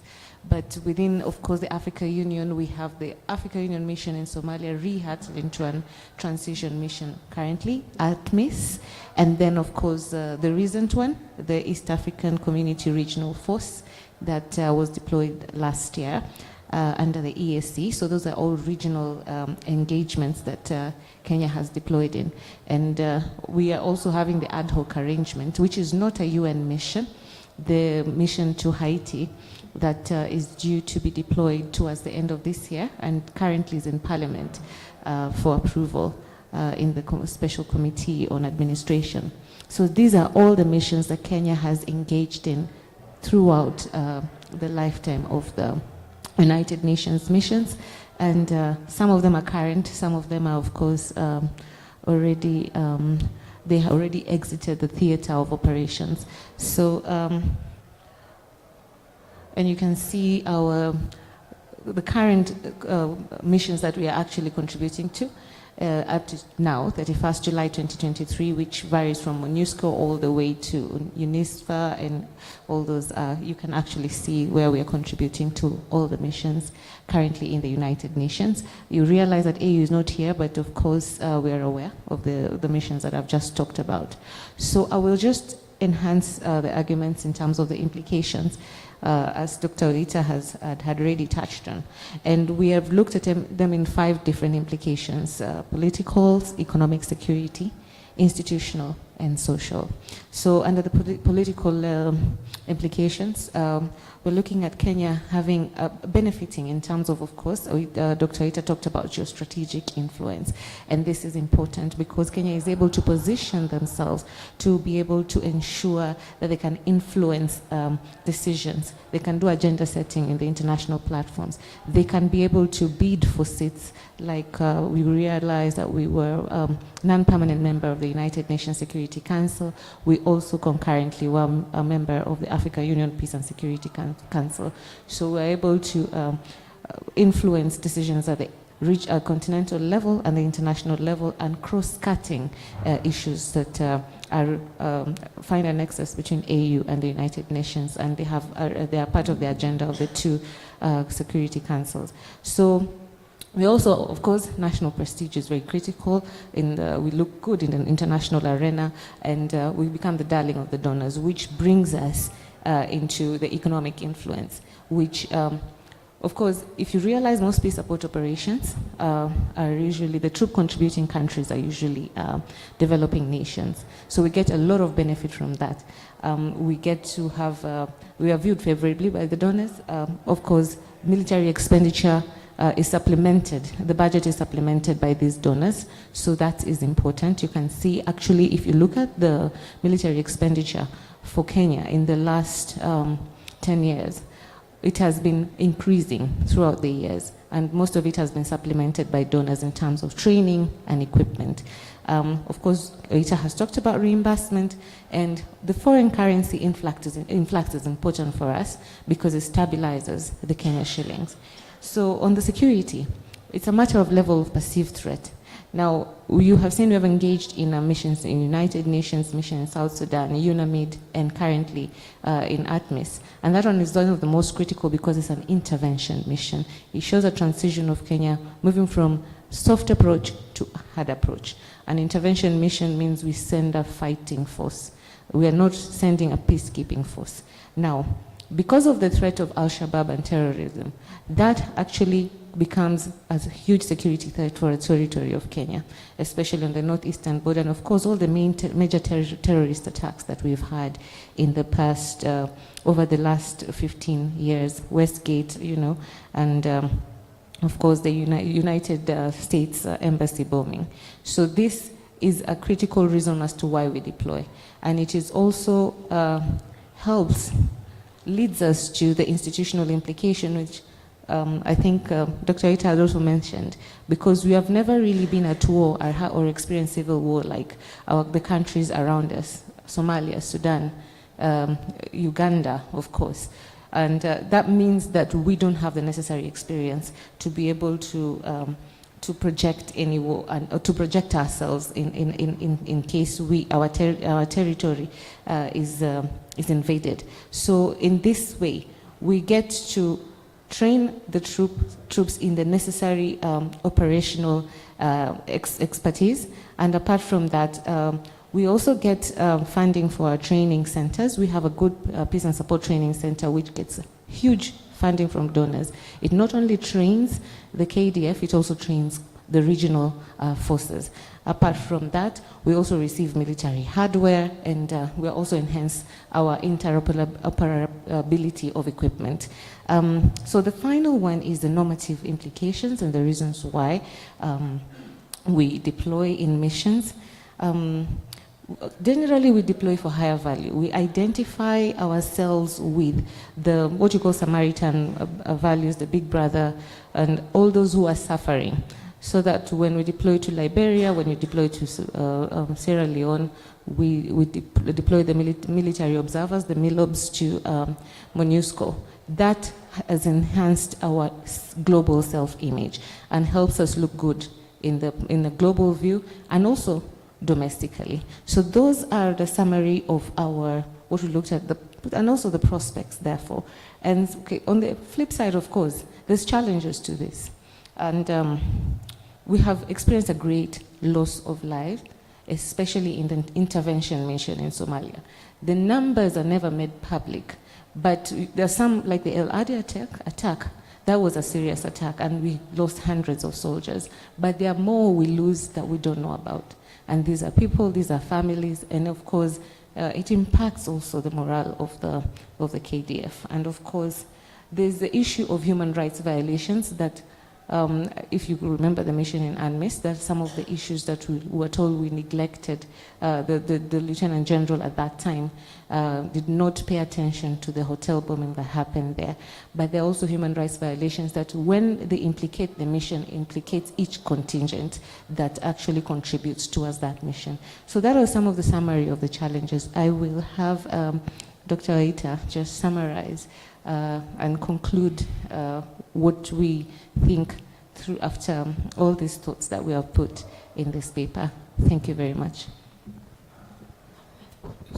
Thank you very much, Irene. In conclusion, ladies and gentlemen, peace operation is very strategic for Kenya. And from a realist perspective, Kenya pursues a peace support operation for its own interest, whether it's security, whether it's economical, whether it's political. And this interest is to sustain its influence and power, both regionally and internationally. Thank you. Thank you so much. I'd like to request Dr. Kizito. In the interest of time, maybe in about 2 or 3 minutes, you could summarize. I'll only take 1 minute.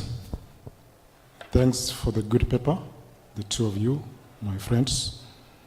One speaks to the pattern, and I was trying to look at the map that was there. And when you say pattern, one would want to see probably numbers of how we started in 1970s in Zimbabwe and how that has graduated up to this level. Because we may actually be talking about increase in numbers when actually we have been having a decrease in numbers. But I think those figures will give us the pattern which is missing in this paper. The second one is about prospects. I'm not sure that I heard this paper discuss the prospects. I think you have discussed the implications and the challenges and so on, but I think prospects speaks to something completely different. The most important question for me is you began by enumerating the objectives, why Kenya's gets engaged in peace support operations. Now, I want to see a section that reconciles that by responding to the question that has Kenya achieved the objectives of getting engaged in peace support operations by engaging in peace support operations. Thank you. Thank you so much. I would like to open the floor to questions, maybe about 2 or 3. But before we do that, I have a comment which is almost like a question. I was just wondering, when you were speaking about the history, and you started with Kenya in 1979 in Zimbabwe under Commonwealth. I don't know if that puts a dent in our peace operations, because I don't think Zimbabwe had gotten independence. But I hope the gentleman from Zimbabwe could take up the question, because that might not rhyme with the objectives, because if it was under Commonwealth, it means it was supporting maybe the British. And so if that is part of the presentation, then maybe you should look at it critically. And also the reasons might not be the same, because if you're saying the reasons are all that you listed, and maybe they went somewhere and they were supporting a foreign role in an African country. So that could be an interesting part in the paper, but you have to look at it critically if that was done. So I'd like to open the floor to maybe 2 or 3 questions. The gentleman from Zimbabwe, there's a lady at the back. If mics could just be shared to them. Anyone?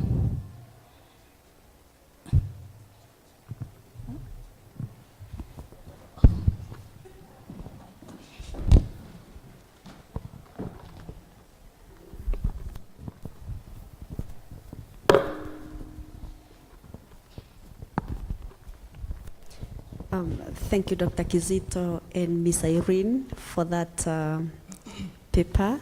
My name is Esther John.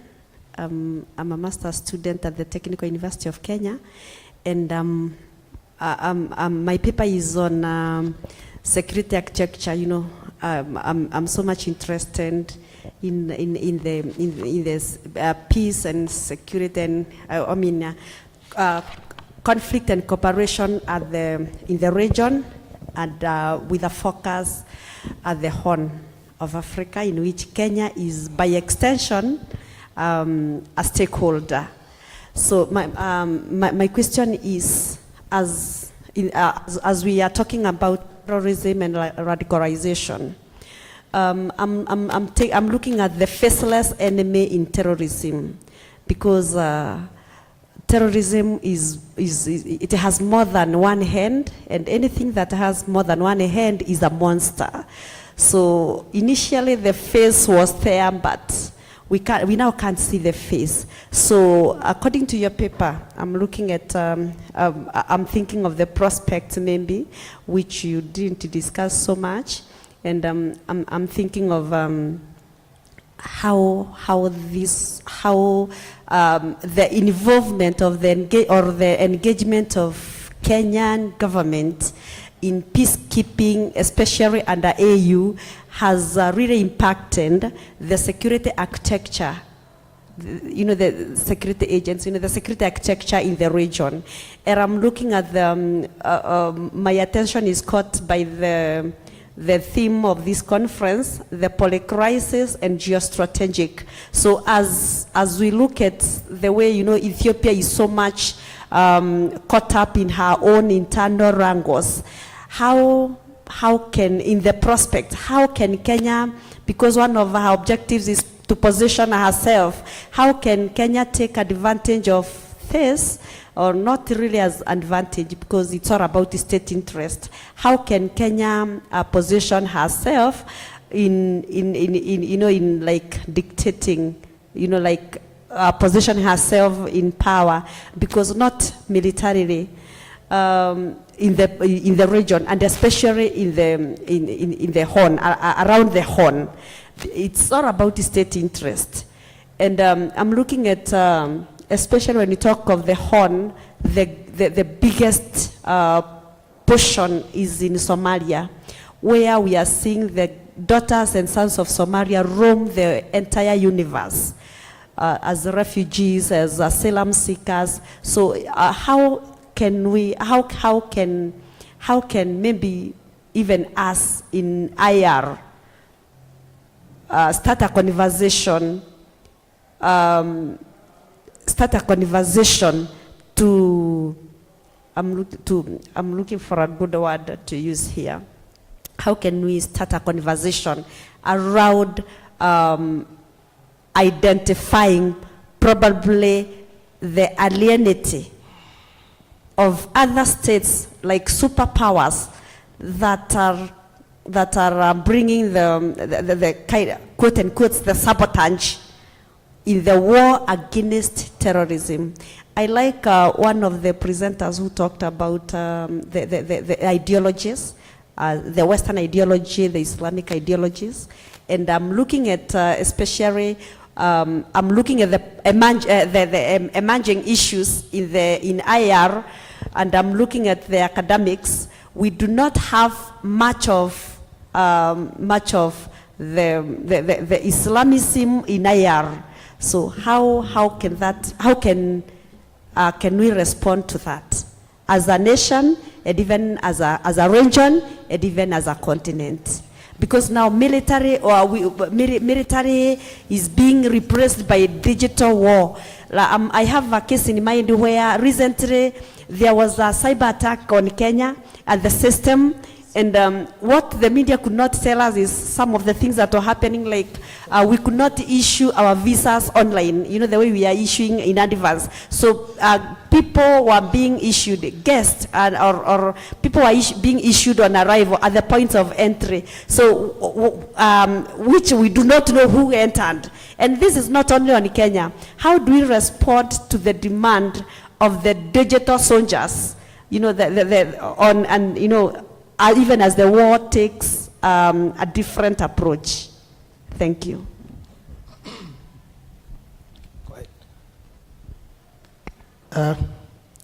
I'm Daka Evans from Zambia, not Zimbabwe. Doc here is from Zimbabwe. My question or my concern is a bit futuristic. But of course on Kenya, it's clear, well presented, a paper that Kenya really is trying to indicate that it is a hegemony, not only in Africa, but probably regionally. Yeah, now, there's this mission coming up in Haiti, and Kenya UN mission, and Kenya is supposed to lead it. Now, maybe taking the case of MONUSCO in DRC, how successful do we think that this upcoming mission in Haiti will actually,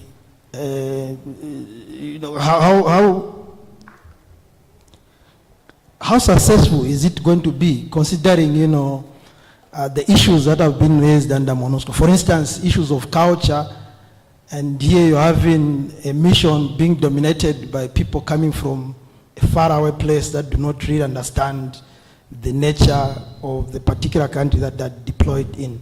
So I'm looking at Kenya because I do not believe strongly that Kenyans do really understand the tradition, the culture, and how Haiti is really, structured in terms of the living of the people there. So I'm just thinking, how really successful is this mission going to be? Thank you. Thank you. I think we'll answer those two questions very quickly. The first question from the gracious lady behind. I think Kenya needs to redefine its foreign policy. And the foreign policy should be contextualized within the environment that we are operating in. And that environment should also define Kenya's interest. But the external interest and the amplification of Kenya's position regionally will also depend on how we deal with our own internal issues. If we can't fix our economy, then we have a problem. If we can't attract trade or more investment in our country, then we'll have a problem to position ourselves as an hegemon. So it basically depends on how we redefine our foreign policy and interest and position ourselves to pursue that foreign policy that not only satisfies our interest, but also make us look good outward. On the second question, the issue of Haiti, I think, has divided Kenyans in the middle. That those who are saying, it's a fait accompli. We are not going to succeed there. That those who are believing that, no, this is an opportunity for Kenya to show the world what it can do. And actually the issues that you are raised is what is in the debate. I'm in a forum with Dr. Sabala here, and those are some of the issues people are discussing. That do we even know the language? Do we speak French? And I think it also goes to what Professor Kasaija talked about. That you get somebody from Teso, a policeman from Teso. Teso is my village, it's in Western Kenya. This man, the farthest he has gone is Bungoma. You are taking him, he doesn't even have a passport. By the time he'll be deployed, that is the time he's getting his first passport. And you're taking him into a gang environment, a hardened gang environment. Will he be able to perform? Will he be able to deliver? There are those who are arguing that there are other interests that is pushing Kenya to go there. Or Kenya is basically a pawn in a big brother's game. Yeah, so Kenya is going there to promote peace under somebody's interest and influence. So there is no, I'll say there's no right answer here at the moment, whether it's good for Kenya to go or not to go, but the debate is there, and we are divided in the middle. If you ask me where I stand, I don't have a stand because I stay in Zambia now. Thank you. Thank you, Dr. Ita.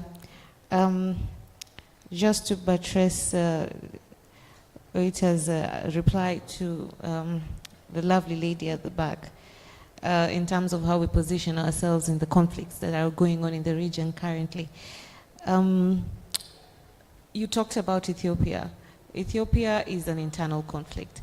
The issue of deploying peace support operation requires consent. So as long as the country is able to handle its security issues, you can only support in different ways. And I believe His Excellency, the former President Uhuru Kenyatta, led a delegation to Ethiopia. He was a very good friend of Dr. Abiy, the Prime Minister of Ethiopia, in a different angle of intervention in terms of diplomatic efforts in settling the issues between the Tigrinyas and, of course, the government.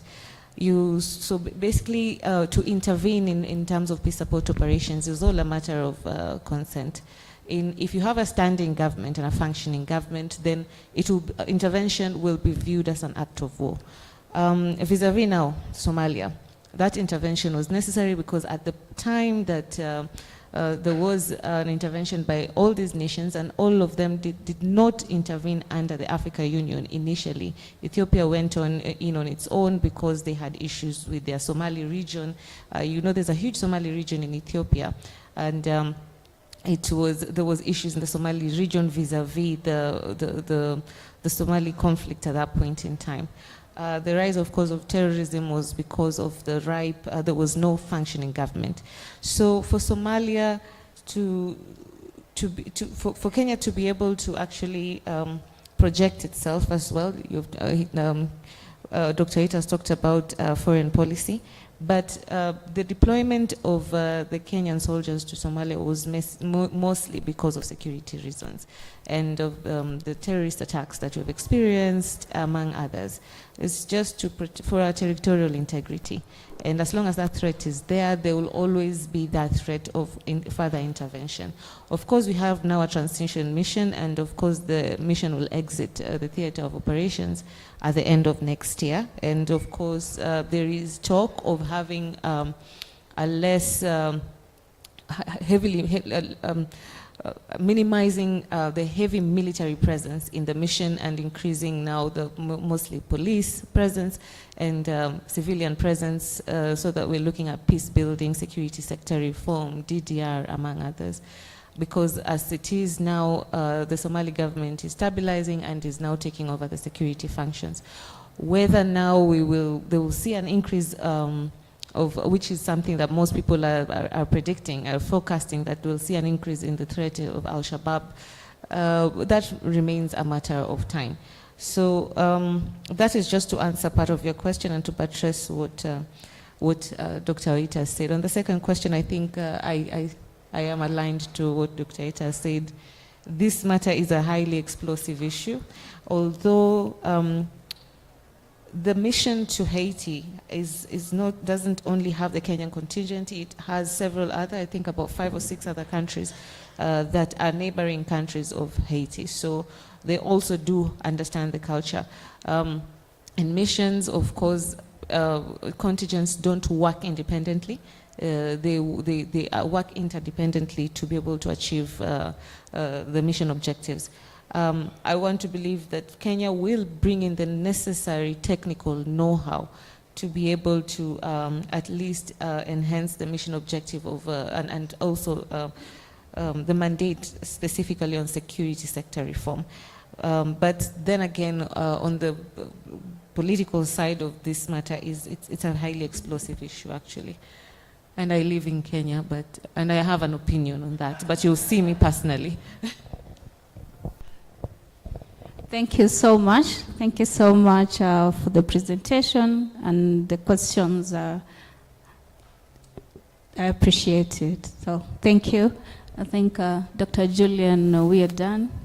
Maybe the audience could clap for us, then we go to the next section. Thank you. Again, a big round of applause to these gentlemen and ladies. Oita, well done. Well done, Ogoja. Yeah, moderator, well done. Discussant, well done. Is Mr. Richard Atwaru in the room? Yeah. Oh, Richard, that's you. I didn't get your second name. Come forward. And then Tapera. Is Tapera in the room? Okay. So, Richard, you will be doing the last event of the day. And I know energy levels are not at the highest, but I wish you well. So this is your, so this is your chance now, Tapera. Sorry, Richard. It's okay, just put it here. Yeah. Yeah, so you can have the mic. All I want you to do is to tell people what your discussion is about, call forward your panelists, and invite those who would like to listen in. And I'm suggesting we have a hard stop at 17:30. Or do you want more time? I'll give you 17:40. Is that okay? 17:40. Okay. No, that is mine. Your phone is here. Yeah. Good afternoon, everyone. Yeah. Welcome to the last session of the day, and it's a very interesting one.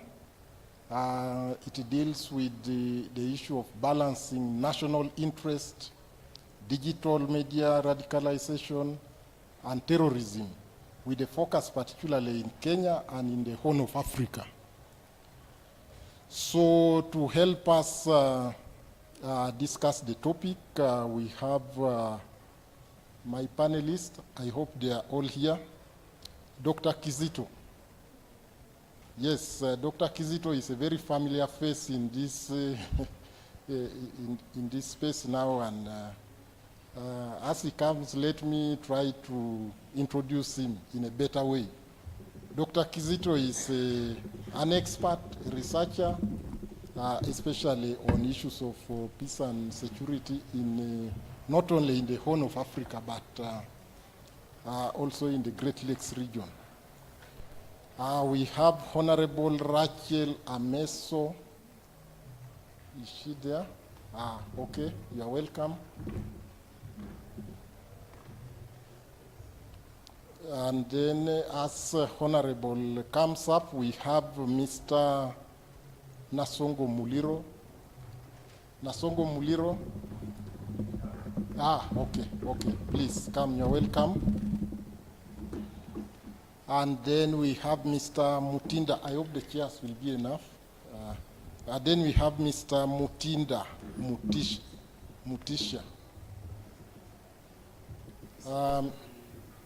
Mr. Mutisha? He's supposed to be online. Okay. Is there provision for him to join us online? Is there provision? Okay. Mr. Mutisho, are you there online?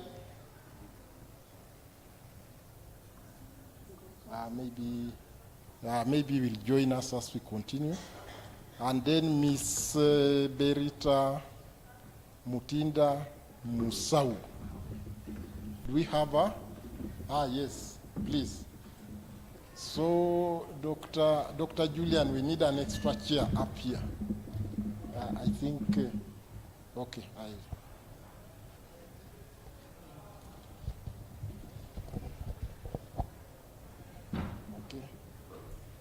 Let me get this one. So, okay. No, sit here. Please, you can sit there. So welcome, my panel. This is my panel. Have you made contact with the one who is joining us online? Eh? Yeah, Mr. Yes. Okay. So maybe you will join us as we continue. We are going to begin with Dr. Kizito. Do you have a PowerPoint? You want to do it from there, or you want to, okay, you want to come here? Okay, so Dr. Kizito has a paper that is focusing on Sudan conflict at the moment, and a case of too many cooks spoiling the broth. So he's going to tell us the many cooks and everything that is happening there in Sudan. So Dr. Kizito, please, you're welcome. You have 10 minutes. Thank you. I'm going to be pretty fast.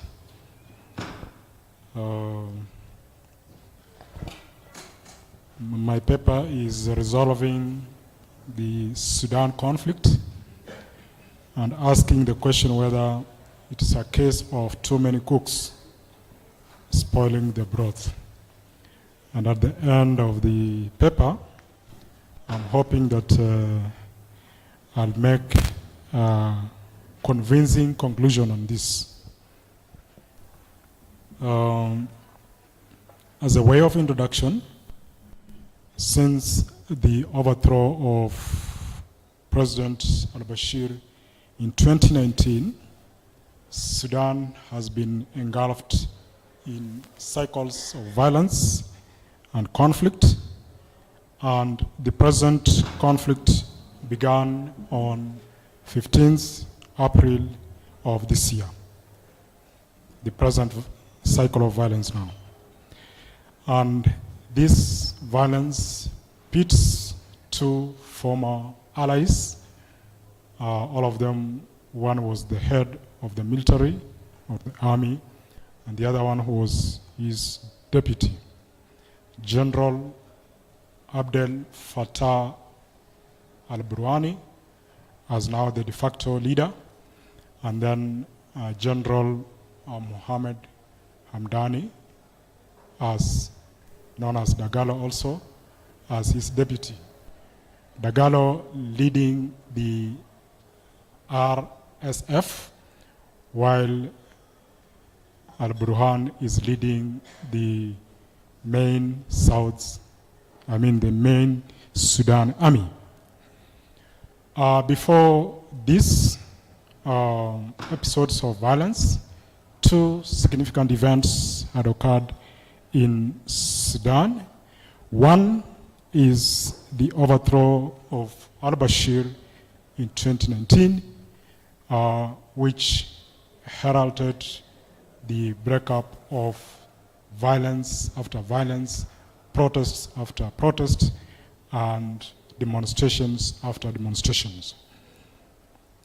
Diplomatic efforts to resolve this conflict so far have failed to bring these two protagonists on the table. Ceasefire agreements have faltered. Sanctions to pressure the two to come to a negotiating table have also failed.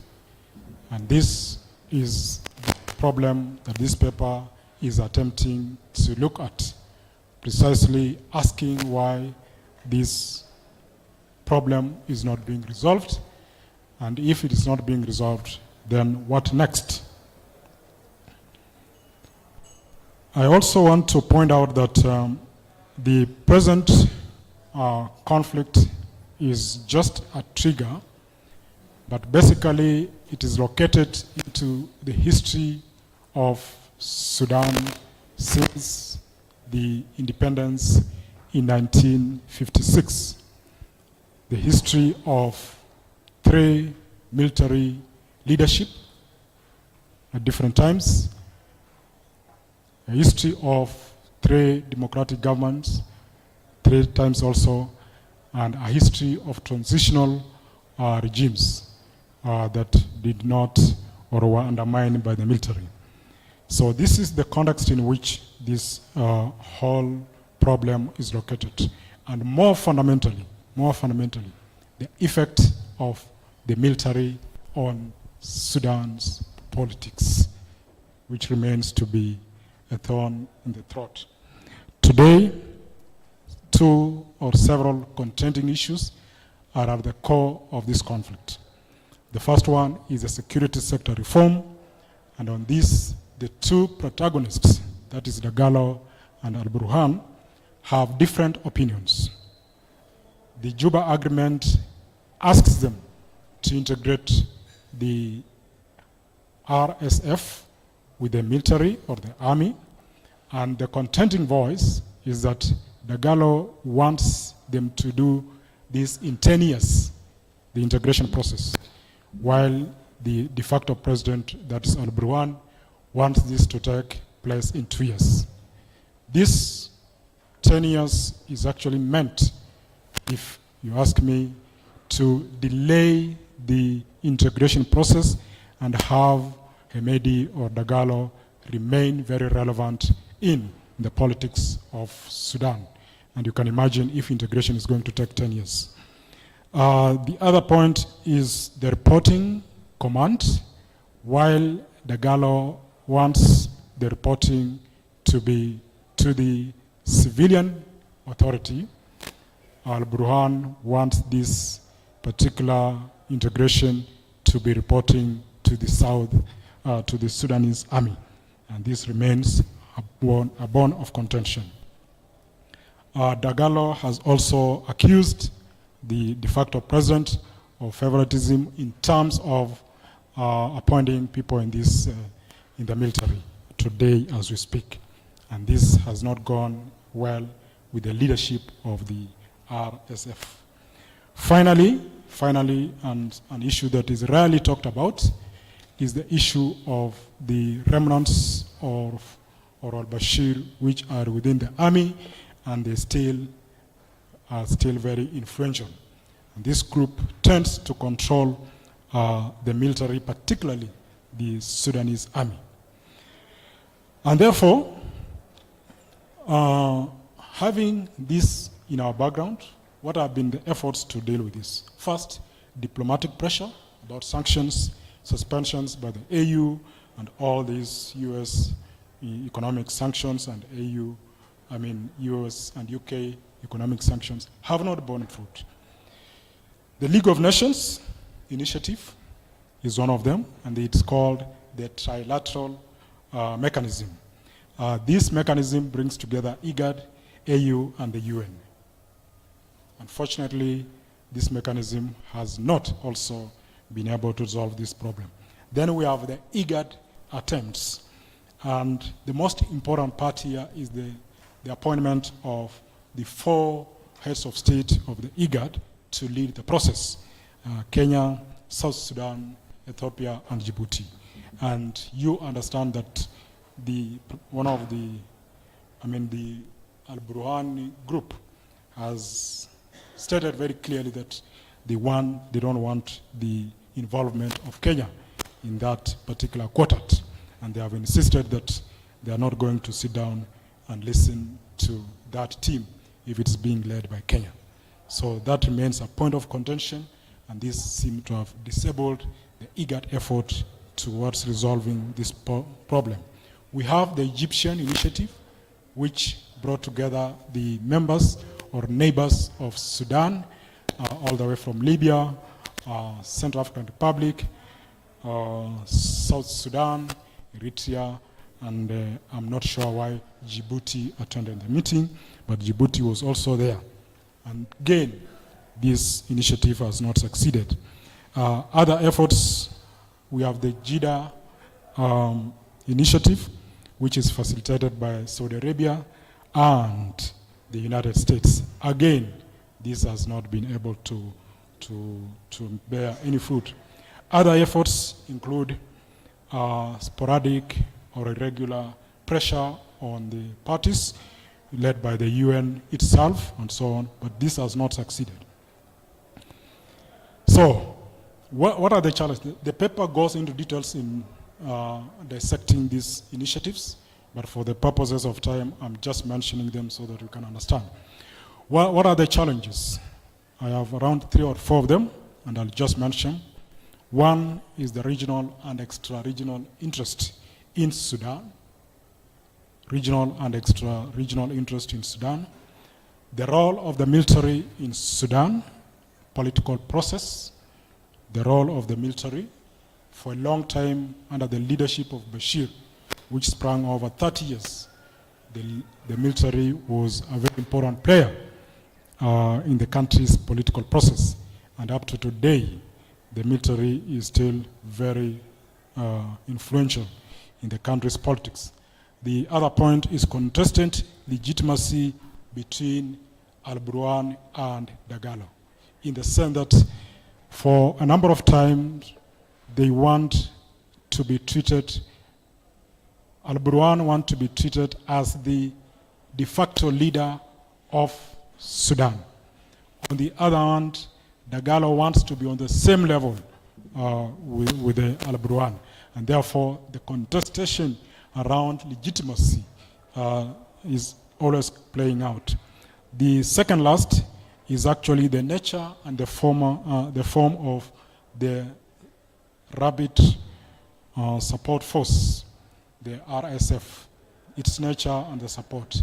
The history of it is that this is an offshoot of the Janjaweed who were killing people in Darfur a few years ago.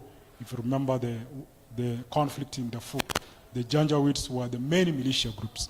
And through the engagement of President al-Bashir, he appointed Dagalo to lead this group so that it can rise up to any perceived or really opposition to his leadership in Khartoum.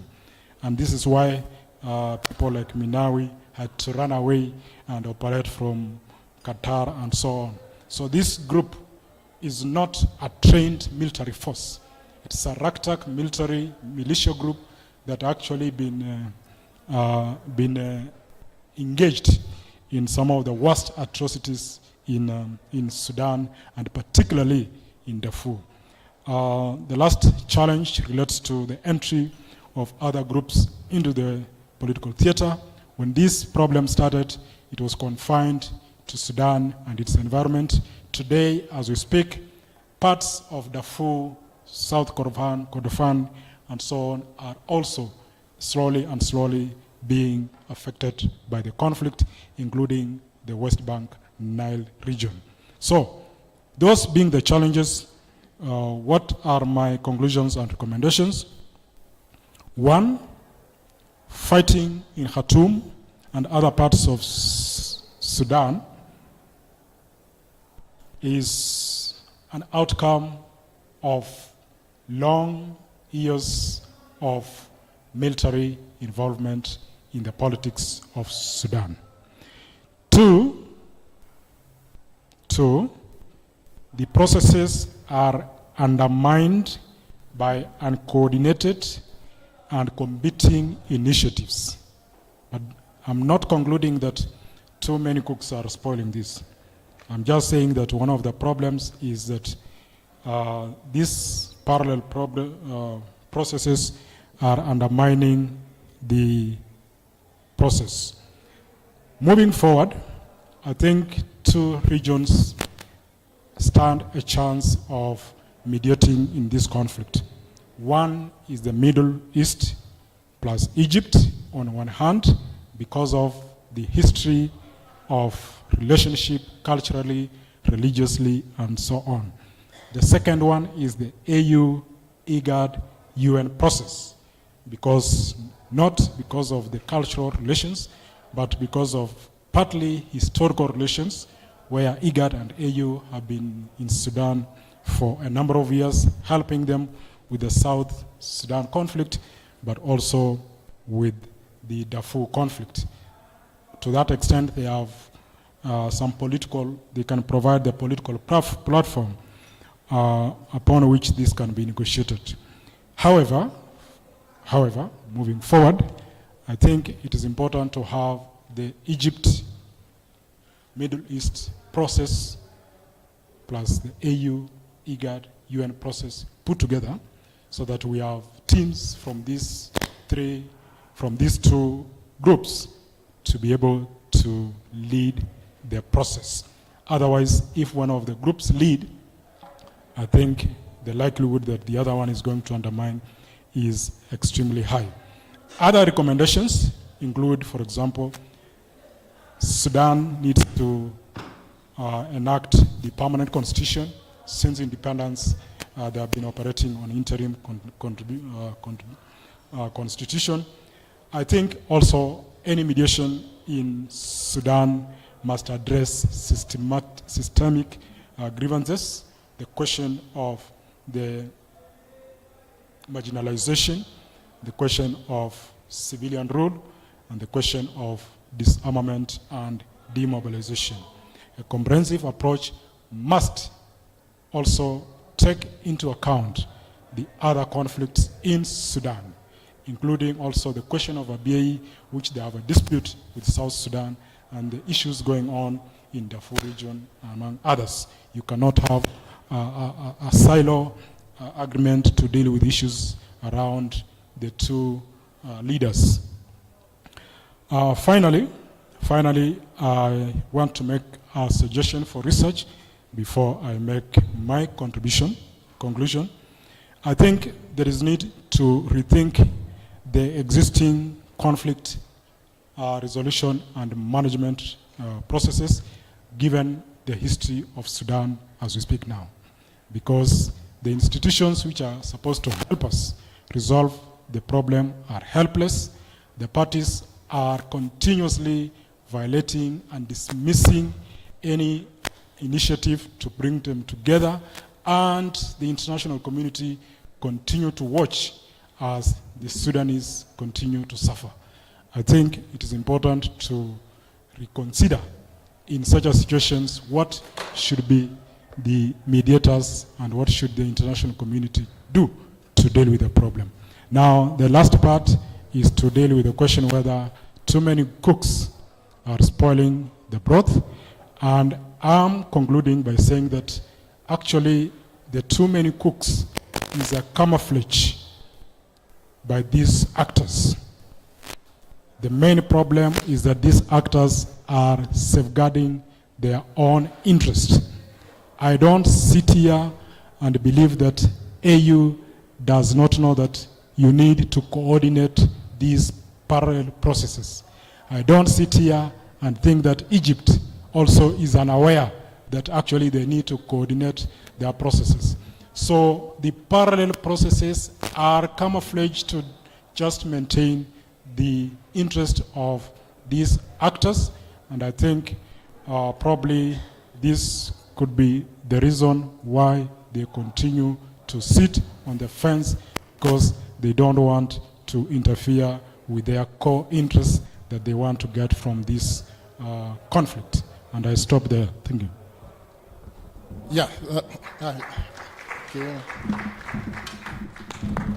Yeah, thank you, Dr. Kizito, for that very informative presentation.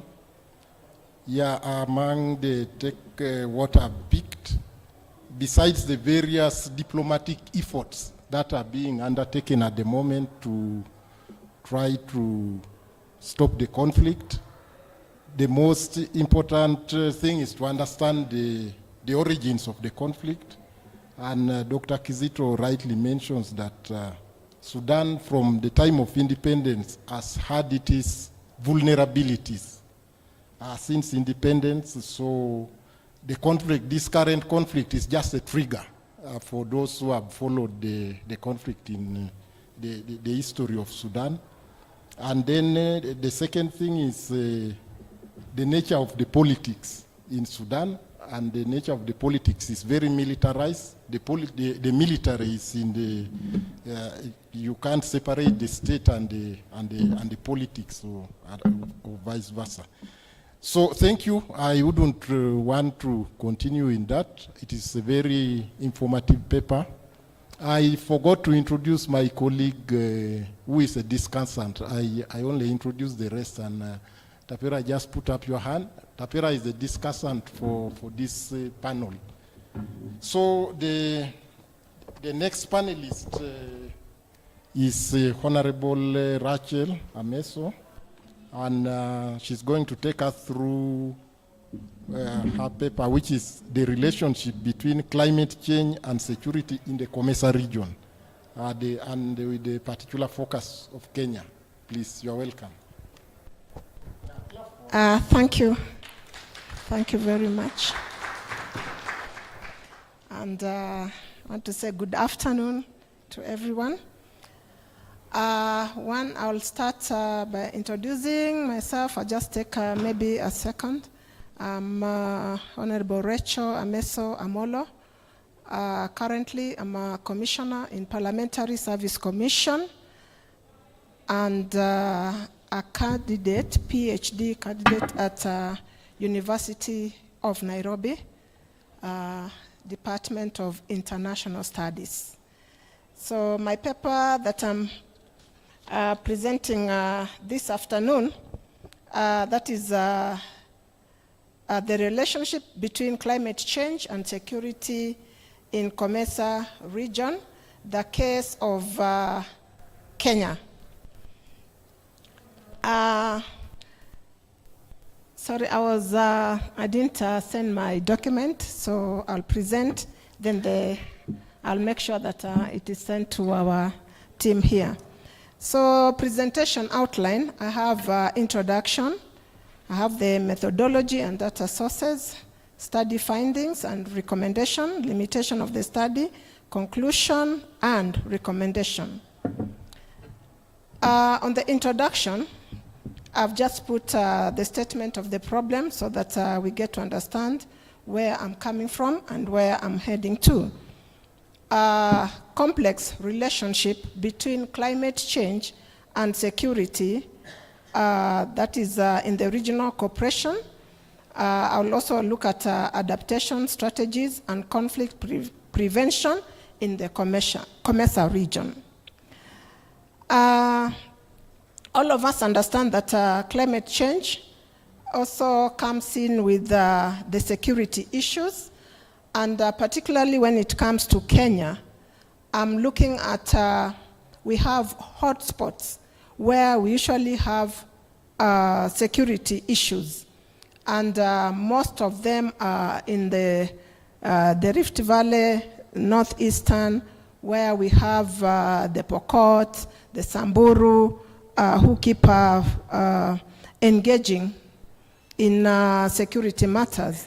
And when you look at it, in most cases, it's because of resources, scarcity of resources. Where they have no enough resources, the water points are not there for their animals to feed. The adverse effects of climate change, that is one, water scarcity and changing of rainfall patterns. Because of the security issues, where they are looking for where to feed their cattle, it also brings in the climate change issues. Then it also brings in the implication of food security, water resources, livelihoods, and social stability in the region. We are also looking at the conflict explosion, that is new challenges of climate-related conflict. And then the new stimulus, community conflict with the arid and semi-arid land, region communities engaging in struggle over water and pasture, that is in Kenya, a case of Kapedo, Baragoi, and Mchongoi. So what are the objectives of this study? One of the objectives is investigate the relationship between climate change effects and security in COMESA region. Then determine key security issues associated with climate change and the impact on community stability, strategies to attaining national security, and the livelihoods of the population in COMESA region. The last one, evaluate the adaptive strategies for regional cooperation and collective action to address the security implications of climate change in COMESA region. We looked at the data sources. For the secondary, data analysis was conducted on policy documents and government reports, news media, and academic publications. Climate-related incidents, including extreme weather events, floods, and droughts in different regions, and economic indicators and migration patterns. Then we also analysis to insight the motive for the migration of the population and the cause of insecurities in the regions they settled. Critical theoretical analysis and systematic reviews of trends, patterns, and correlation between climate change and the insecurity challenges and effectiveness of the adaptive strategies to be undertaken and the success of such strategies in addressing climate change in the region. The study findings, the climate projection, there will be an increase of from 1.2 to 2.2 exertia increase in temperatures by the year 2050. The other projection will be increase in frequency and intensity of heavy rainfall. The third one, which is a projection, increase in severity of dry spells and duration of heat waves. This one we've seen in Mombasa, the heat waves are always increasing because of the issues to do with the climate change. Then there'll be an increase from 16 to 42 centimeter rise in the sea levels. So the key climate impact, when we look at agriculture, agriculture reduced grain yields and quality heat stress in livestock, damage to crops and land.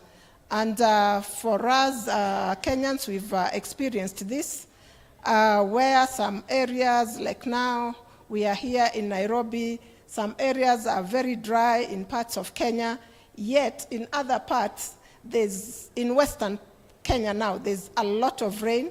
So as we are being told, there will be no El Nino, yet in Western Kenya, to them they are saying there's El Nino.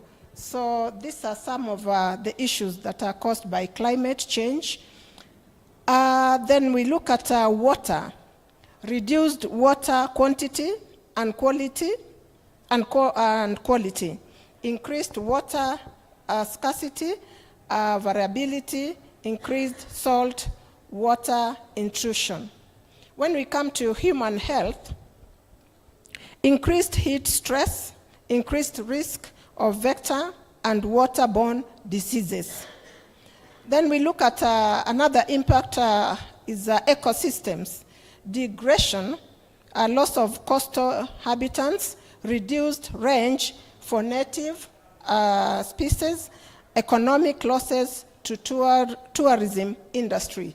As Kenya, we have experienced these losses to tourism industry. Energy and infrastructure, reduced hydropower capacity, increased flooding and landslide, damage to infrastructure. This one we've seen happening on Mayo Road as you head to Narok, that end. Then the continuation of findings during these studies is we also looked at the hotspots of recurring pastoralist violence. When you look at, sorry I didn't have the projection, but I'll just read and you'll see this document where we've colored red. That is where the hotspots for violence. There's Lamu, there's Kapenguria, there's Kapedo, there's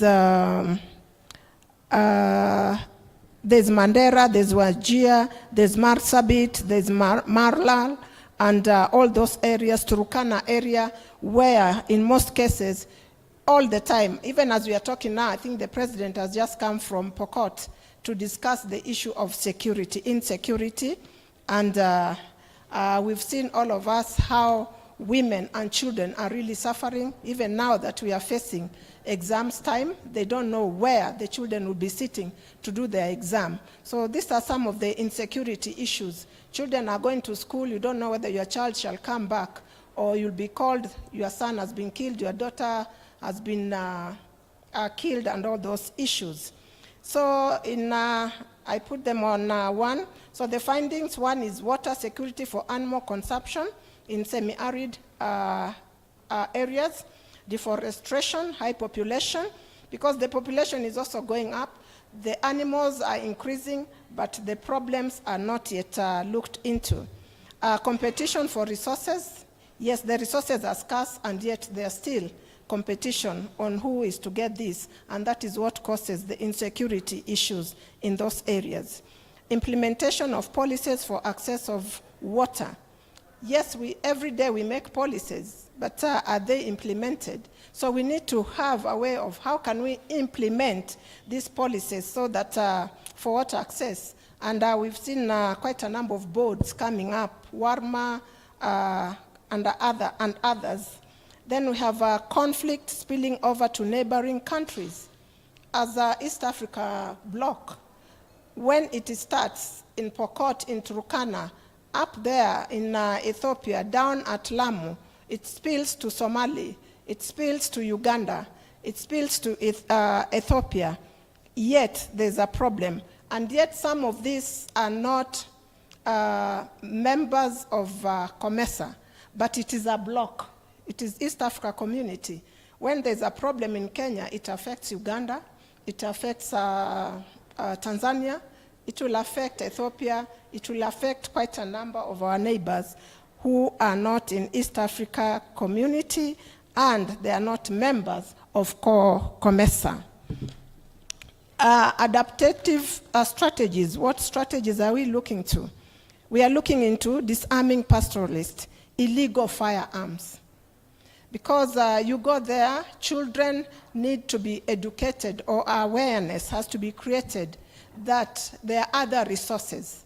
If you go to school and you get education, you'll be able to know how to feed your animals, and then your cattle are not the only what you can have. By achieving education, you'll get to know how to help the community. And then the young children, because they're not taken to school, they wake up because they want to defend the community.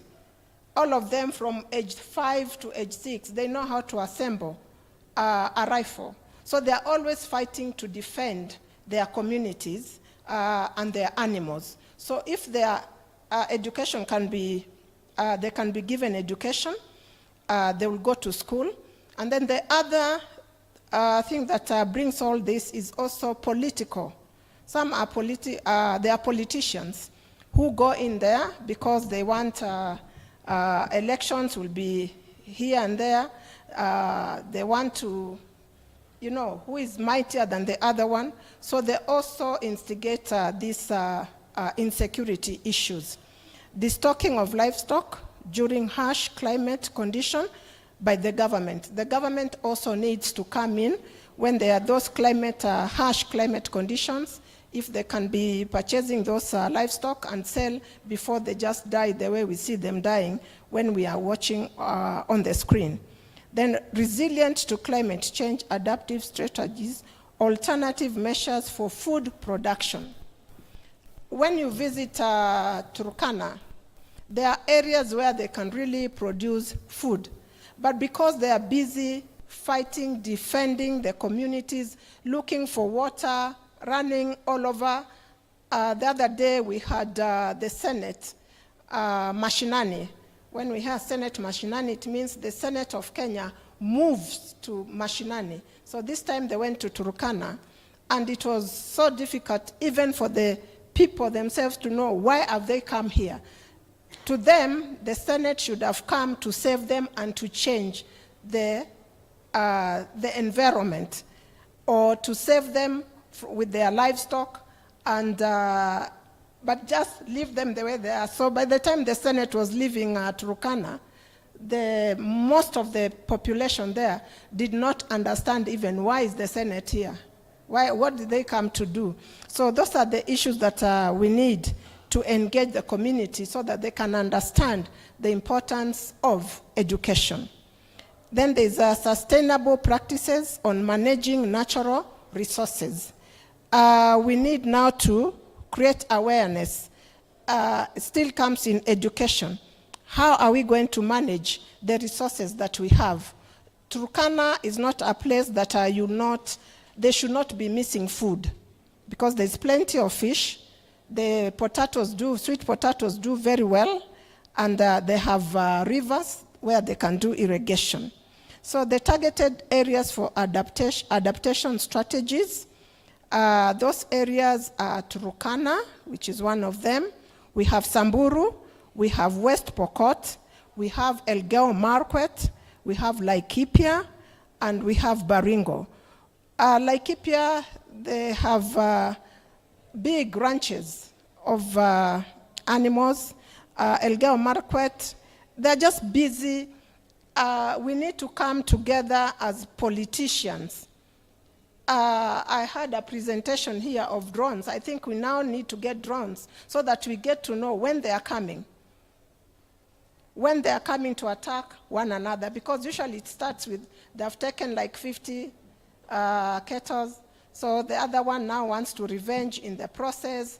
They kill one another, and by the time you come to realize, the other day, the cabinet secretary, Kindiki, was speaking from one point, and behind him, they were fighting. So it becomes very challenging when it comes even for the government to save these communities. So what are the limitations of the study? The study utilized secondary data, which might be biased on the strategies for adoption. Primary data would give an opportunity to engage the communities in the arid and semi-arid as key stakeholders. Recommendations. There's need for further study using primary data as an integral part of sustainable adaptation strategies for reduction in conflict in arid and semi-arid land. My conclusion here and recommendation, effect of climate change has affected the pastoralists and the farmers in Kenya, which has resulted in a rise in conflict, and that is insecurity. So some of the recommendation here is if we can have integrated water resource management policies put in place, and they have to be monitored from time to time and evaluated. Then we have agricultural and rural development policies. This to see that, do we have enough food? Are they engaging in agricultural, be it with their animals, or are they farming? And because the land is fertile, but there's no one to work on it. Yes, at times there's no rain, but we can do irrigation. Then we have disaster risk reduction strategies. The strategies have to be put in place from time to time, and we have to keep on monitoring from time to time. And that brings me to the conclusion of this paper. Asanteni, and God bless you all. Thank you.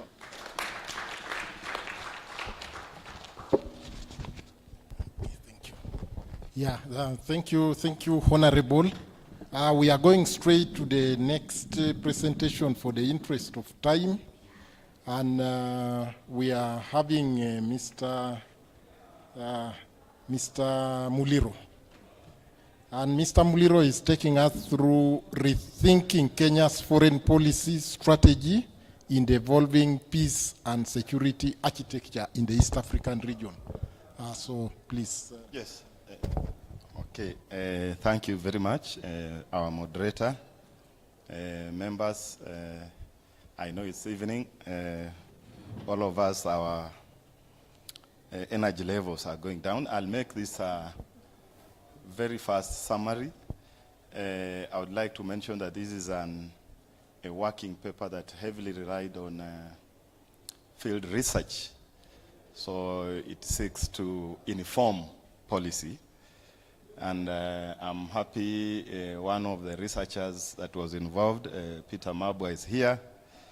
I also want to inform very fast that I can see my students in the audience. Please don't get tired. You already know the tone of my voice. So from the beginning, I also want to say that those who are looking at the papers, you did justice to this topic. It wasn't like that, but then I can see there was some panel beating. So I would give a context. It has already been mentioned, the Horn of Africa, the previous presenters, but I'll try to pitch that towards Kenya's foreign policy. We'll look at the introduction. There is methodology. I'll not look at that in the interest of time. Theory, exactly the same, Dr. Tiang, what you are talking about, the theory. I'll look at the key issues, then mention the findings. But at the back of my mind, I would wish that this paper requires a lot of input from the audience.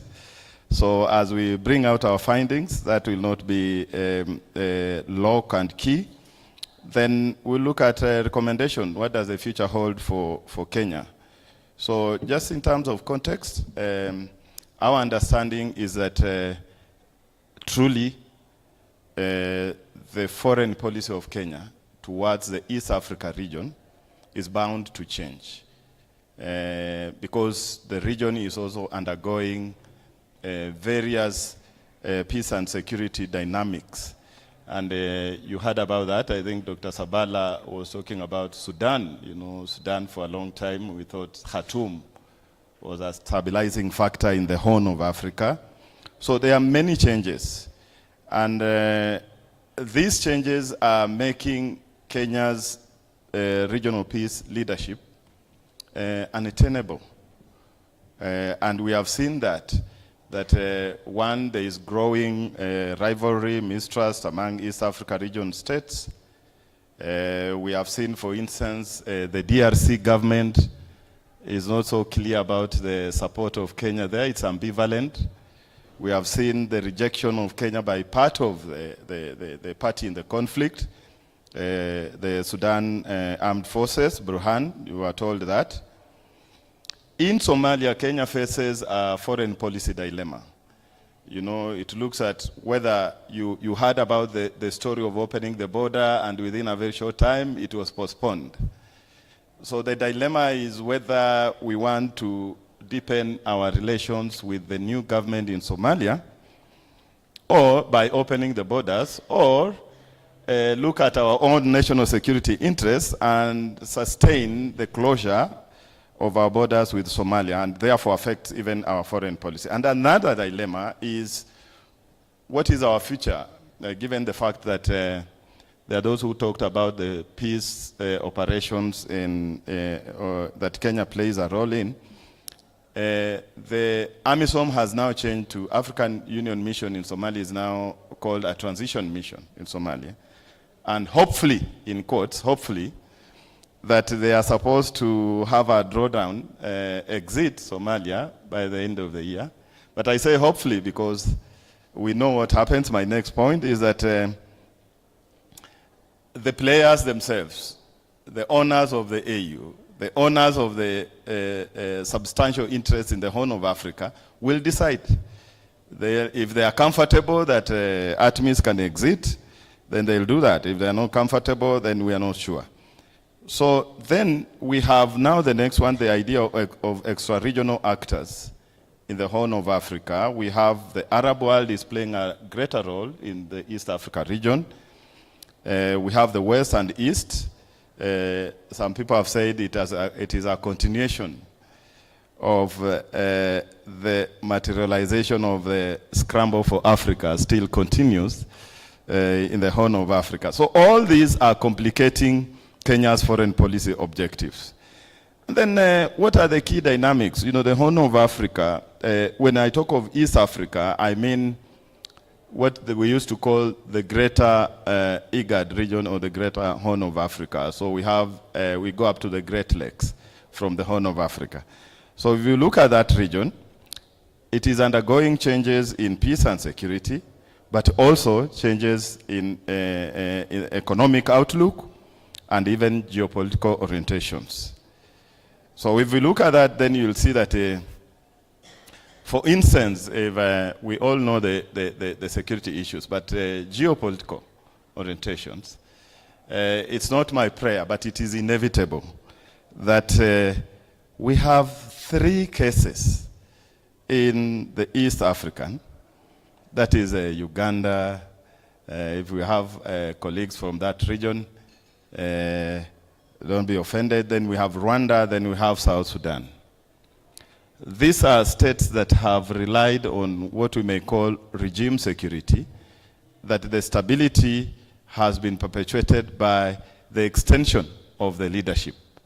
That there are countries that have had the longest serving leaders that we believe, if they are not there, there'll be a slight change in the security and geopolitics of East Africa.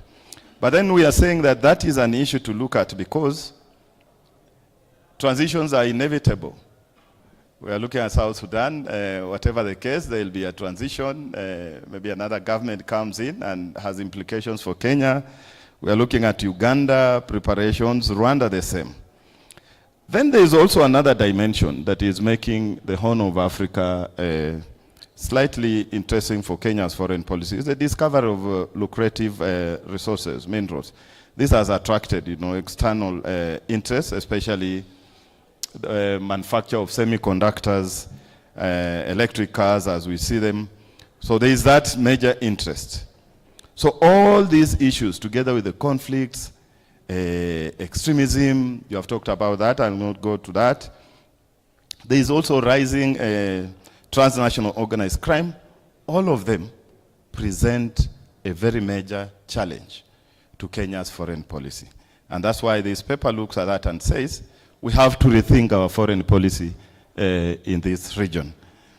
So just a backgrounder on Kenya's, sorry, I was told this, I forgot about this. Yes, I was so live. Maybe you can, yeah. Sorry, I forgot that. Okay, the most constant factor in Kenya's foreign policy, especially in the region, has been what we all know, peace diplomacy, what some people call diplomacy of conflict management and peaceful coexistence. Kenya, I heard that here, it is the same thing. Kenya, as part of its foreign policy, has been trying to project itself as an oasis of peace in a very volatile region. So that is also strategic. But one of the desktop data we came across ranked the East African region, especially the Horn of Africa, as one of the most conflicted and volatile parts of the world. That in 2012, for instance, at almost all states were at conflict, the Horn of Africa. 9 of them were involved in active armed conflict. And at this time now we are seeing even a further transition that new members are joining that we thought are now stable. We have seen instantaneous escalations. That is in Ethiopia. Somalia continues. South Sudan is almost what people call a forgotten conflict now that we have Sudan. We have also challenges of climate change. She has talked about that. And actually that is the reason behind the earlier IGAD with double D. So then, looking at this, we examined, and in our research we were looking at Kenya. I like the theme today because when I came in, I saw earlier there was a group, I think Dr. Tiang and the lady were looking at very many peace operations that Kenya has involved itself in. And we could be asking ourselves, why? You know, there's a situation of getting engaged in so many peace operations that you thin out yourself.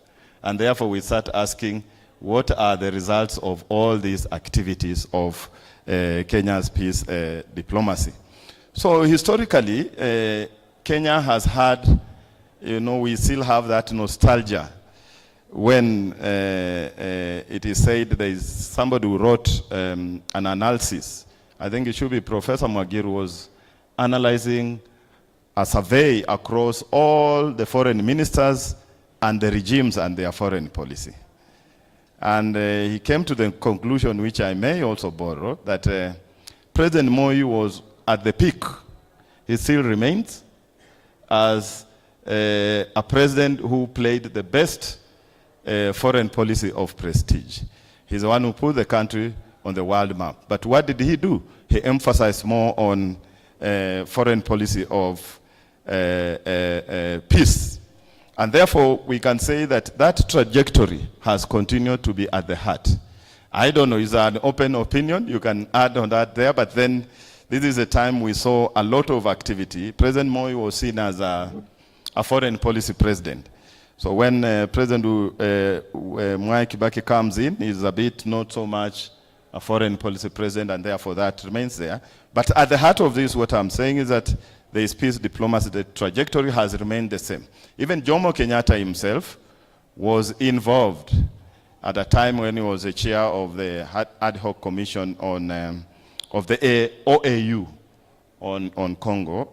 Then we know President Moi, a lot of mediation, including Uganda, across all that. Then we have President Kibaki, the outlook in our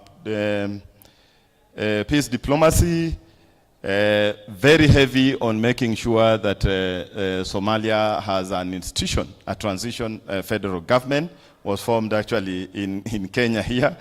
And then we are looking at the implementation of the Comprehensive Peace Agreement that saw the independence of South Sudan.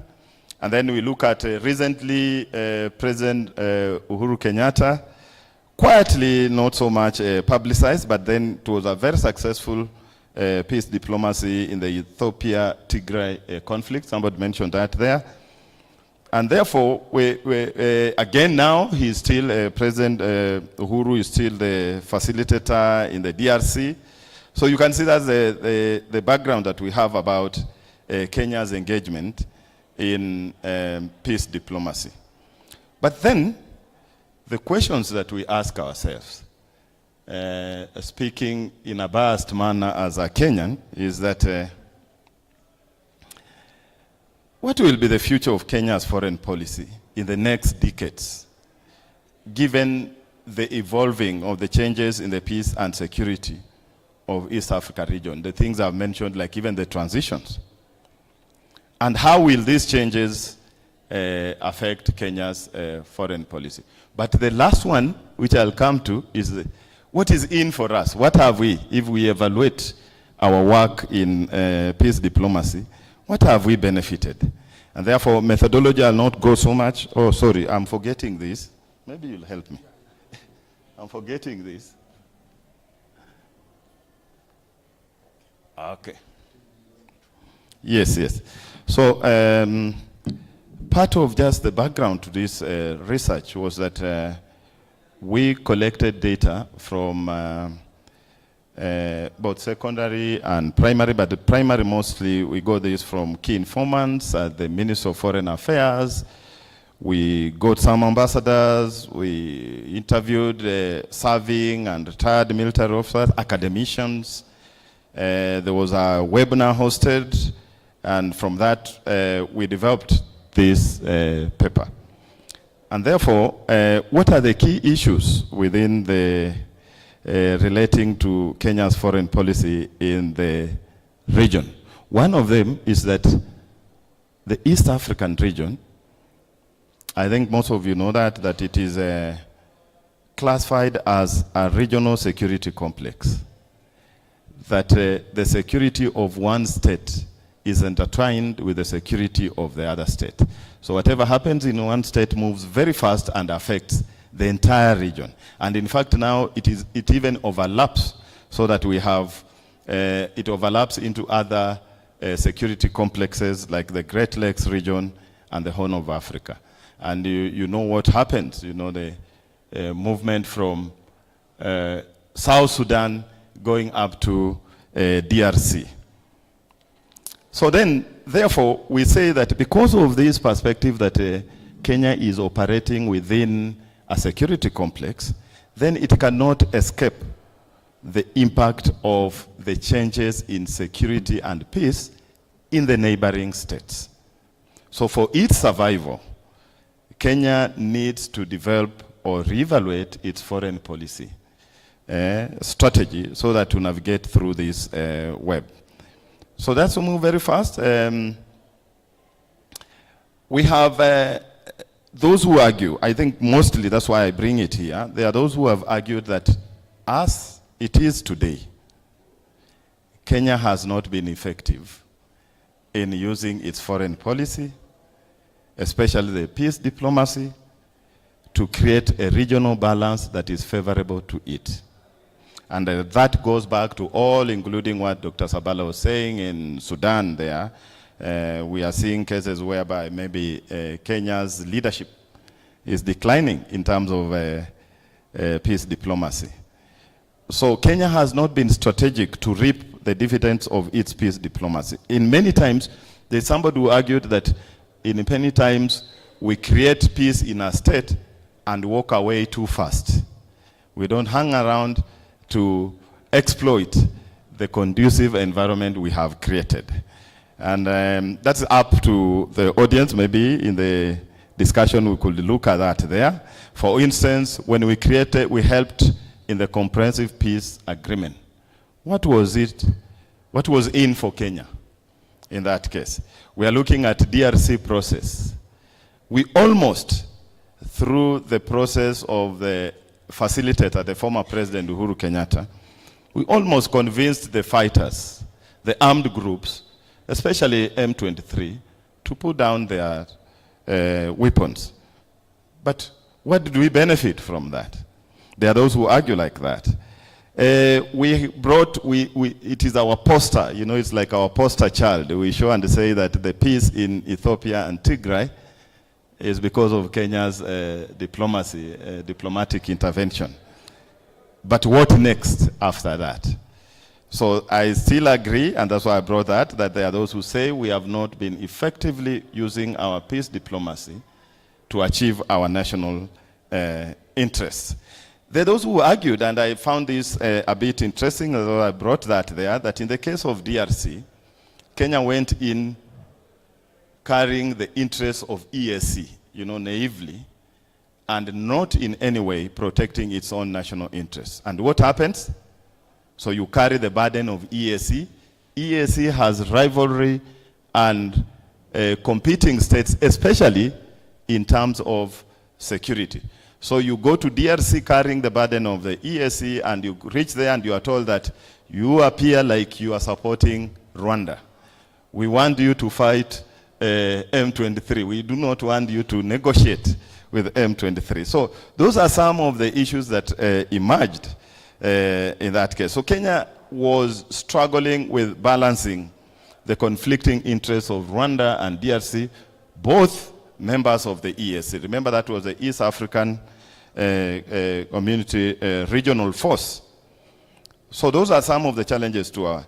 Then there are those who argue that peace diplomacy should actually be transaction, that Kenya needs to see its role in peace and diplomacy as a way of purely first securing its national interests before doing the work of what another informant called charity. So the case I said, maybe stay around.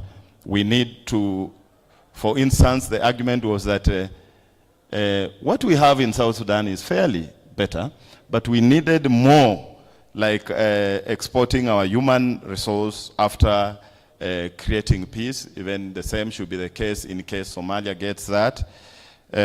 Entrepreneurs, professionals, so that Kenya can benefit from the peace environment it creates within the region. But then, the leadership of Kenya now, just to emphasize this, there are those who argue that we are no longer leaders in peace diplomacy within the region. So I'm just raising this. You can look at that. Maybe I'm wrong. And the reason is because of what Dr. Sabala mentioned, and the group that talked about peace operations did that there about that, that we are seeing cases where Kenya has made, maybe appeared like it is almost everywhere and nowhere in terms of peace diplomacy. And one person gave us the example of DRC and said, when you see in DRC SADC coming in, SADC is simply the presentation of Angola and South Africa, because they have realized, because in DRC, the region allowed Kenya to lead. But have we asked ourselves, where did we lose the leadership? So when SADC came in, that's Angola and South Africa. So this military person argued that because they realized that Kenya is not strategically the big boy they thought, because Kenya was actually stuttering in the peace process in DRC, and therefore it looks like they're coming in to supplant the position of Kenya. There are other arguments that our foreign policy remains very reactionary. Somebody called it the foreign policy of survival. That Kenya is making decisions within the region driven by pressure from, that is domestic pressure. So if you can help us give fertilizer, then we are ready to go against the AU position on Western Sahrawi. So if you are there, you can sort our politics. Maandamano is very heavy, you can bring, then we are ready to drastically forego our established foreign policy principles. So they say it is reactionary and foreign policy of survival. Very fast, I'll move to some of the findings that we got here. And one of them is that our foreign policy, or our position in the region, is waning. And the indicators I've mentioned, that rejection of Kenya's leadership in the IGAD. Tshisekedi is uncomfortable with Kenya in DRC. And then there is the idea of multiple peace processes emerging, where Kenya finds itself in the midst of high-octane politics. So there is the debate between, and I think this one was very interesting, and I would like to hear from the members. One of the experts from East Africa Standby Force told us that there is a growing trend within the East Africa region where the states are leaning towards ad hoc deployments so that they can move in with their own interests. And they are moving away from the established multilateral mechanisms. And therefore, the debate was between, is it for Kenya's interest to pursue its diplomacy within the region through multilateralism or bilateralism? And the argument was that instead of allowing the EAC, the East Africa Regional Force, we should have used the existing mechanism, which is, not mostly used. Maybe we can say he was biased. But he says, where is the East Africa Standby Force? The planning element is in Nairobi here. The headquarters in Addis. So all that is already, they have done joint training. It is already programmed for the purposes of regional peace. But have you asked, we ask ourselves, why did the regional states move for the ad hoc deployment through a regional organization that is more entrenched in economic issues and integration than peace issues. And the argument was that it allows states to carry on their interest into the intervention. And then I think I've talked about that materialization of Scramble for Africa. Let me just move very fast. Another issue that emerges, which affects Kenya's foreign policy in the region, is the maritime domain and blue economy resources. So Kenya was the first one to organize that in the region, and we thought it will now enjoy the benefits of first mover advantage. But where we are facing challenges from Tanzania, investment in shipping sector there, and there are those who say that even the maritime advantages that Kenya has attracted more peace and security challenges, which require focus, but the country seems to be more focused on the economic aspect. So we are looking at issues of piracy, transnational organized crime, overfishing, dumping, and the rest there. Okay, good. Then we have, just slightly, very briefly, I'll touch on the cases. For Somalia, we have a new president in place. That is an opportunity. A new administration is more friendly to Kenya, and that is why Kenya wanted to open the borders, but then it was postponed because of the challenges of Al-Shabaab. But then the issues that rise are ATMIS is on its way. In fact, one of the biggest challenges that makes Kenya feel it's in a fix is that one of the forward observer bases called Garilie that Kenya handed over to the Somali government was immediately taken over by Al-Shabaab. So there are those challenges there as a frontline state. Then there is the multiplicity of extraterritorial actors. Even South Sudan, we were told that we have other actors that support that. The DRC case, I've talked about SADC, ERSF. What do we have as our, just to conclude this, our recommendations? For the government of Kenya, we have one. That this coming from our research is that we have to re-establish or maybe establish the special diplomatic envoys that we used to have, fully structured and funded secretariats. We have seen our facilitator. The former president is actually in that bracket, but he's facing challenges of domestic politics and other issues. So it looks like Kenya is not fully coming out to support that position. Then we have the issue of using the East Africa Standby Force, which I've mentioned. Then we have the idea of scenario analysis. So there are those who say that Kenya maybe does not need to insist that it should lead the peace process in South Sudan. It can still achieve its interests because there are many actors. It can still achieve its interests by remaining behind South Sudan, which is ally, and therefore push its interests through countries like South Sudan or Egypt. And then the Minister of Foreign Affairs, there are those who say that, there are those who say about the Foreign Service Academy should be, and actually they are in the process, it should be invigorated so that we can align the skills and knowledge of our foreign service to the changing issues in the East Africa region. Then evidence-based is what we are doing here, IRSK. The government needs to do more about that there, review our templates that worked previously and customize them to the current. There is the International Cooperation Fund in the Ministry of Foreign Affairs that has not been fully used. And finally, which is very controversial, there are those who told us that Kenya needs a peace agreement with Somalia now immediately before maybe there is another government that will not be on our side.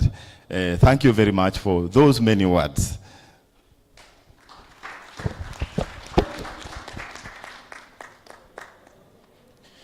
Thank you, Mr. Muliro, and I'll give the floor straight to Ms.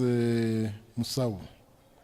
Ms. Musau has a paper, and the title is "The Enemy of My Enemy is My Friend," and the case of Ethiopia-Eritrea relationship and the 2020 Tigray crisis in Ethiopia. Yeah, you are welcome. Thank you.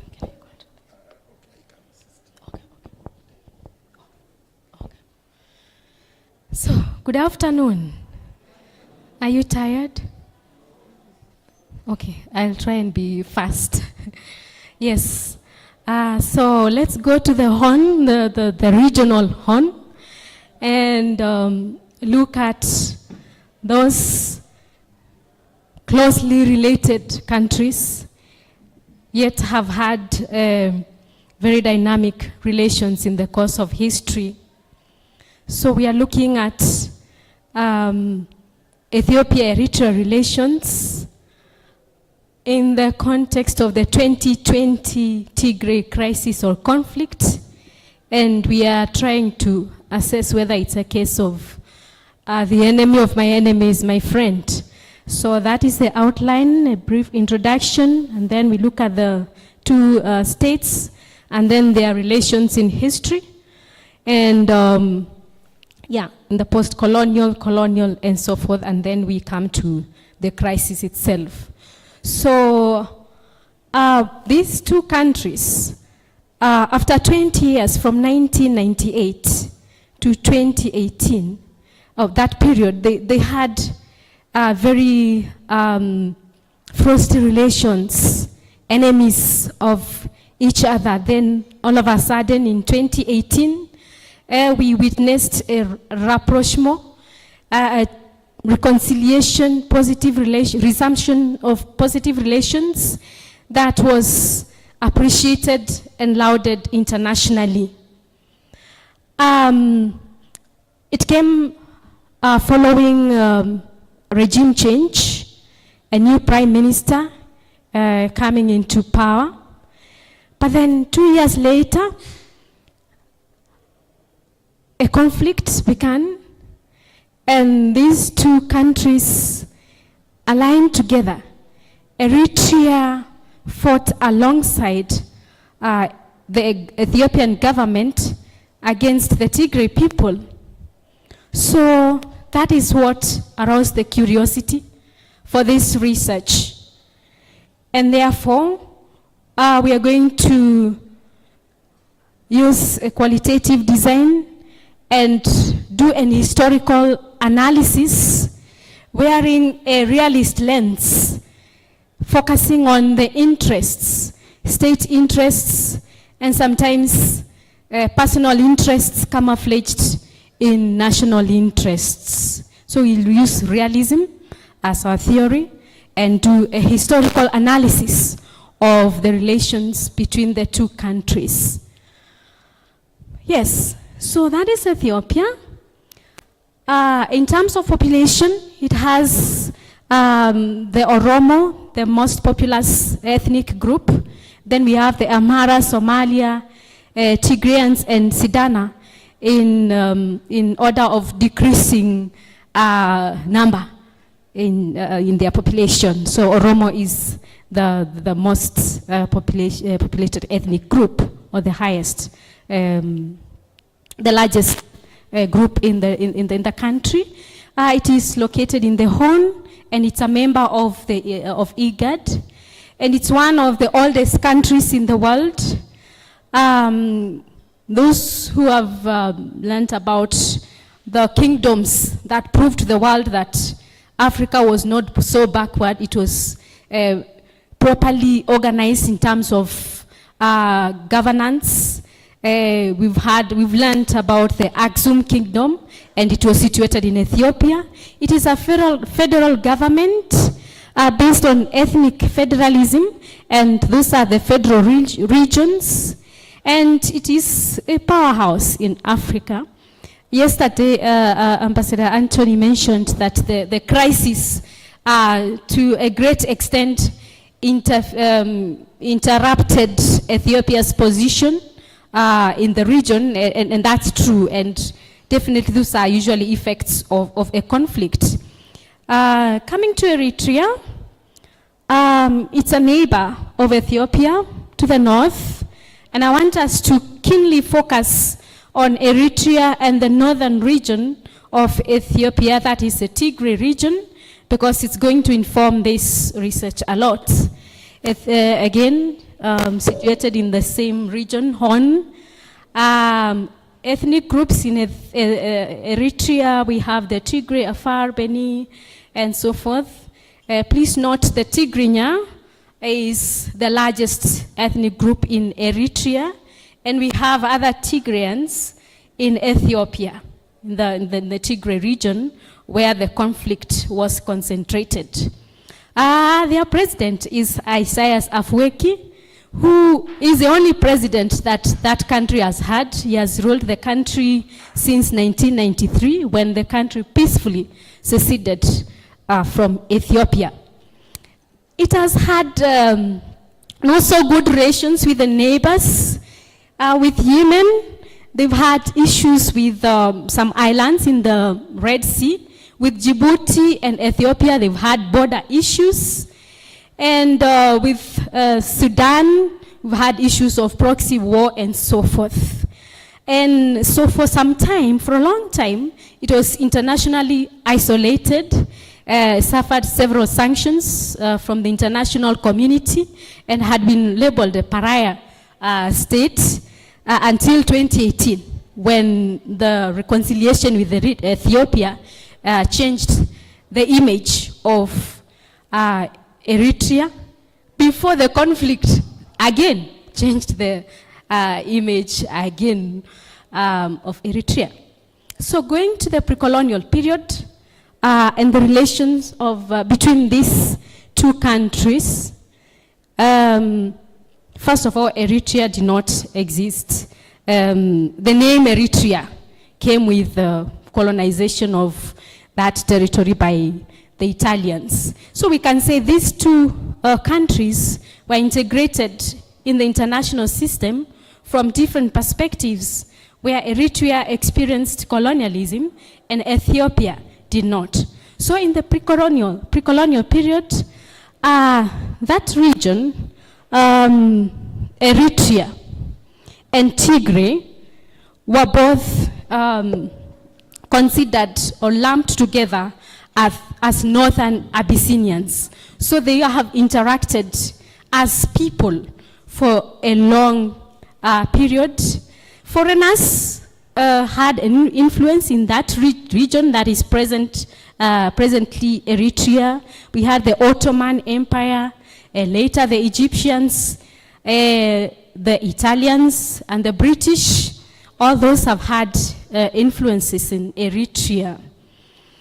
The colonial period is very important with regard to the relations between these two states, because it shaped identities and relations between the two. First of all, Ethiopia successfully resisted colonialism by defeating Italians in 1896 in the Battle of Adwa, in the reign of Menelik II. The mistake that, according to the Tigrayans, Menelik committed was that he did not pursue his victory to the northernmost region, to the periphery. He protected Addis Ababa from invasion and occupation by the Eritreans, but he left the periphery, and that's where the Italians remained and occupied the region they called Eritrea. And that brought different experiences between the two. The Tigrayans have never forgiven Menelik, because they still feel that he divided them, while they would have had a chance to remain together as one people. Yeah, so it's okay. Yes, so the colonial period, I'm still focusing on the previous slide, but it's okay. Yes. The colonial period defined the territory that is Eritrea. The Italians drew the border between Ethiopia and Eritrea and the neighbors, and that is what remained. And that colonial experience created an Eritrean identity. Before, it was part of initially the Aksum Kingdom and then the Ethiopian Empire. It also created the feeling of statehood and nationhood, which Eritrea held on to very closely and fought for until 1993. Also, the colonial economy between during Eritrea's Italians' occupation of Eritrea was different from that of Ethiopia. While that of Eritrea was doing well, the one of Ethiopia was not doing so well. So the Tigrayans in Ethiopia were tempted to move to Eritrea to search for jobs and a better life. And what the Italians did, they provided preferential treatment to the Eritreans, to the Eritrean Tigrayans. And the Ethiopian Tigrayans suffered and they felt inferior. And that created a feeling of animosity between Ethiopian Tigrayans and Eritrea. So please note that it's going to appear again in The Enemy of My Enemy is My Friend. In the 1940s, with the Second World War and Italy losing in that war, it also lost Eritrea as a colony, and therefore Eritrea was administered by British up to 1950. And then from then, the United Nations made a resolution, and it federated Eritrea with Ethiopia. And it was to be an autonomous region under the Ethiopian emperor. This federation was interpreted differently by Eritreans and the Ethiopians. While the Eritreans thought of it as a recognition from the United Nations, an acknowledgement of integrity and continuity of Eritrea and the right to exist as an independent state, Ethiopia was of a different opinion. And Ethiopia claimed or took it as a region, Eritrea as a part that, you know, the UN had allowed to become part of it. So we see a divergence of opinion with regard to its existence. The Eritreans still committed to existing as a state, and the Ethiopians committed to having Eritrea as part of its territory. And therefore, this federation was Haile Selassie dropped the federation and made Eritrea a province in an effort to still make Eritrea part of Ethiopia. So it dropped the federation and therefore the autonomy, and therefore and wanted it as a province. And that did not sit well with the Eritreans, and therefore they formed in 1961 a force, a movement, the Eritrean People's Liberation Movement, and started their struggle for independence from Ethiopia. Let's move on. So change of regime occurred in 1974 when Mengistu Haile Mariam, through a coup, deposed Haile Selassie.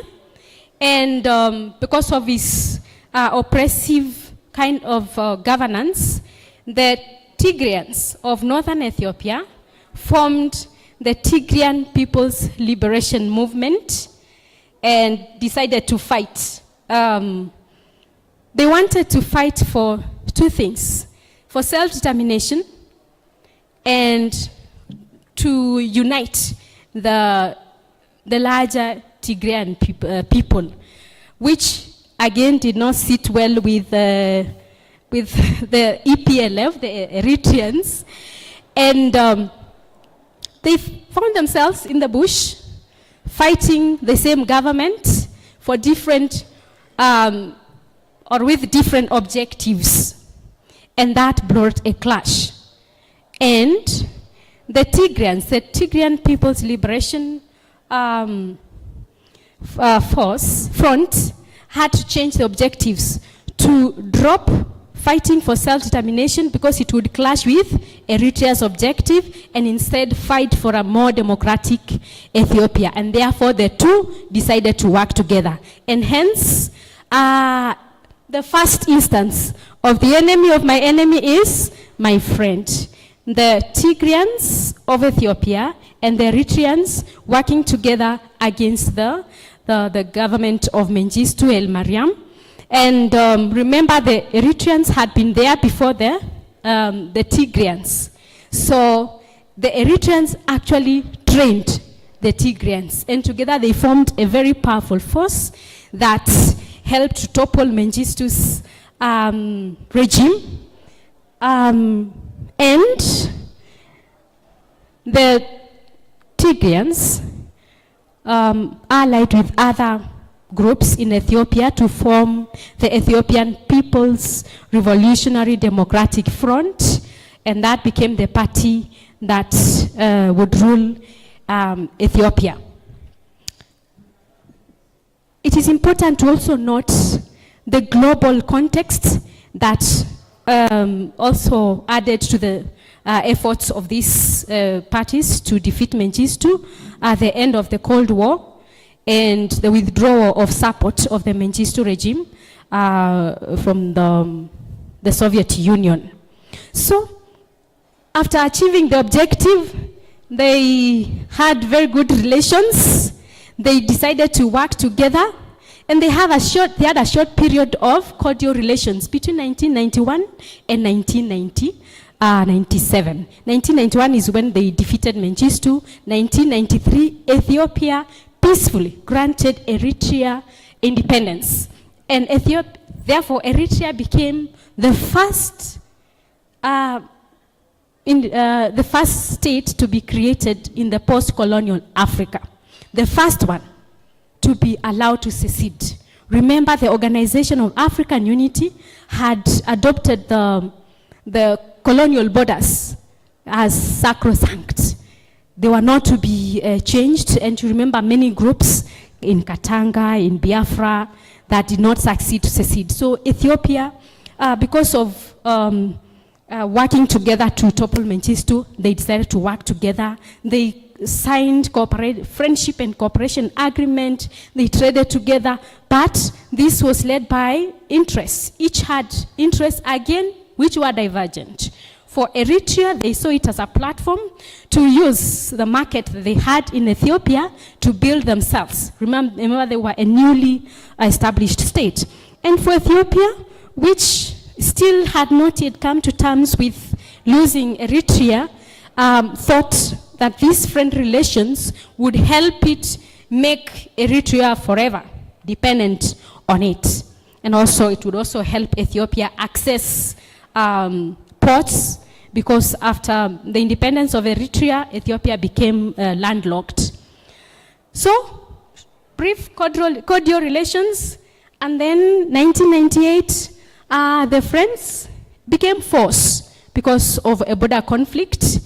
Remember when they agreed to work together, it was more of the leaders of the groups that were fighting in the forest. The EPLF under Isaias Afwerki, the current president of Eritrea, and Meles Zenawi, who was the leader of the Tigray People's Liberation Front.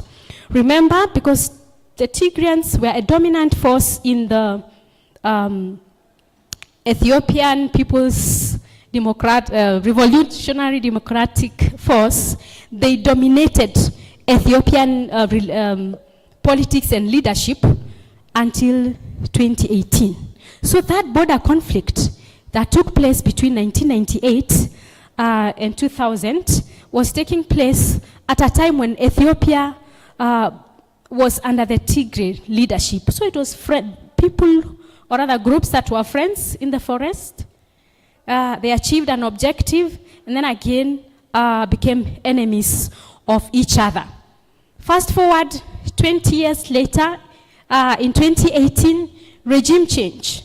And because of protests, again, anti-government protests in the country, Haile Mariam Desalegn resigned and he was replaced by Abiy Ahmed. And that marked the end of the almost 30 years Tigrayan domination of Ethiopian politics and leadership. Sweeping changes took place. First, the release of political prisoners and replacement of many Tigrayans who were in the government.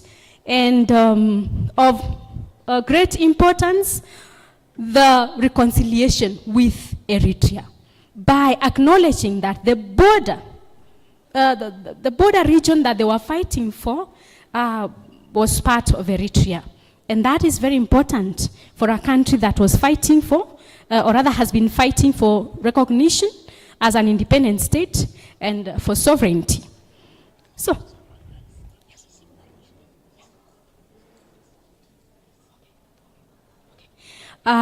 yes, so because the Tigrayans had been now gotten out of power, they were not happy. They were not even happy with the reconciliation between Ethiopia and Eritrea. So what they did, they quietly retreated to their Tigray region where they had invested a lot, militarily, politically, and in many other aspects, such that the Tigray region was the most advanced of all the other regions in Ethiopia.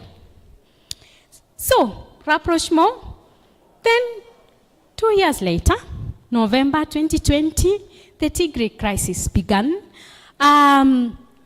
When the TPLF, the Tigrayans, retreated to their region, there was a series of tensions between them and the Abiy Ahmed-led Ethiopia. And in November,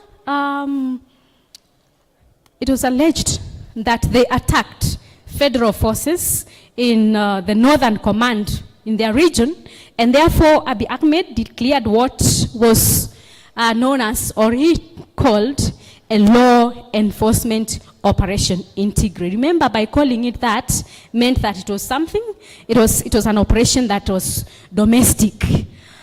Yeah, so what started as a law enforcement operation escalated into a civil war that involved domestically almost all the other ethnic groups fighting against Eritrea, the TPLF, the Tigrayans, and Eritrea, fighting alongside the government, joined the war and quickly internationalized the war, regionalized it, and brought in a new dynamic. So then,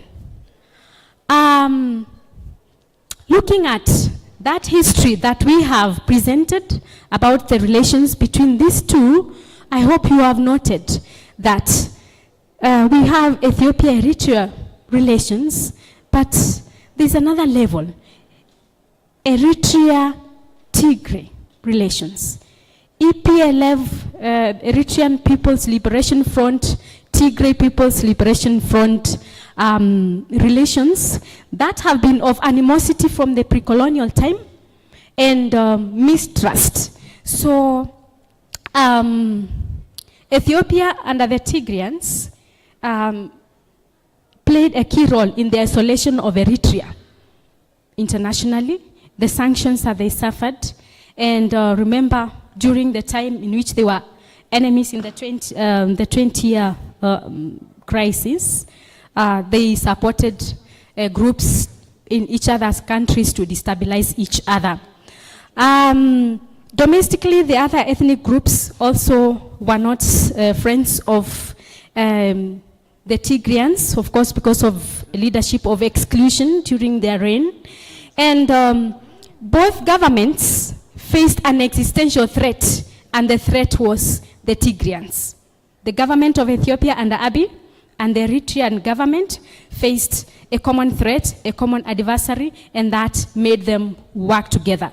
We also need to look at individual interests between the president of Eritrea and the prime minister of Ethiopia, because their leadership was also under threat from the Tigrayans, who were very militarily and economically capable. So, that is the conceptual framework. Our enemy of enemy is the enemy of my enemy is my friend. Just to conclude, it is important to note that these enemy of enemy relations or enemy-friend relations are not permanent. They keep changing. And the relation between Ethiopia and Eritrea is to a great extent shaped by the relationship between Abiy's government and... Thank you, and very sorry for interrupting this very, very interesting presentation.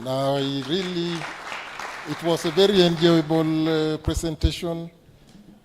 We would have wanted it to go on and on, but we had some additional information that was not initially available to us. So we have to stop in the next, I think, 5 minutes or so. Yeah, a few minutes, okay. So I'm going to be very unfair to my colleague Tapera. I'll give you only 3 minutes. If you go beyond 3 minutes, I'll give you a hard stop. I'll grab the microphone from you. Okay, okay. Yeah. Okay, you will explain. Okay. Thank you so much. I'll be very short, as long as there's a warranty for Chatham House rules. Warranty? Guaranteed? Not guarantee, warranty. Okay, so on resolving the Sudan conflict, a case of too many cooks spoiling the broth. I was learning a lot when Dr. Sabala was presenting, so I came up with another topic to augment that one. 2 men, resolving the Sudan conflict, 2 men, crooks spoiling the broth. I say so because if you look at Sudan's war, it's a history of coups and entrenched military rule.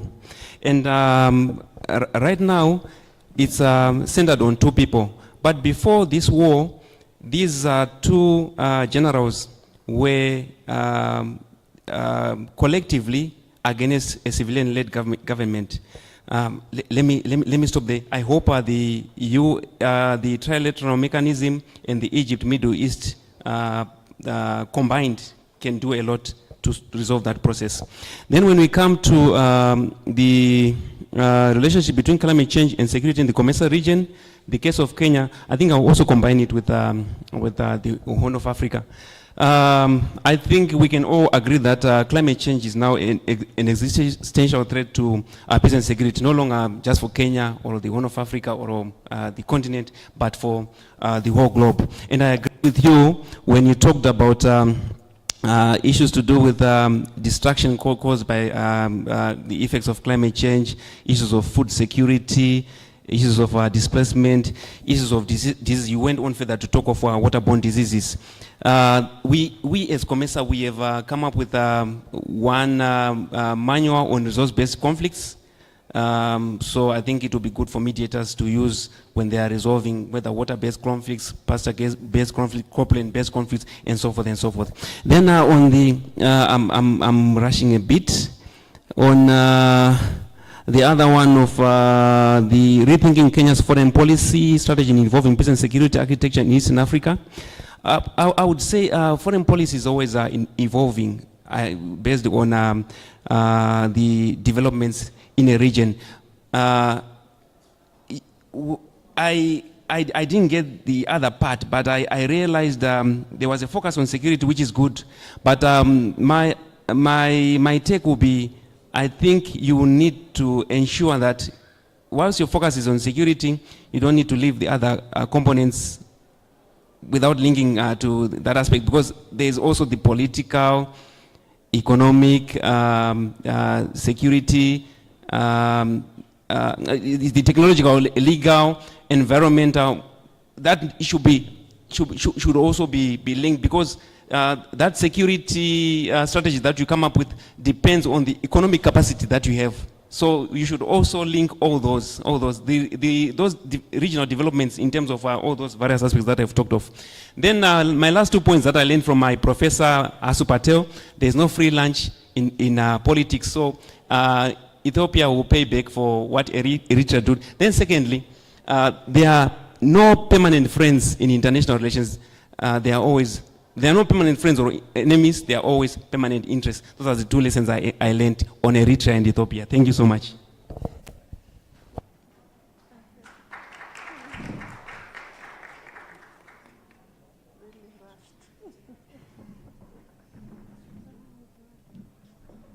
Hello, guys.